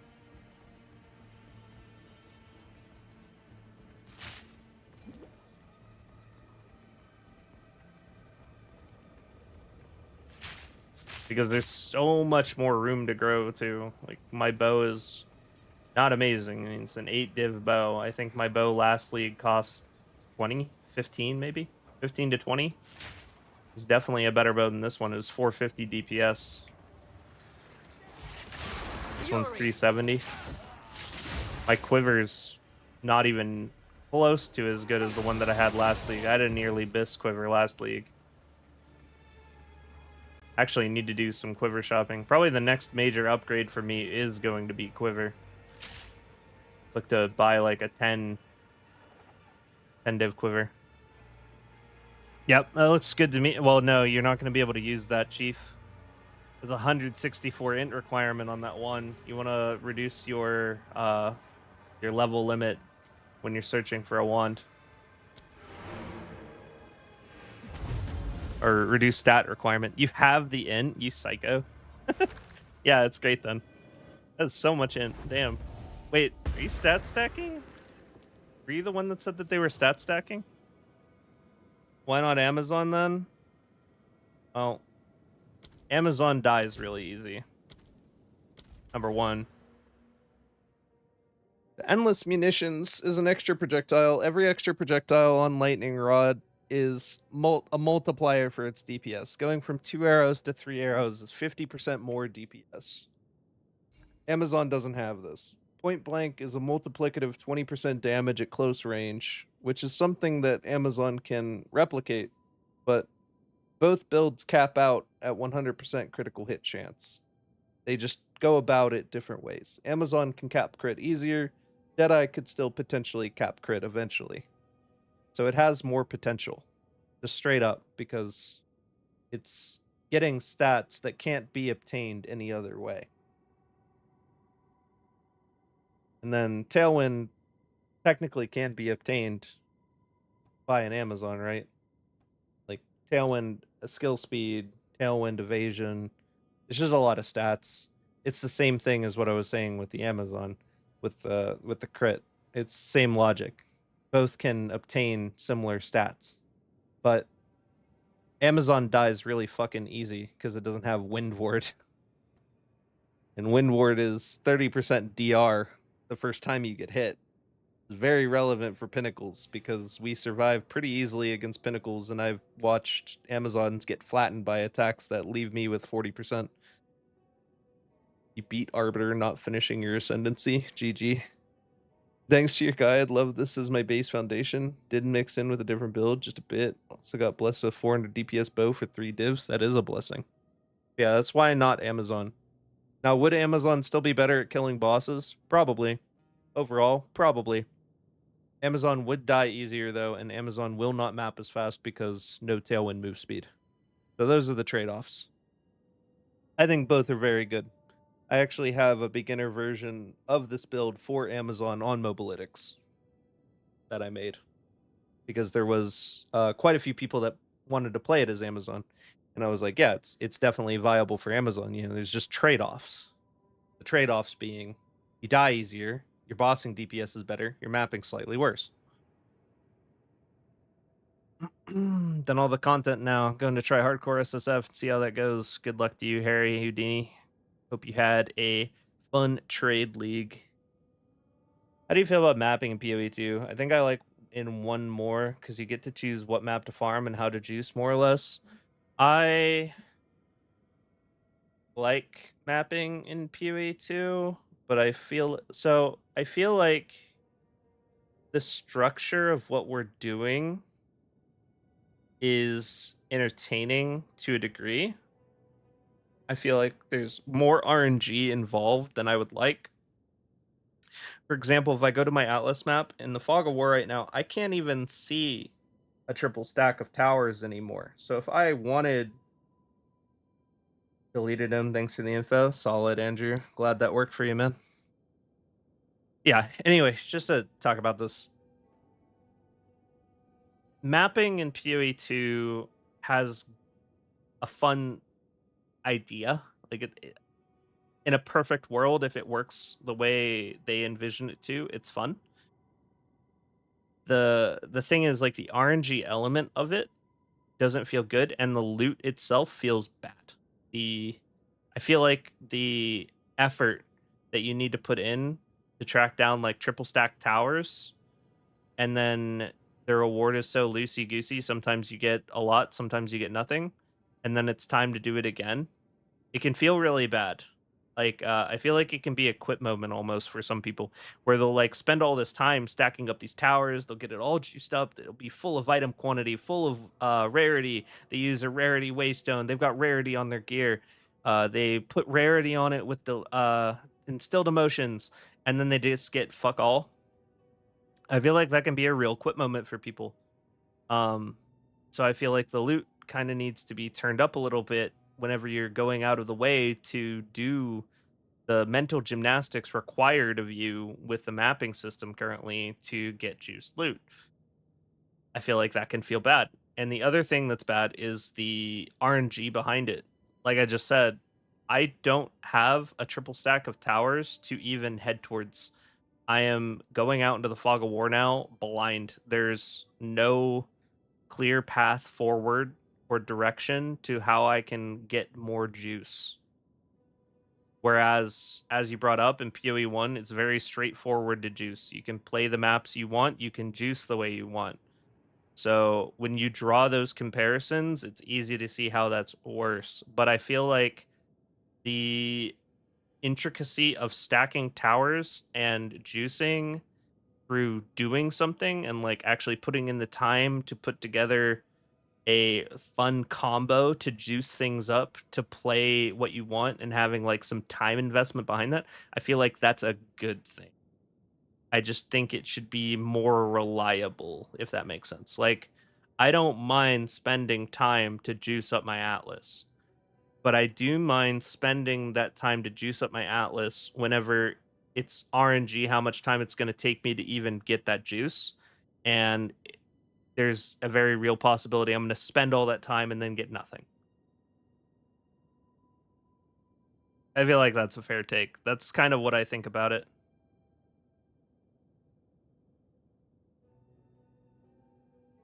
Rip Eravin's channel has becoming a Troon anime gamer unsubbed. I have no idea what you tried to say there, if I'm being honest with you. Almost back to 3.7 mapping. It's so annoying. I mean, I only played one league of PoE 1.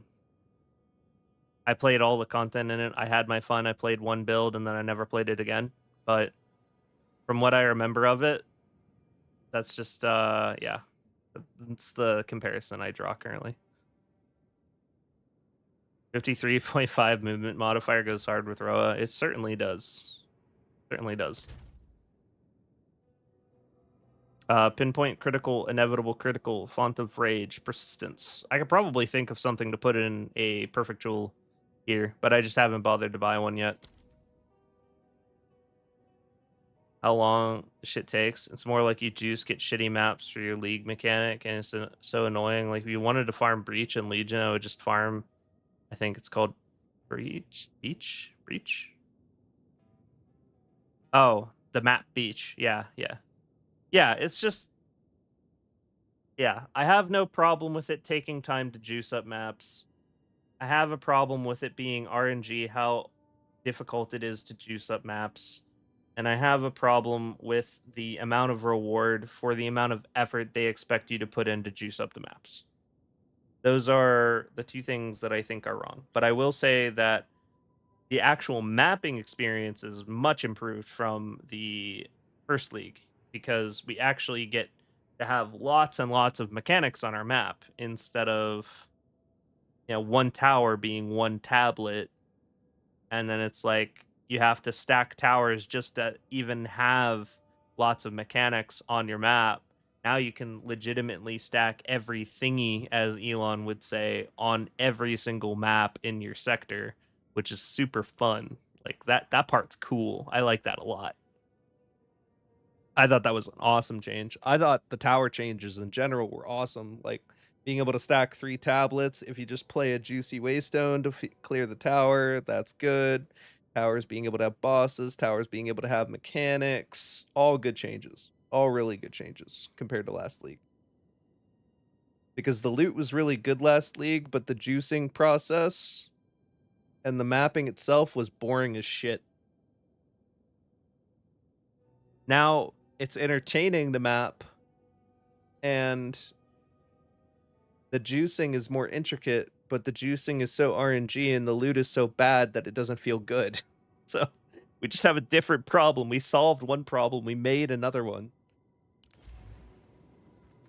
But I mean, like I said in my video today, I'm still having a lot of fun. That's just like my critique of the situation, how I feel about it. It's not like I'm blind to it. I just am having more fun than I am being like upset about the loot or whatever, right? I think I'm still having enough fun that I don't really care that much.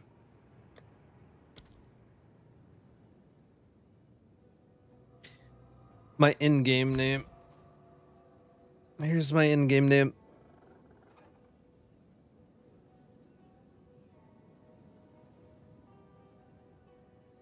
That's a really good way to put it, Harry Houdini. In ARPGs, you don't want to have to plan how you're going to have fun in an hour. That is perfectly put. That summarizes everything. Enjoy your stay. You don't want to think about how you are going to have fun in an hour and then spend an hour not having fun.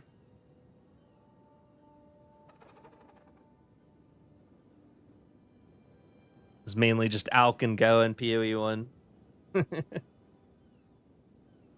Elon's maps. And we love Elon's maps. Oh, that reminds me, I need to... Do I have enough of them to do it yet? 30 probably isn't enough. I need a... There's another tab that I need to bring back. I don't know. I guess we can see. Wait.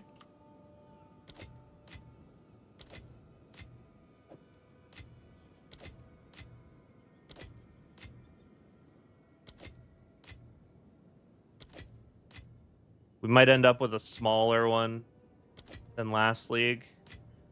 I don't think I'm gonna have enough of these though. Might actually have to buy some.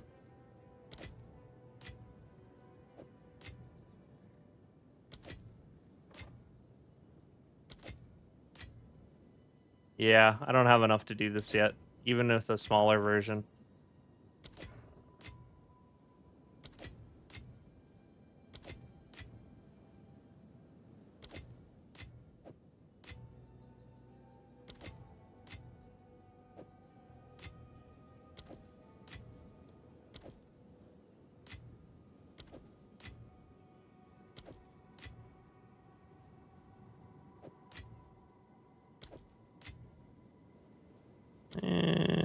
Probably looks better like that. I'm short. We're close. All right, I'm gonna buy some.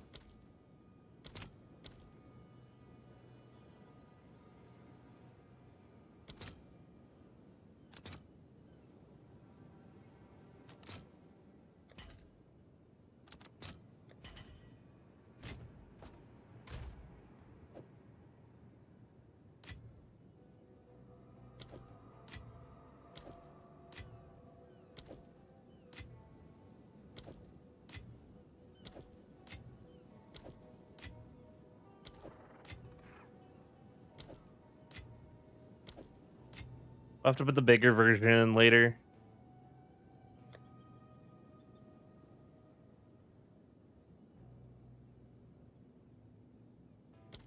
There we go.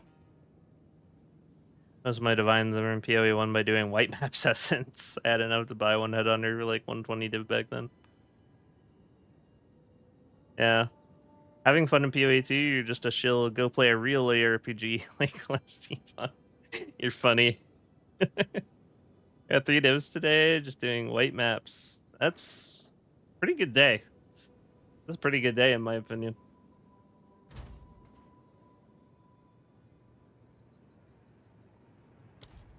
I think we ran out of I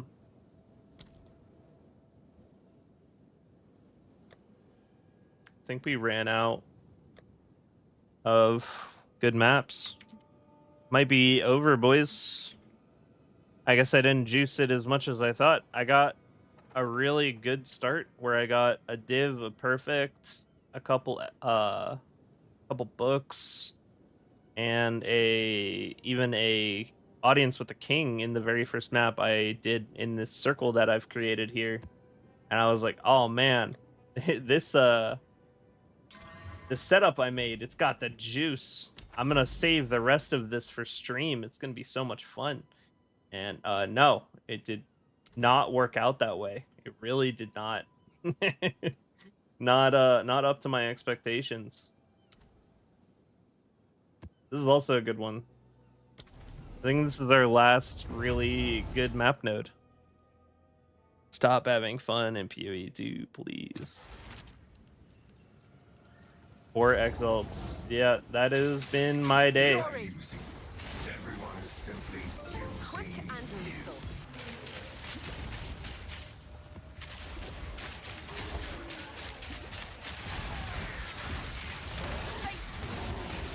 I put my death rush back on. I did.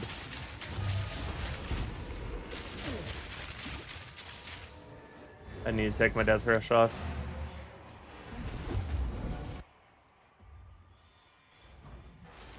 Level 81, not a single div. I didn't get a div until level 93.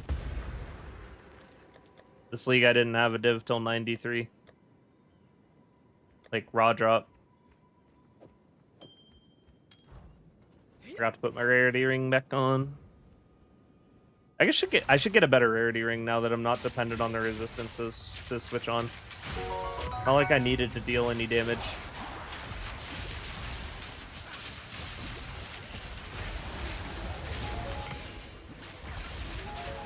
That was risky. Don't do that. Nobody do what I just did. Bad idea. I call that driving drunk. Whenever someone leaves me a comment where they say like I have a bajillion health and evasion and Oroth and I still get one shot, what should I do? I usually comment back Don't drive drunk.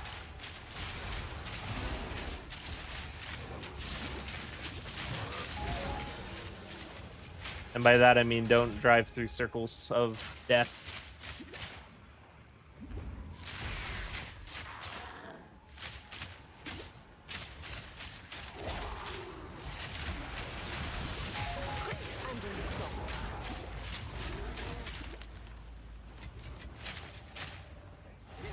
I mean, we can't really be mad about that rare.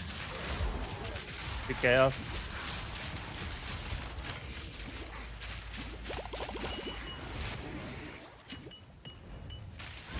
Probably wasn't worth me leaving and cutting the timer short.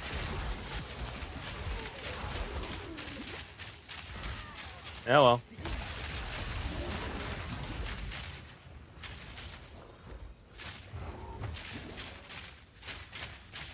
Would you farm essence for breach? I don't really bother with essence. If you want to be Thunderous shot. efficient with essence, it means you have to corrupt every essence you see, and I can't be bothered. I feel like essence is so cheap this league. It's really unlikely that it really makes me very much currency. Meanwhile, I'm also playing a Rhoa build, so like, if I'm gonna spec into any additional besides just the basic essentials of the Atlas, it's definitely shrines, and it's not close for me. Shrines are just so much fun.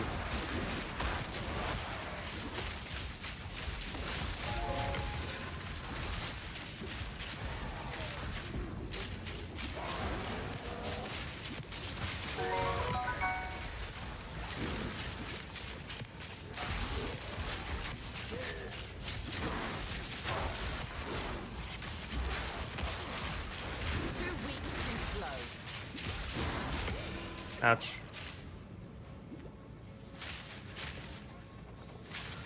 Pretty much any glove that you just sent me, I would switch for a Leopold if your stats and your resistances will hold up and you're able to stack enough pen to make them worth it.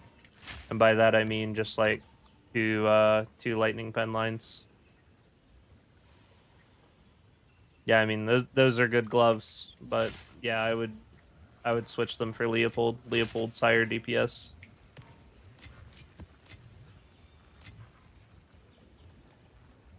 And it depends. You don't even need to stack extra pen.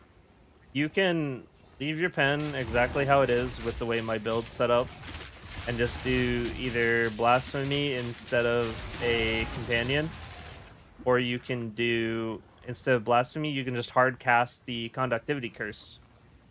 And as long as you have Conductivity Orb of Storms mark out, you're blasting. It's just, I felt it was a little bit too much busy work to also have to cast a curse.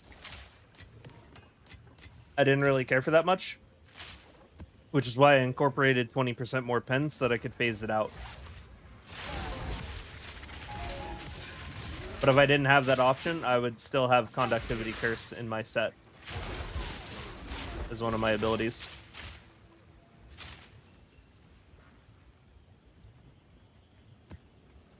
All right, that was our last juicer. We got 5x and 4 chaos.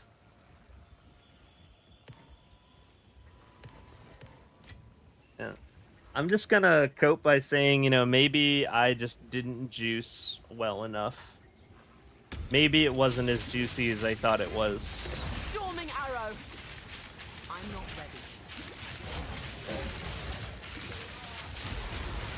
I'm not dissuaded from trying again, at least not yet. I think I have another tri-stack that we'll do another night. I have like one more set of triple tower that we'll loot up on the next time I stream. I'm not sure if there will be another stream tomorrow. I think I'm probably going to go full gas, focusing on making the final endgame build, because I am very happy with the amount of damage my character does. I feel like I can showcase the strength of the build very well against T5s.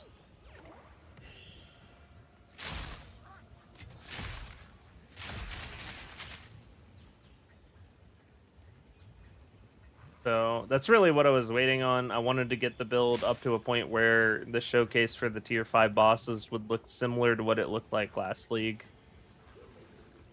And I think we're at that point finally.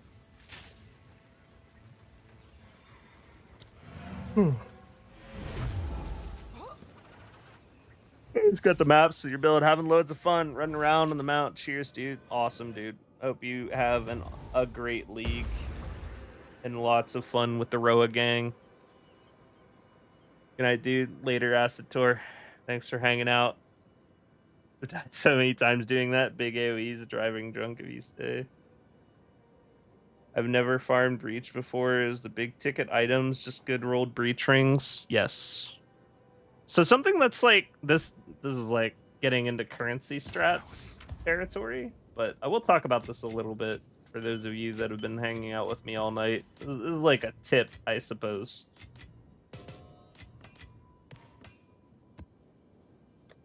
Because I noticed something whenever I was doing my dashed kills using him as a pinata for DPS testing.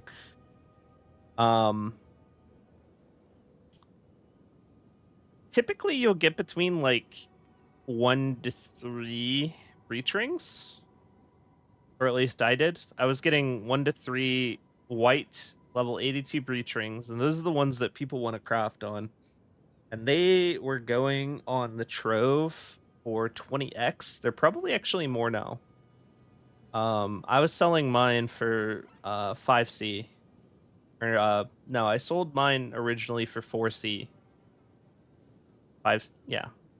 Was it 5C? Yeah, 5C. 5 chaos was what I was selling mine for initially. And the funny thing is, if you just get a couple of those, it kind of covers the cost of the breach stone. And then you're also farming tiered rares. You're farming catalysts, and the jewel that Zesh drops is not worthless. I mean, they're not much, but they're not worthless. I'm not saying that Zesh farming is like great currency, but I was kind of interested in the fact that you go even on how cheap breach stones are now. Really often. Like, you get enough rings, you get enough catalysts, you go even on the very cheap cost of a breach stone. And then you're just like fishing for his items that are not complete dog shit this league. I feel like there's potential there. Especially because catalysts are actually not cheap. Especially lightning. Lightning catalyst. It's not neural. Ash. Yeah, Ash catalysts and Reaver catalysts are not cheap this league.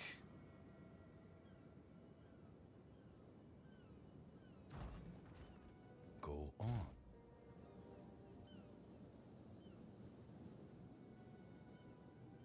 It's worth it to run instead of selling breach stones. You can still sell them if you want. Like, we're still talking about a time investment, but I'm saying if you enjoy killing Pinnacle bosses for currency, then breach farming might not be as dead as it looks because of how cheap breach stones are and the potential for profit with breach rings.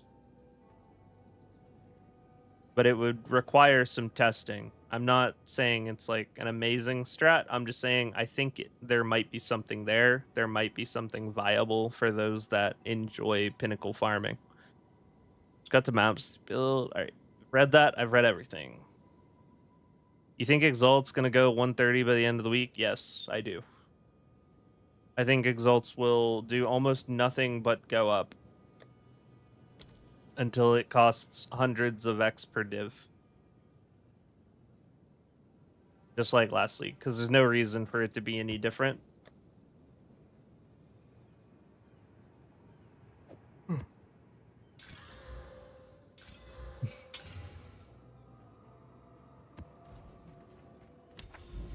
Anything left to farm, or have we done it all? Looks like we've done it all. This one's not that great. This one's still good. I think this one's still in the triple stack. It's still an A triple stack because there's a fourth tower down south.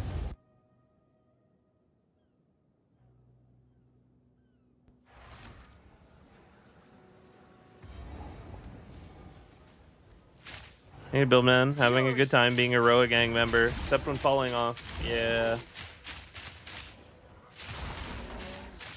Everyone has a really good time until they fall up. Remember to avoid maps that have increased stun buildup. And if you can afford to, get a good stun threshold line on your boots and a heavy belt. And you'll be vibing. Very hard to fall off.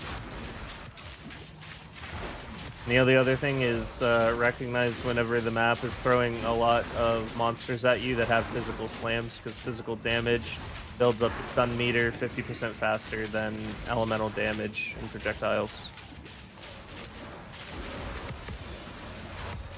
Or, yeah, melee physical damage. They reduced the rate that the stun builds up from projectiles last patch too.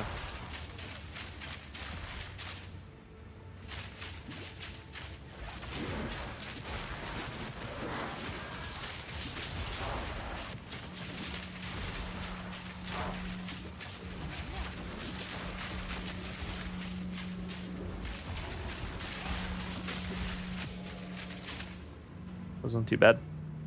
How much stun do you need if you don't run heavy belt, you think? It'd be 30% more.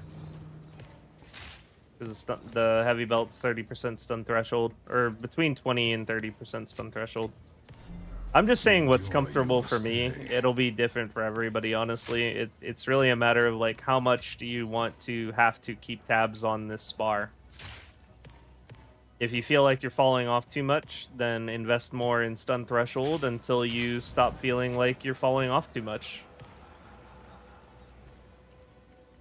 And as far as where to look at your stun threshold, you can't. I couldn't even find it on POB, if I'm being honest. What luck. You let the monsters hit you to see your bar go up for stun threshold on Rhoa. I'm pretty sure they'll kill me. Nothing you do will be remembered. Maybe this guy won't kill me. If he could hit me. Alright, there was a hit. That was a physical melee hit from a rare. He's going to die if he hits me again. An easy Oh. trophy. That hit me again. It was a big hit.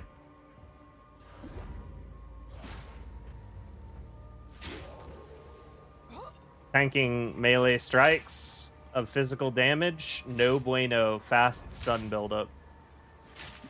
Storming arrow. I definitely would have been off without my belt and boots at that point, tanking that many of those.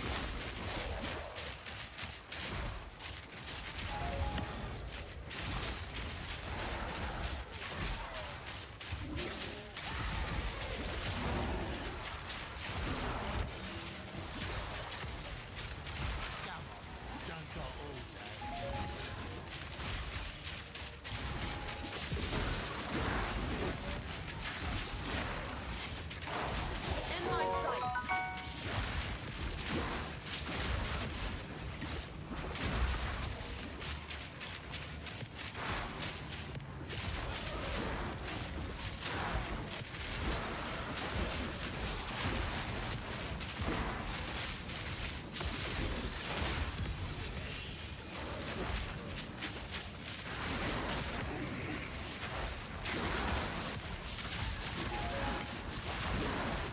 Storm point.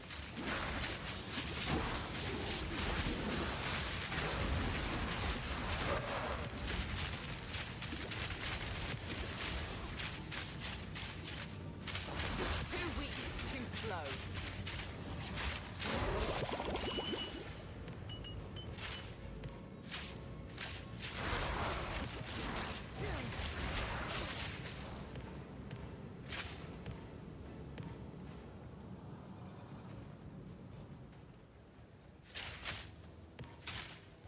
I was getting hit by like physical strikes and melee, no less. Builds up pretty fast. Also depends on what the monster is, blah blah blah. A lot of the time I can get hit and the bar won't even move, really.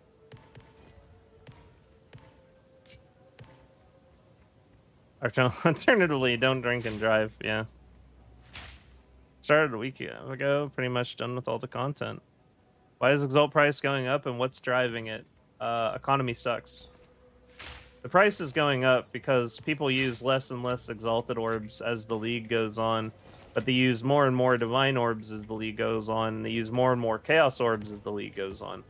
Because people, the driving factor behind the value of an orb is a mix between the rarity of the item and the actual usefulness of the item. Divine Orbs are essential for fine-tuning BIS items. But when a league first starts, nobody has any BIS items. Everyone has trash. Nothing's worth actually spending a Divine on.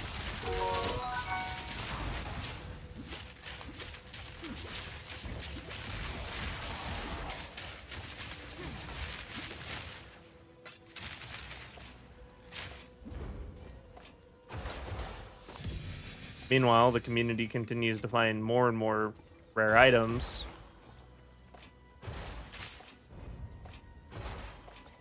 Needing to build less themselves. More trading happens because gear never just gets deleted unless someone quits. So less rare items get rolled on for time. Fury! For quite a few reasons. That's like the basics. There's actually quite a few interesting videos that were made last league on that subject by other creators. Like, why is the economy getting worse and why it's a problem for you? That kind of video.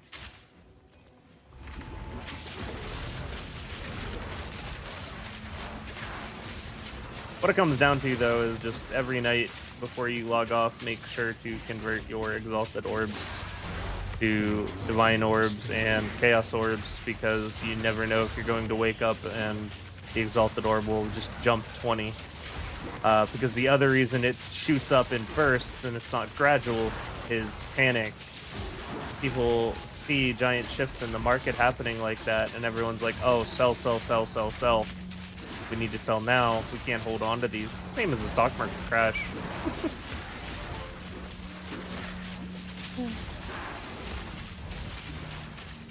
This is more like a waterfall than a stream when it happens.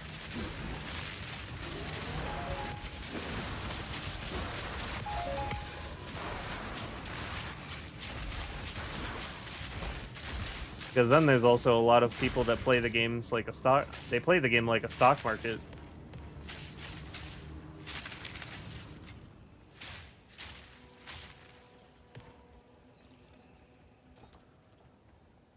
POD gamer is good economy vids.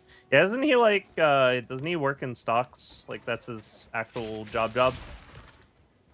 I think I saw that somewhere. That makes sense. Hey, Ice. Gear durability eventually need to replace it. Oh, God, that would be... I would not be okay with that.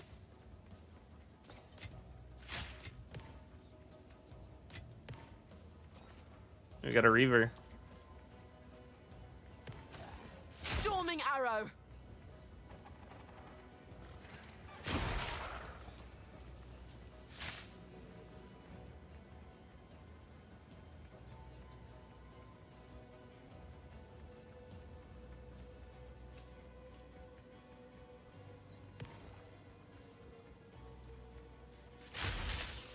You know, the loot might have not been very good currency-wise. We didn't get any big pop-off div explosions or anything.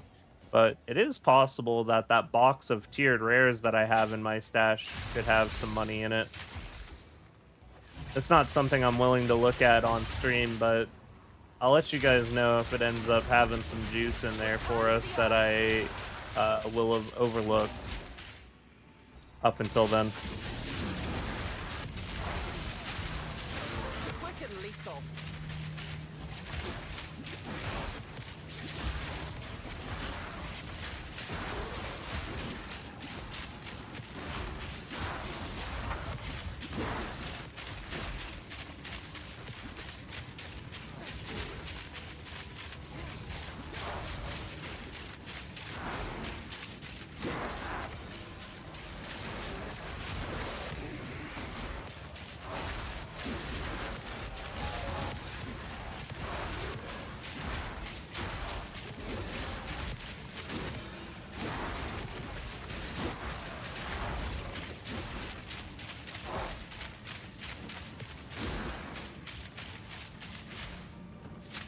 This was a bad move.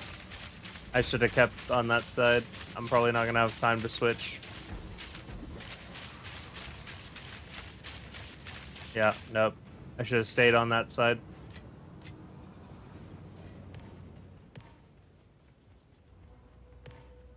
Yeah, it was a big splinter stack.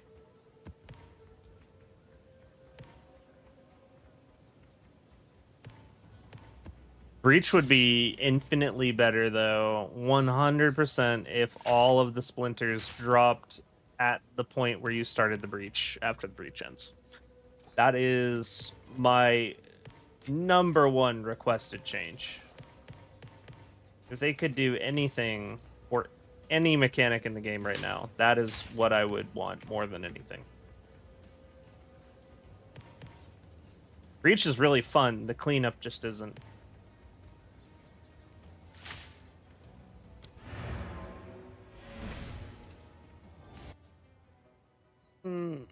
He definitely knows how to trade stocks if he isn't in finance. EPS LA without buffs. 50k, is that good? 50k is good. More than I have. Sit at 48 right now. That's with my non-Death Rush ring. Death Rush ring. Sit at... Oh, whoops. Death Rush ring. Death Rush ring is at 44k. But it is worth mentioning that Leopold's, I deal 50% more damage. And that's not on the tooltip. I don't know if you've been around the stream tonight. We've been talking about Leopold's. So I did give up quite a bit of tooltip damage, switching out my actual gloves, or normal gloves, these ones. Used to be 51.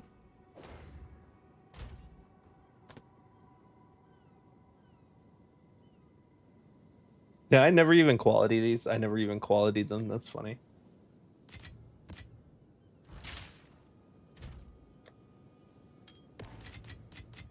And this is gonna be miserable to sort. A lot of stuff. The curse support gems. I don't use it anymore. But if you go for the curse route, then you would just use conductivity with heightened curse. That's it. Conductivity, heightened curse, and if you want to go for the blasphemy route, same ordeal. You would just be spending spirit to have your presence put conductivity on for you, so you don't need to manage it. But it also reduces the power of the curse down to like 19% from 32 or something, which isn't great, but I don't think it matters too much. I think we still would hit like 48% natural with lightning exposure, something like that. Still hit like 48% pen, or negative 48% negative. Not on mobilytics. It's because this build's still experimental. I haven't updated the guide. We're just talking about it tonight. We're talking about it tonight because I'm going to be updating the guide between tomorrow and the next day, and also making a new video between tomorrow and the next day. What's the attack binded on Q? That's my Orb of Storms, also something that isn't in the guide or talked about yet. No, it's not a curse. My Orb of Storms. My Orb of Storms is pinpoint critical, inevitable critical, font of rage, and persistence, because I'm using it on my back bar with Effigy of Cruelty.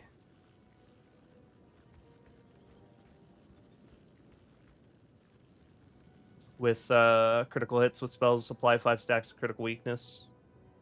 So we're using this to stack critical weakness, and we are using this to stack rage.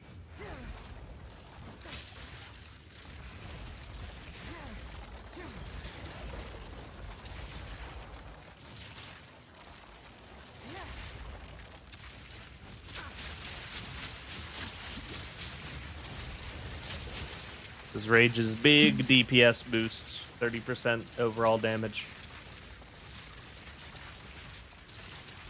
How much better is party play for drops? Party play is, well,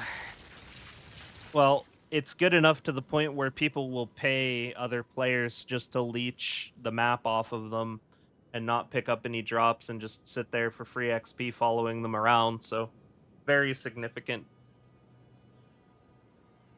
Multiplayer loot is a lot more.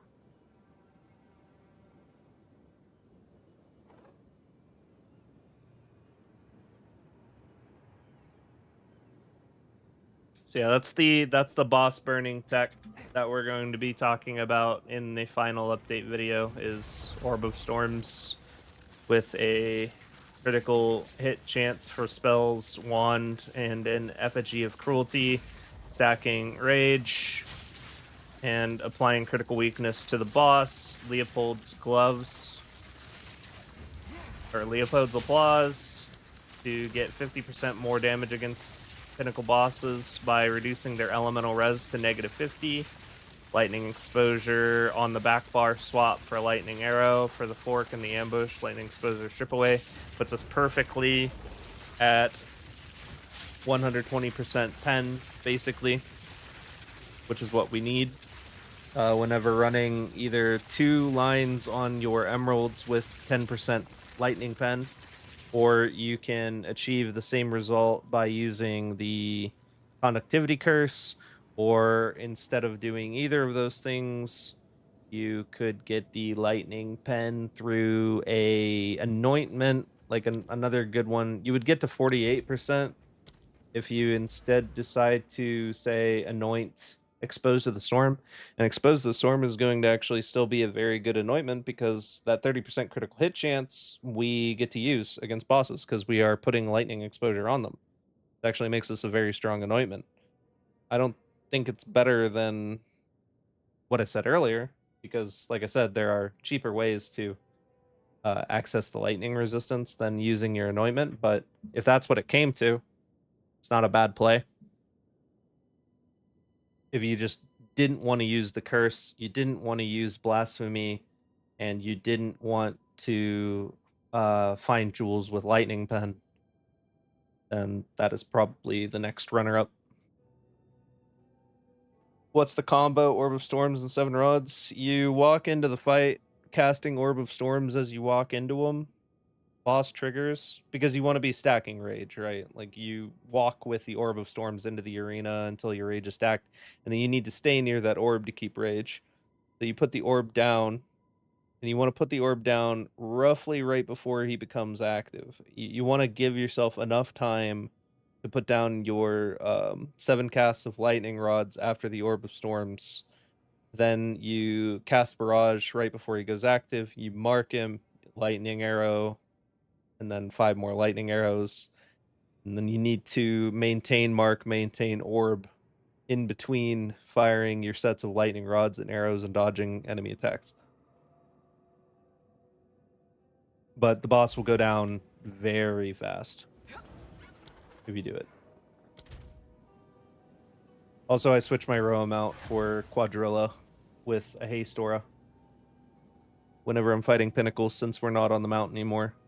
Honestly, the biggest reason I do this isn't even because of Haste Aura. I don't even care that much about Haste Aura. I mean, don't get me wrong, Haste Aura is a big DPS boost, but the biggest reason I hate having the Rhoa out when I'm trying to fight because my left click is my main attack, and it's a little bit awkward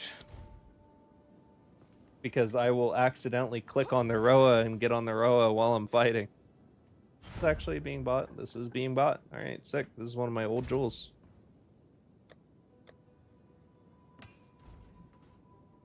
This is a good jewel. I'm glad I actually got it sold. Starting to worry.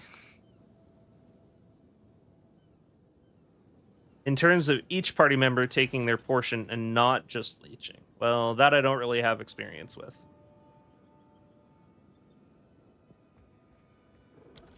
But I would say that you would all be paid your fair share, if that's the concern.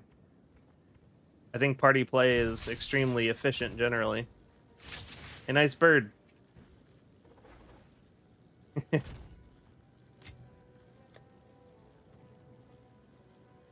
The dude's lightning arrow Rhoa. Sick.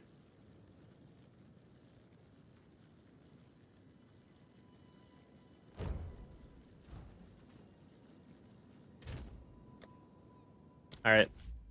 We're 5 hours deep into the stream. It's the middle of the night, guys. I think that is going to be enough for me. Thanks for hanging out with me this late at night. It's cool that I started the stream at literally midnight. We still had 100 of you guys come in to hang out. That's pretty dope. So, hope you had a good evening. Thanks for being here. I'm going to shut her down. See you when I see ya. New build guide will be dropping probably not tomorrow. It does take me time to edit these and record, etc. But I will try to have it out in 2 days' time. Probably no stream tomorrow because I'm going to be working on the new build guide. But you guys take it easy. See you next time. Later.